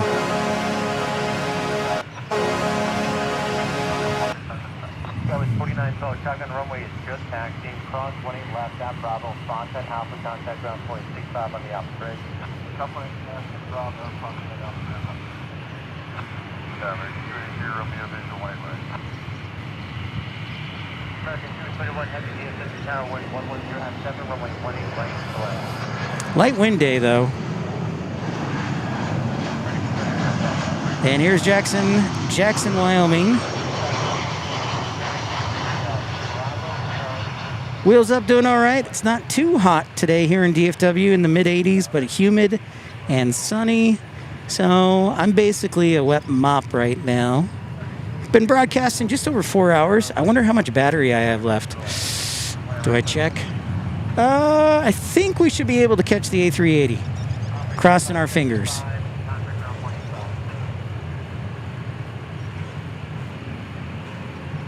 Derek G say it's crazy. DFW is its own zip code, employs over, I believe, 70,000 people, and is second largest by area in the USA, second only to Denver as far as land. Yes, it is pretty crazy. Funny story, Derek. When I first moved to DFW, I like to bike ride, like on my bicycle. And I said, you know what? I'm going to try and ride all the way around DFW property. I started at Founders Plaza, and I was able to get to about the Hyatt Regency. So I went down the west side, and I was able to get to about the Hyatt Regency, and then I was just exhausted. And that was about 10 miles. So realistically, I think if you were to go around the entire property of DFW, you'd probably be going like 20 miles. I would not be surprised.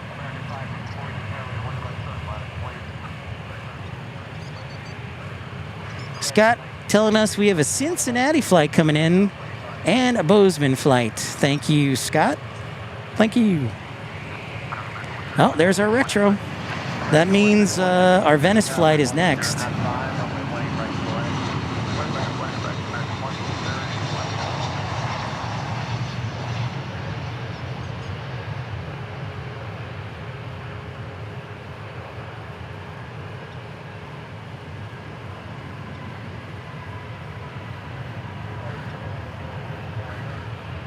Sarah Dio says, I flew from Providence to Detroit on a CRJ 900 on my way to LAX. The pilot was 30 minutes early. We had to wait 20 minutes to get a gate.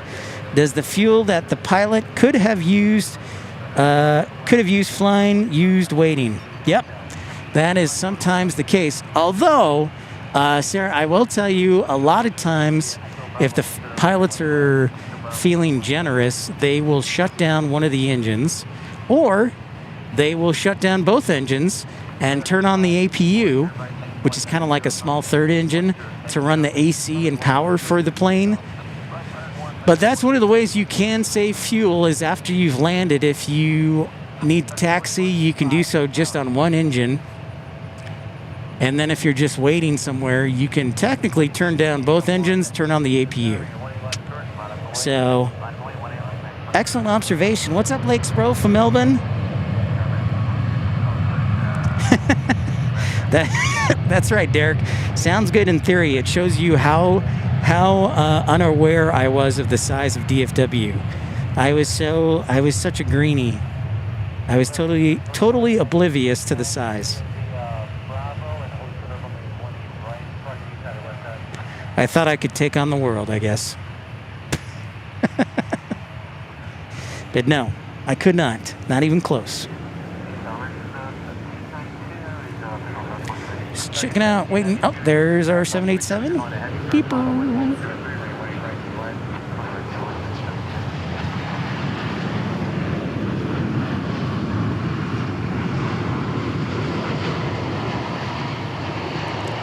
I'm sure, Scott, that would be a much shorter bike ride is to bike around Baltimore, Thurgood Marshall.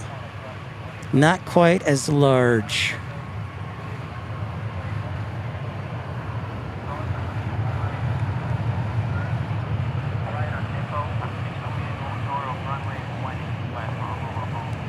You're welcome, Kevin. You're welcome. Thank you. Glad you're enjoying. All right, got arrivals from Detroit, Cincinnati, and Columbus. So those are planes we don't normally see on the west side. The weather avoidance plan is working spectacularly. Michael V. Andre with $5 super chat. Thank you so much. Appreciate you. Great to see you, Michael. Might want to think about dropping him a thank you note. American 1802, DFW tower, runway 20 left, short, line of 20. A lot of sun. A lot of sun.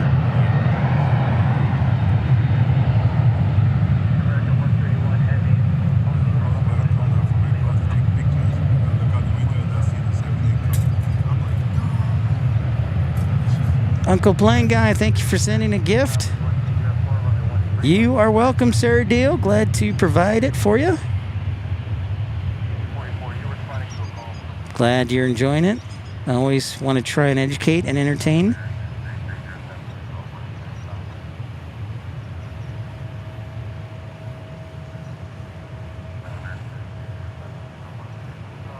Austin says, hello, I just got off work. Awesome, Austin. I will not be going to Milwaukee, Uncle Plane Guy. That I have decided.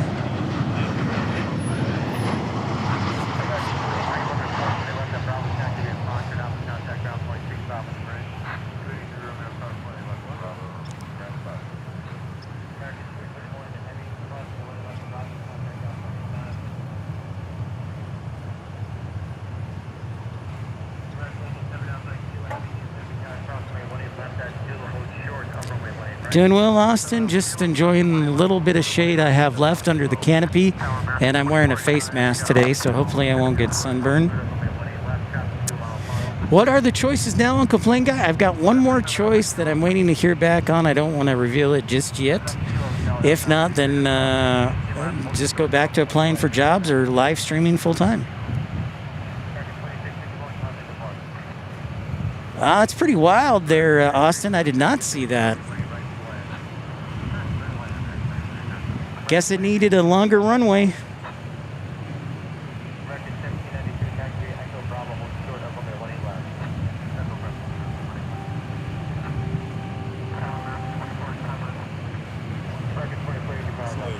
Excuse me for a second. I just need to check something. How's my battery doing? Okay, good.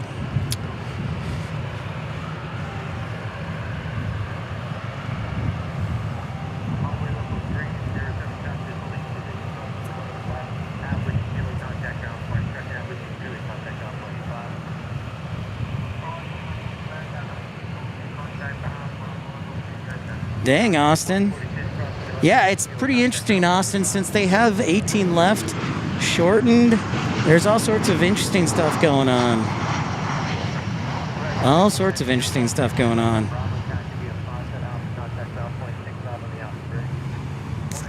Yes, it did. It just arrived about 5 minutes ago, Hans, from Venice.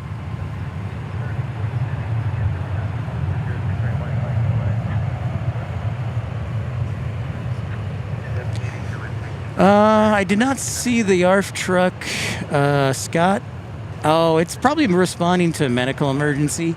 It's only one truck, it looks like. If it were a diversion or a maintenance, there would probably be more of a response than just a engine company.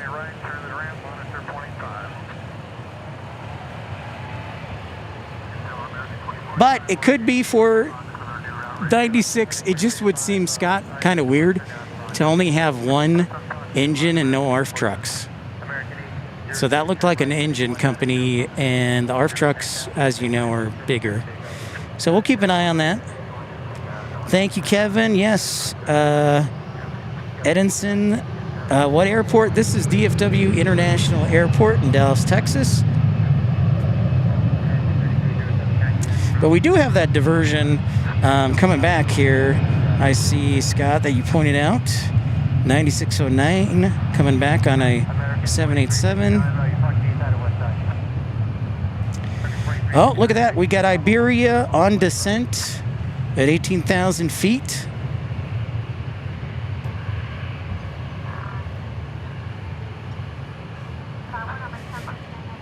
Derek says Qantas took off Friday night on 18 right. The runway was shut down for 45 minutes. Fun.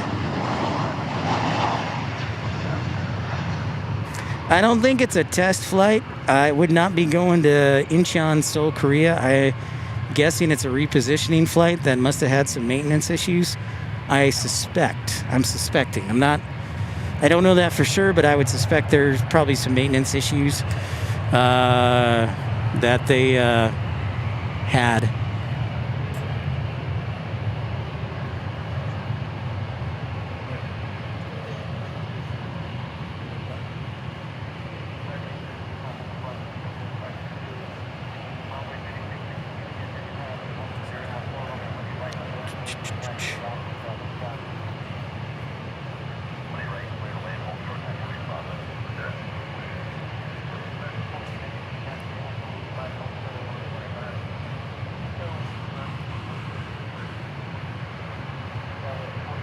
Well, thanks, Uncle Plan Guy. I do too.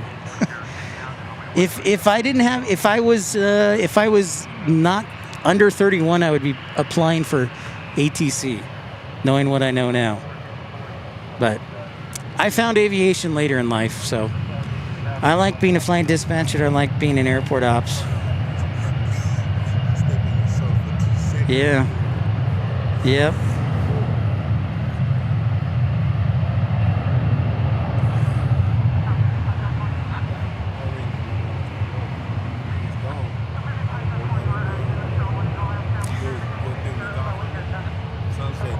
Yeah.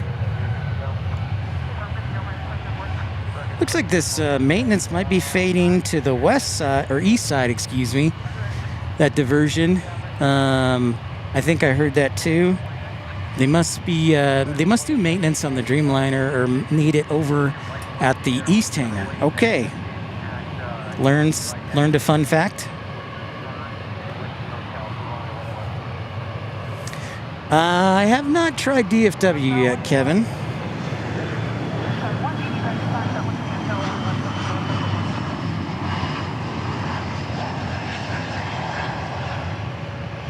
So we're holding out for Royal Jordanian and then also British Airways A380.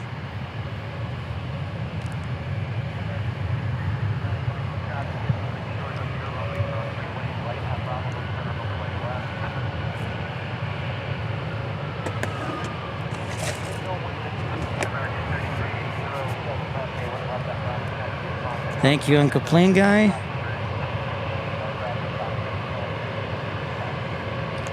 Derek G providing some great information. The bridges are stressed for the weight. It's the overhang of the wings that are the issue and must have an escort over the bridge. Thank you, Derek, for that helpful information.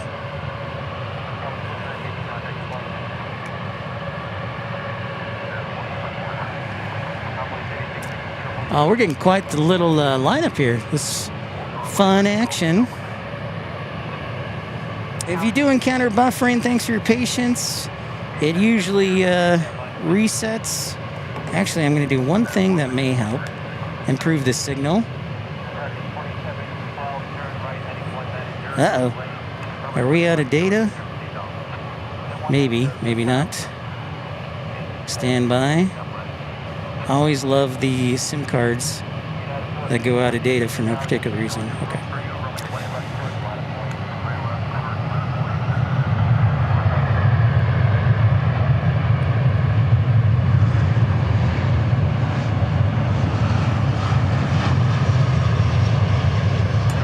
No! Not the buffering.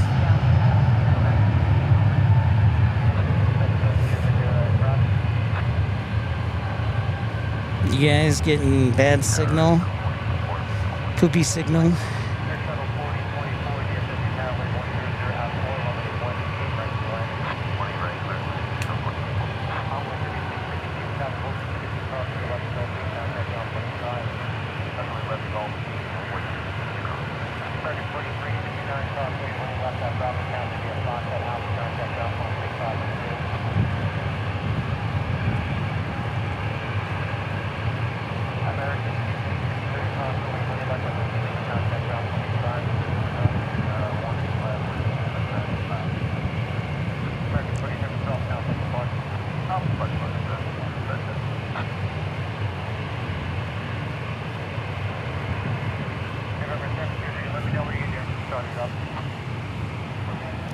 We got quite the laundry list of planes here hanging out. I'm going to switch the night show Uncle Plane Guy to tomorrow.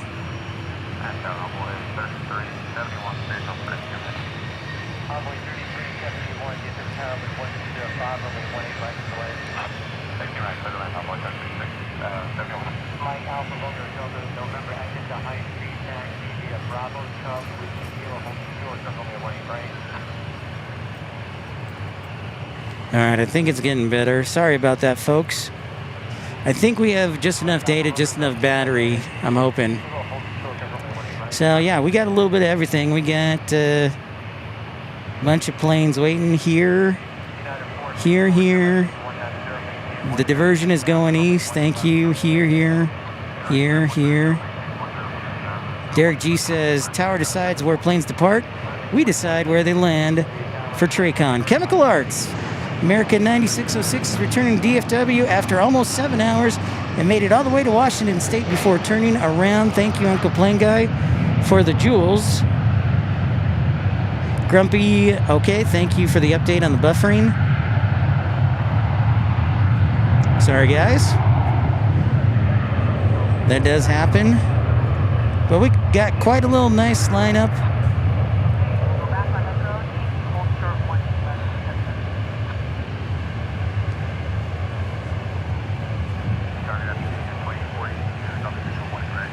Yeah, I had that diversion landing right now.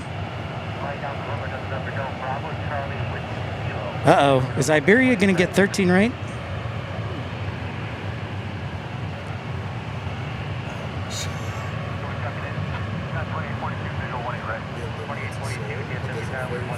Yeah.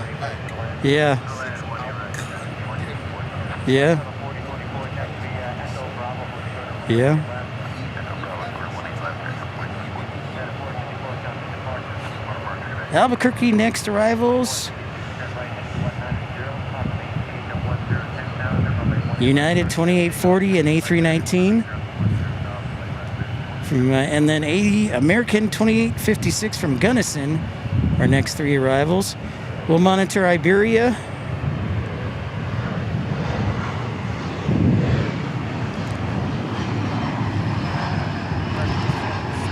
Yeah.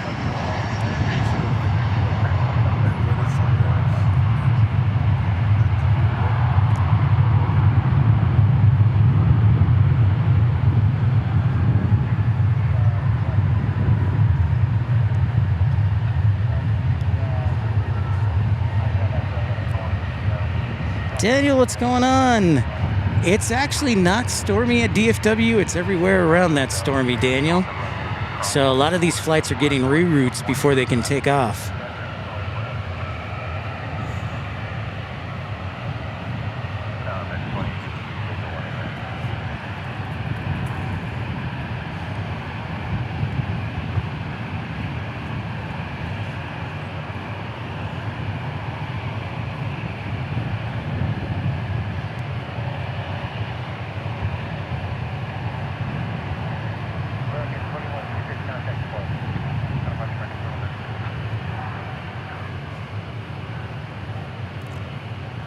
Royal Jordanian seems to be going east. Well, we tried. All we could do is request it.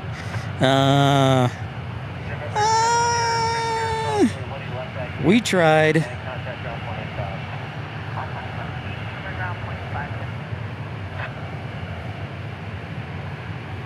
We requested. It is a messy day for weather. We tried. 95 degrees up in Wisconsin. How about that, Daniel? Well, we want to thank Derek G for trying to get Royal Jordanian. Who knows? We might get 18 right. It usually arrives, Scott. To be fair, it usually arrives on that path. So sometimes they can fade to the right side. So we will see. And then we got Air France taxiing to take off.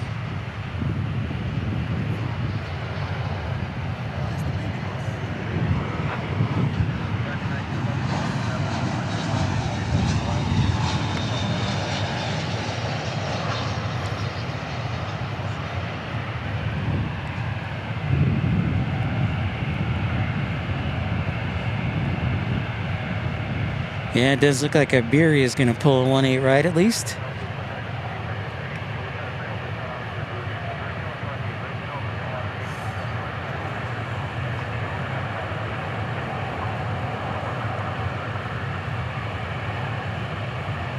No severe storms, just some thunderstorms. Well, just because they're not severe, Dave, you know that they can pose a risk to aviation, like icing, lightning, hail,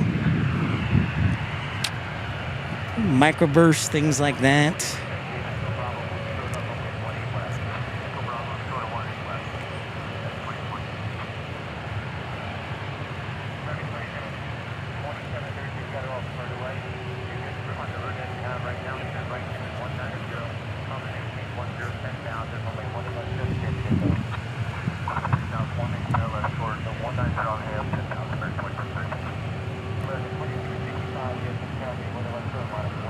Yeah. Yeah, exactly. Derek says, hey, maybe something will land 13 right. That would be, yep.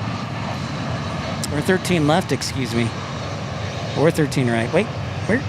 Sorry. I'm all over the place. I'm just trying to make sure the signal's still going. And,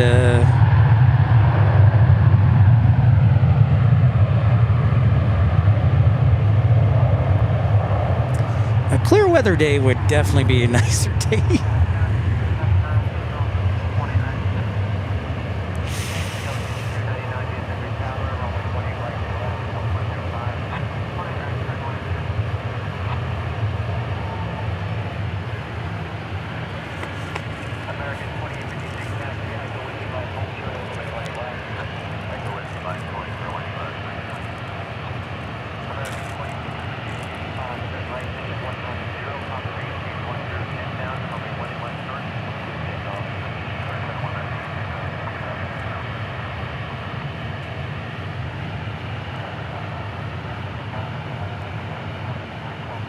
Nope.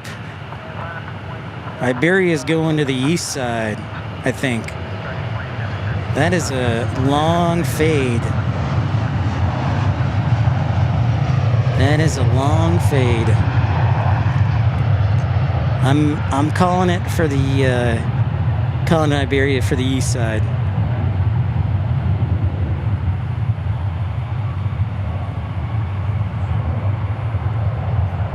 Yeah.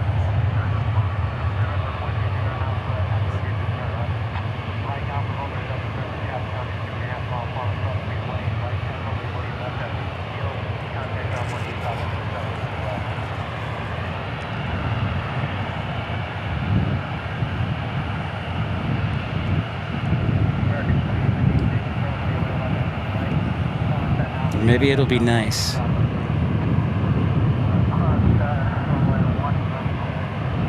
Thank you, everybody, tuning in to Pip's Plane Spotting Live, episode 515.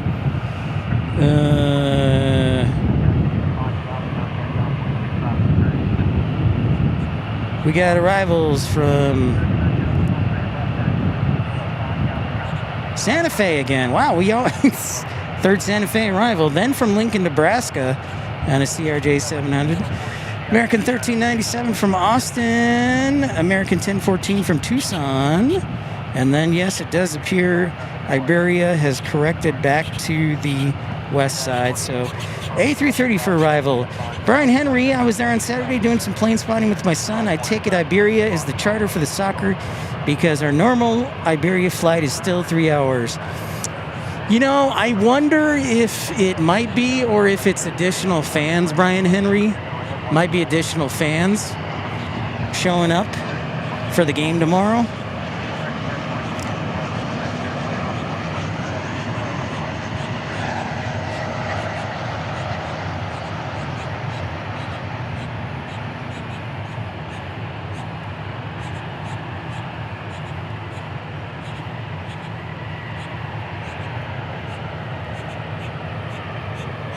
What is up, Rainy Cajun?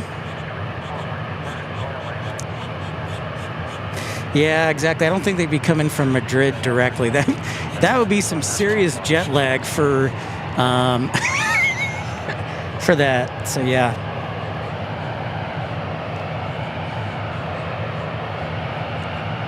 All right, we'll go ahead and sound the heavy alert for Iberia. This is kind of nice because we don't see Iberia this early in the day. So this is kind of nice to see a daytime arrival by Iberia instead of at like sunset or at night.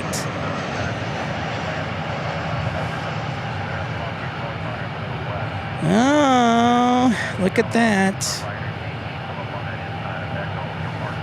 We'll watch Royal Jordanian closely.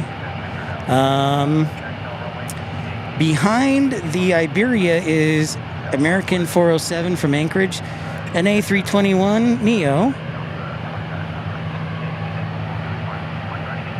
I'm just hoping we have just enough data to finish before I have to put in another SIM card. And enough battery, just enough battery.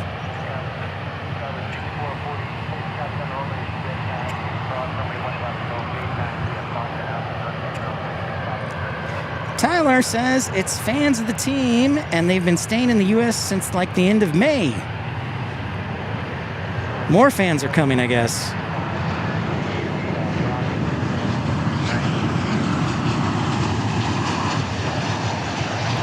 Delta trying to take off, American 737-8 landing.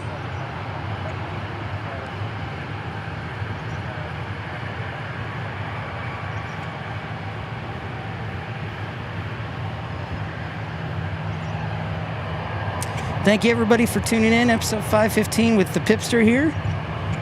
Thanks to our moderators, Parker, Mattman, Lynn, Rainy Cajun. Thanks to everybody who's contributed. Texas Girl, Derek G. Scott Kuiper. Thank you to Aircraft Expeditions, Tim Arnold. Samuel Rosebrock. Texas Girl. Moose Turter. Larry Loves Trucks. Thank you for the amazing support today. Every little bit helps. We're 100% funded and founded on all of you. Funded by channel members and viewers.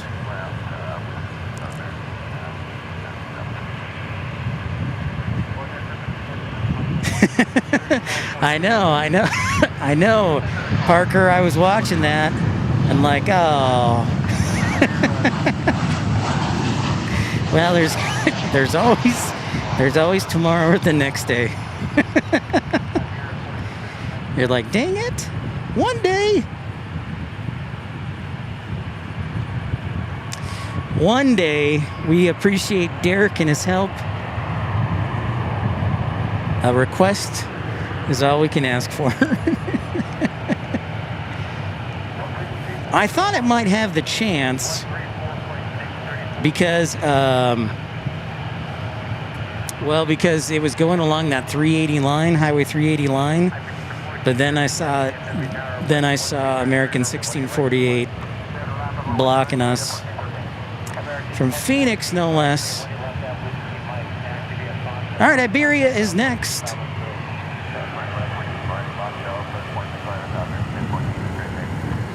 So we can blame the Arizonans. Wheels Up, I do, but I haven't played in a long time. You're welcome, Brian S.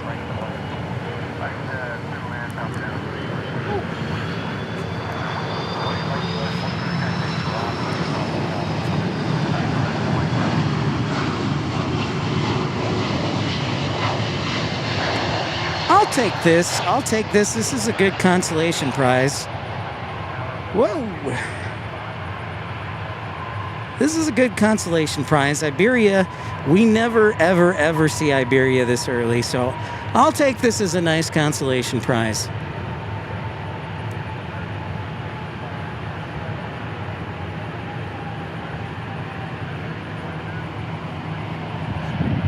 We'll take it.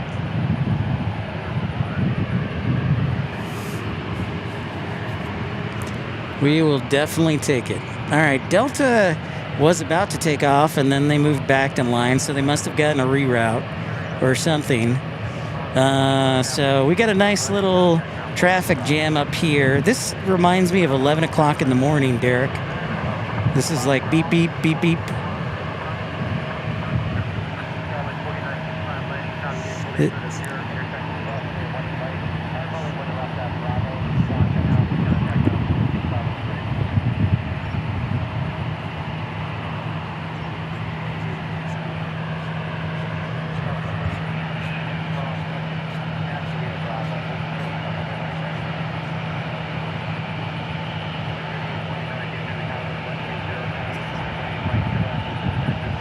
So Zacatecas is number 2 behind Tucson, I think. Wait. No, Anchorage. Excuse me.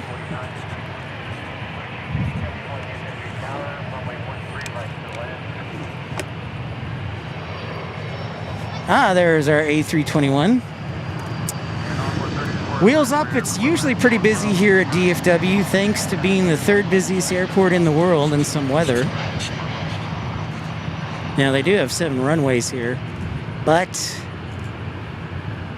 7 runways spread out.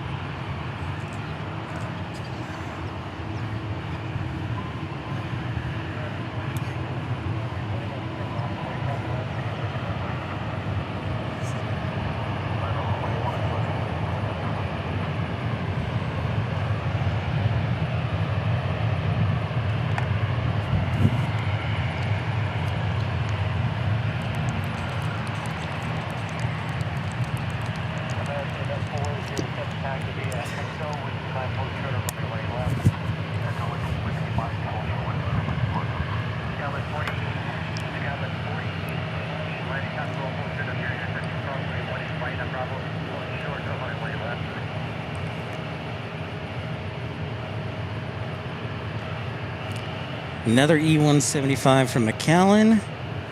And then Dayton, Ohio. Our next big boy, Chemical Arts, says there are 4 different runways with landings right now. 13 right, 18 right, 17 center, and 17 left. Dang. That is busy right there. Thank you, Chemical Arts. That is pretty crazy.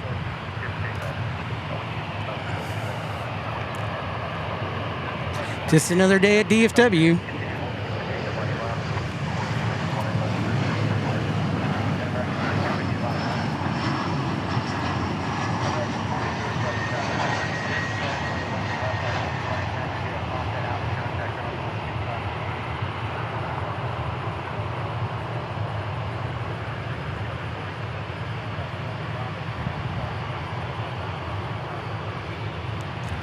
Chris, what's going on? Welcome in. Nice to meet you. I'm Pip. Welcome into DFW. We're trying to hold out. I've got a little bit of data left. I've got a little bit of battery left. We're trying to hold out for British Airways, the A380. 10 the show, Chaotic Bing. What is up? I called you Chaotic Bean. Chaotic Bean.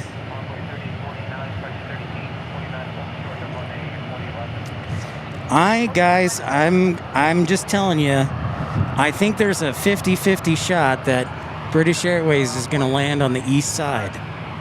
I'm just saying that in advance. I think there's a shot that British Airways could land on the east side.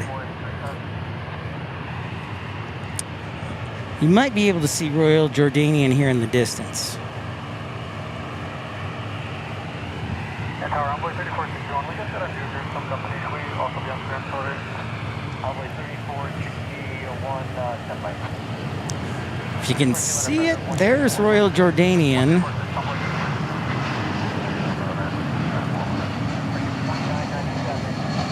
One day.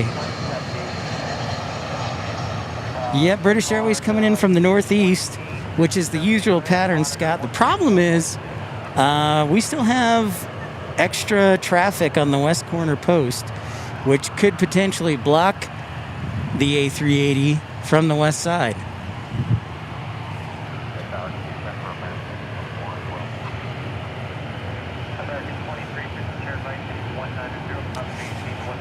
As a consolation prize, we do have a couple of heavies from Narita and Tokyo Haneda. It looks like possibly, so we'll just have to wait and see. Pick your poison for ATC. Do you want A380 on the east side, or do you want more traffic to land and then have to worry about the A380 crossing the bridge? So yeah.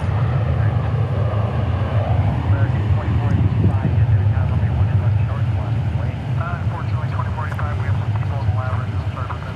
2045, we're sort of running in last spots, ready for one of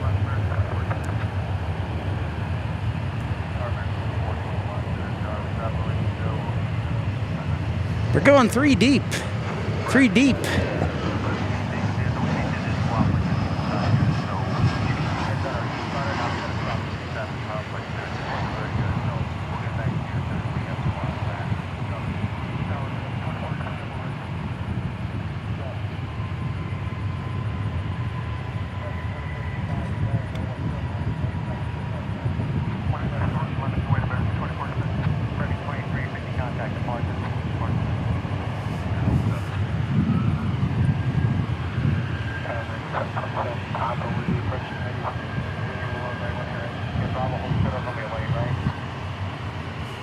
A lot of fun today. A lot of learning, a lot of fun today.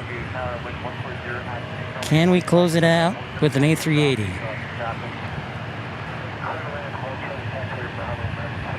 I think they're going to, well, let's see. Scratch that.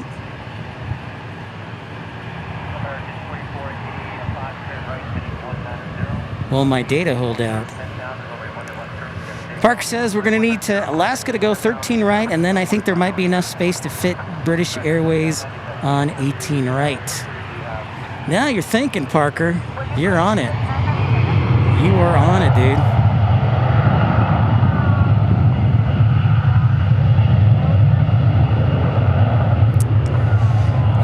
The 72P. All right, Scott Kuiper asks another great question.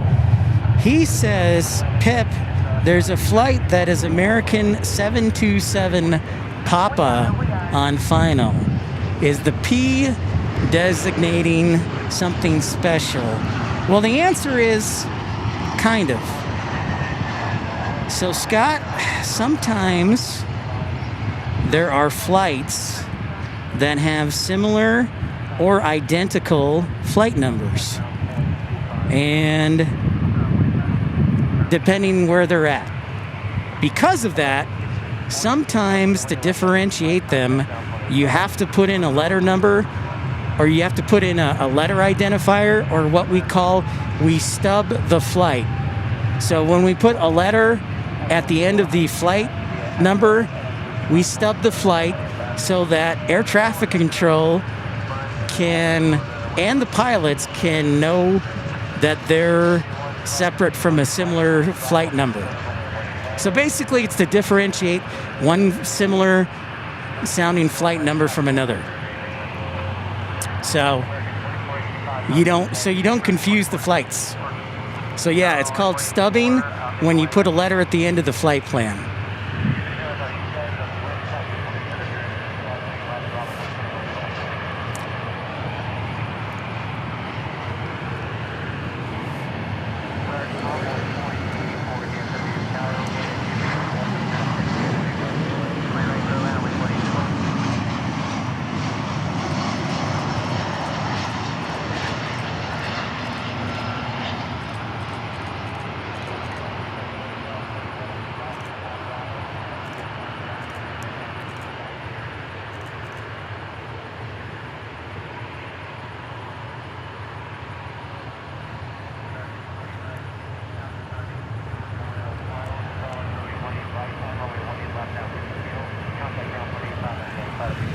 Go away, spider. Get off my tripod. By the way, if you ever come spotting here, there's lots of spiders.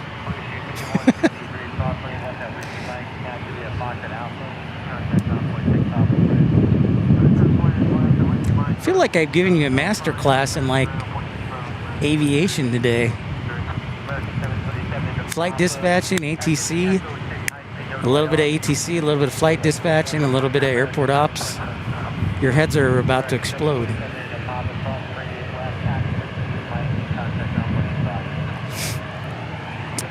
We got a little bit of juice left, man. I think we'll be able to catch either our 777s or our A380. Our A380 is currently over Anna right now.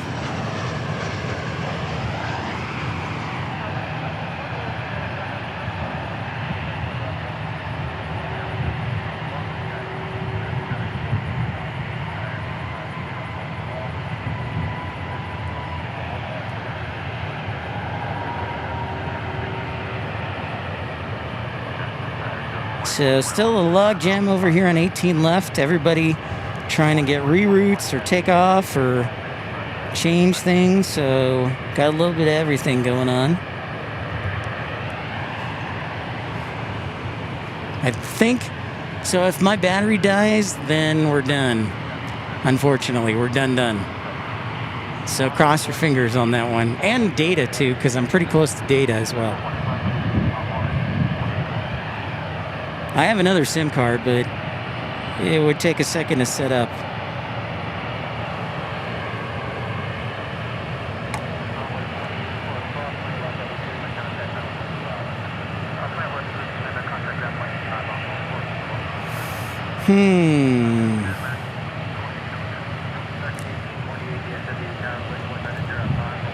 All right, Parker, I think our Alaska is going to make it before A380. But I think our 777s might block in the A380 from going to the east side. Scott Kuiper, if I had to guess, that's more about shutting down the east side for departures.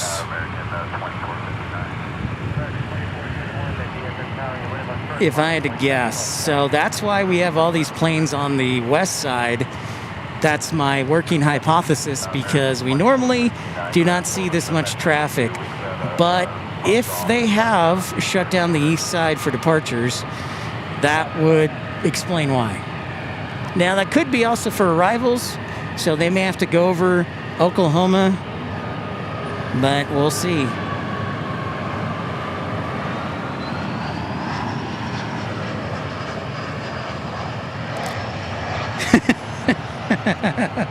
Parker calling a Mayday call. I like that. Mayday, Mayday.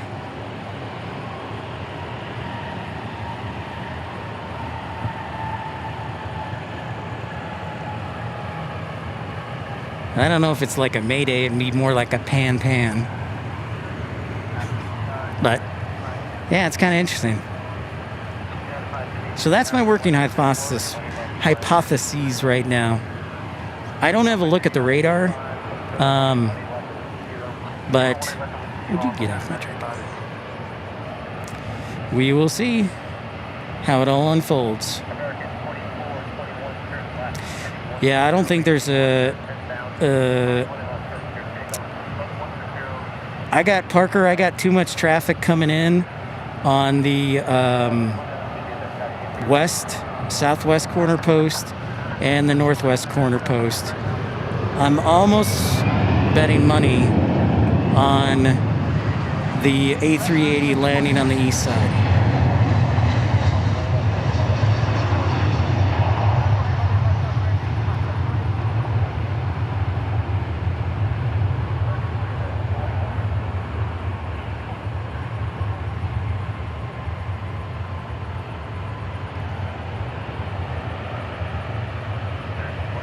Yes, there is a ton of, that's right, there is a ton of traffic coming in from the west.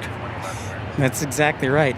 And that's what happens when you close down or you have to do severe weather avoidance plans. You know, it's like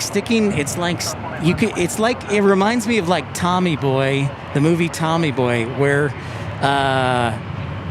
Chris Farley's character, Tommy Callahan, tries on Richard's tiny suit coat. There's way too much mass and way too little coat. So what happens when Chris Farley puts it on the jacket? It splits. And that's kind of how ATC is. If there's too much traffic, it splits. So you have to fit it somewhere else in other airspace.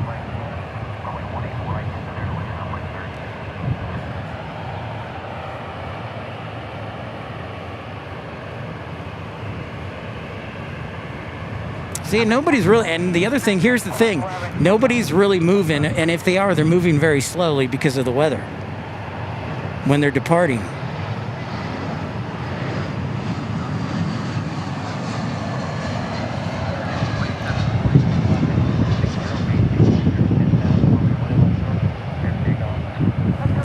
All right, so at least we'll get one heavy, 777 American 176 heavy, 777-300.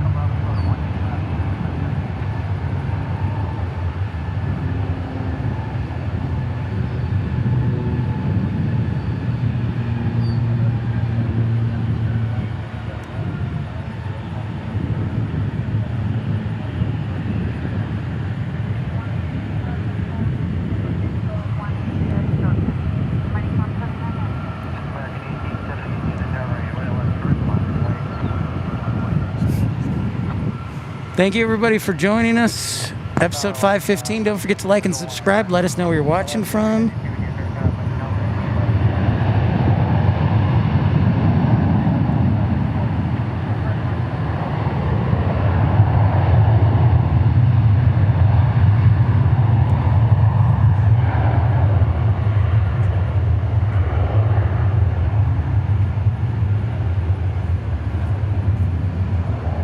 At least they don't have to do miles in trail. That would suck even more.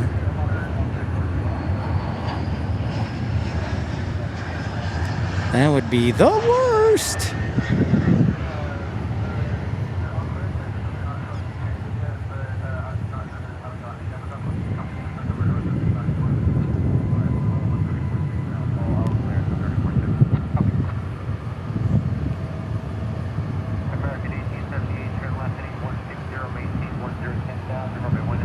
We're getting both 777s. Roger that.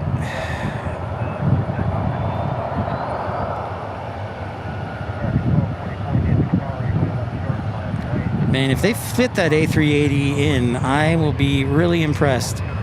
Thank you, Matt Man. 275 likes.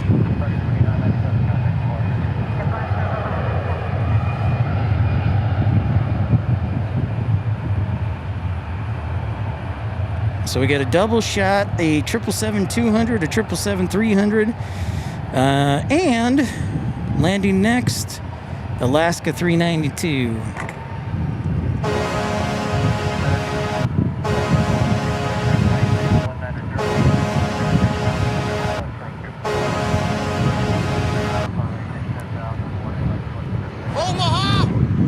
I just felt like doing that. What's up, Renee from West Texas?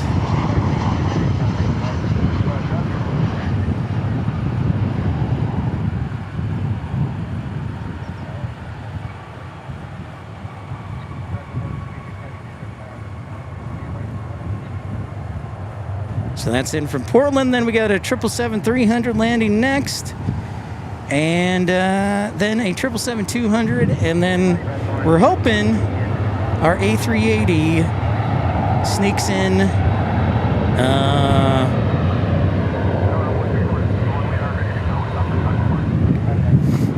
So it's starting to turn base to final. I think we're gonna luck out here. We're gonna luck out here. M. Hugel says, great show. Thank you for watching from Switzerland.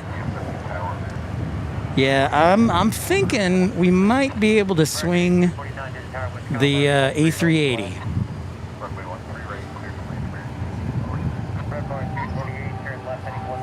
But, oh no. Well, I don't know about that. No, yeah, it looks like it's making that far east turn, just as I said it. Yeah, darn it. Charles Griffin says hello from Utah, from the Deseret State, where he set an all-time record of 109 degrees. Yes, it does appear to be going east. I knew it. Actually, I didn't know it.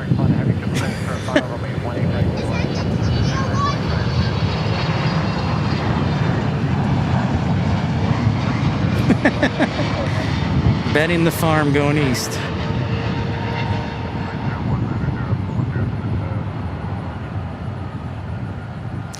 Well, like I said, we'll always take the consolation prize.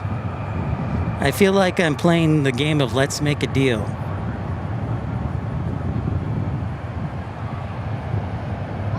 We're playing Let's Make a Deal.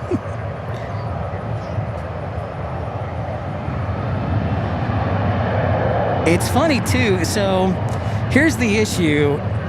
It looks like it has spacing, except there's a much smaller jet arriving behind it, Alaska 341, and that might present some serious wake turbulence issues.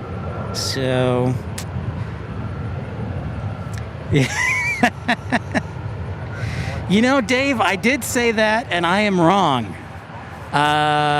Because my understanding is they reinforced the bridge.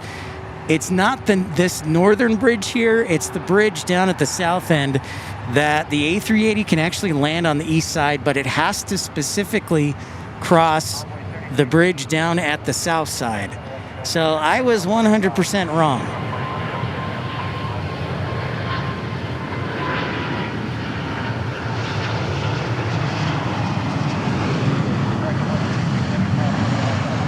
I thought they always did. But I was wrong, and I'm not afraid to admit I was wrong.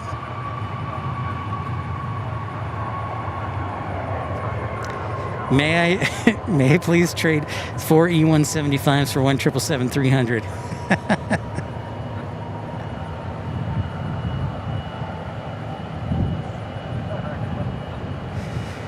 Well, folks, I saw some. This will be the first time I've seen it land on the east side. So, Dave, I was wrong. But that's all right. We learned a lot today. We got a consolation prize. I got Iberia in the daytime, which never happens. So that's okay. We did catch Qantas, by the way. Qantas did land on the west side, at least. So we can take that.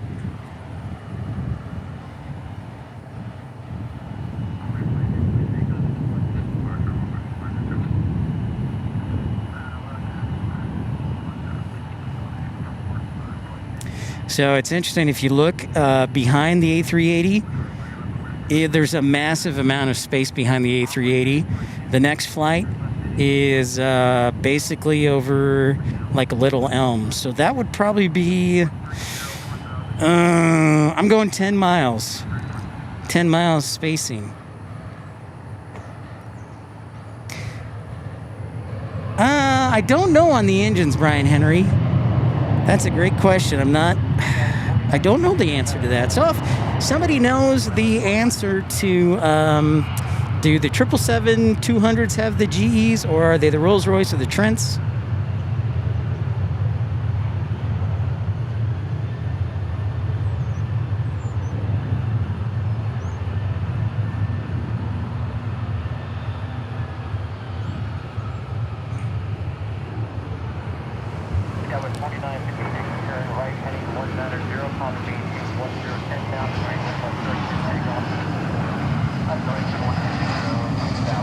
So I'm just going to leave the camera there. We're going to start our wind down music.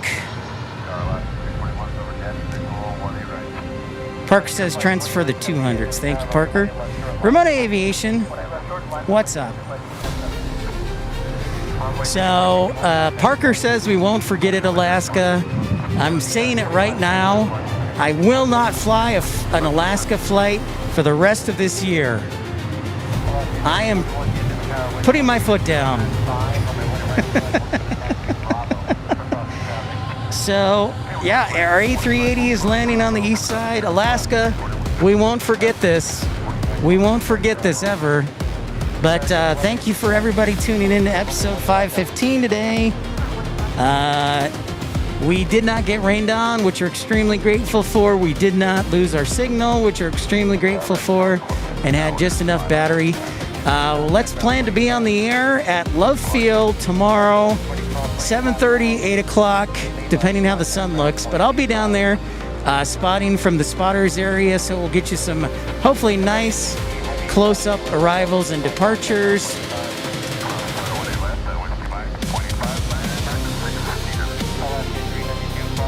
There's our A380 on the east side. That's right, Love Field tomorrow, lots of Southwest. 17th Center for British Airways. We'll never forget. Alaska, we're looking at you.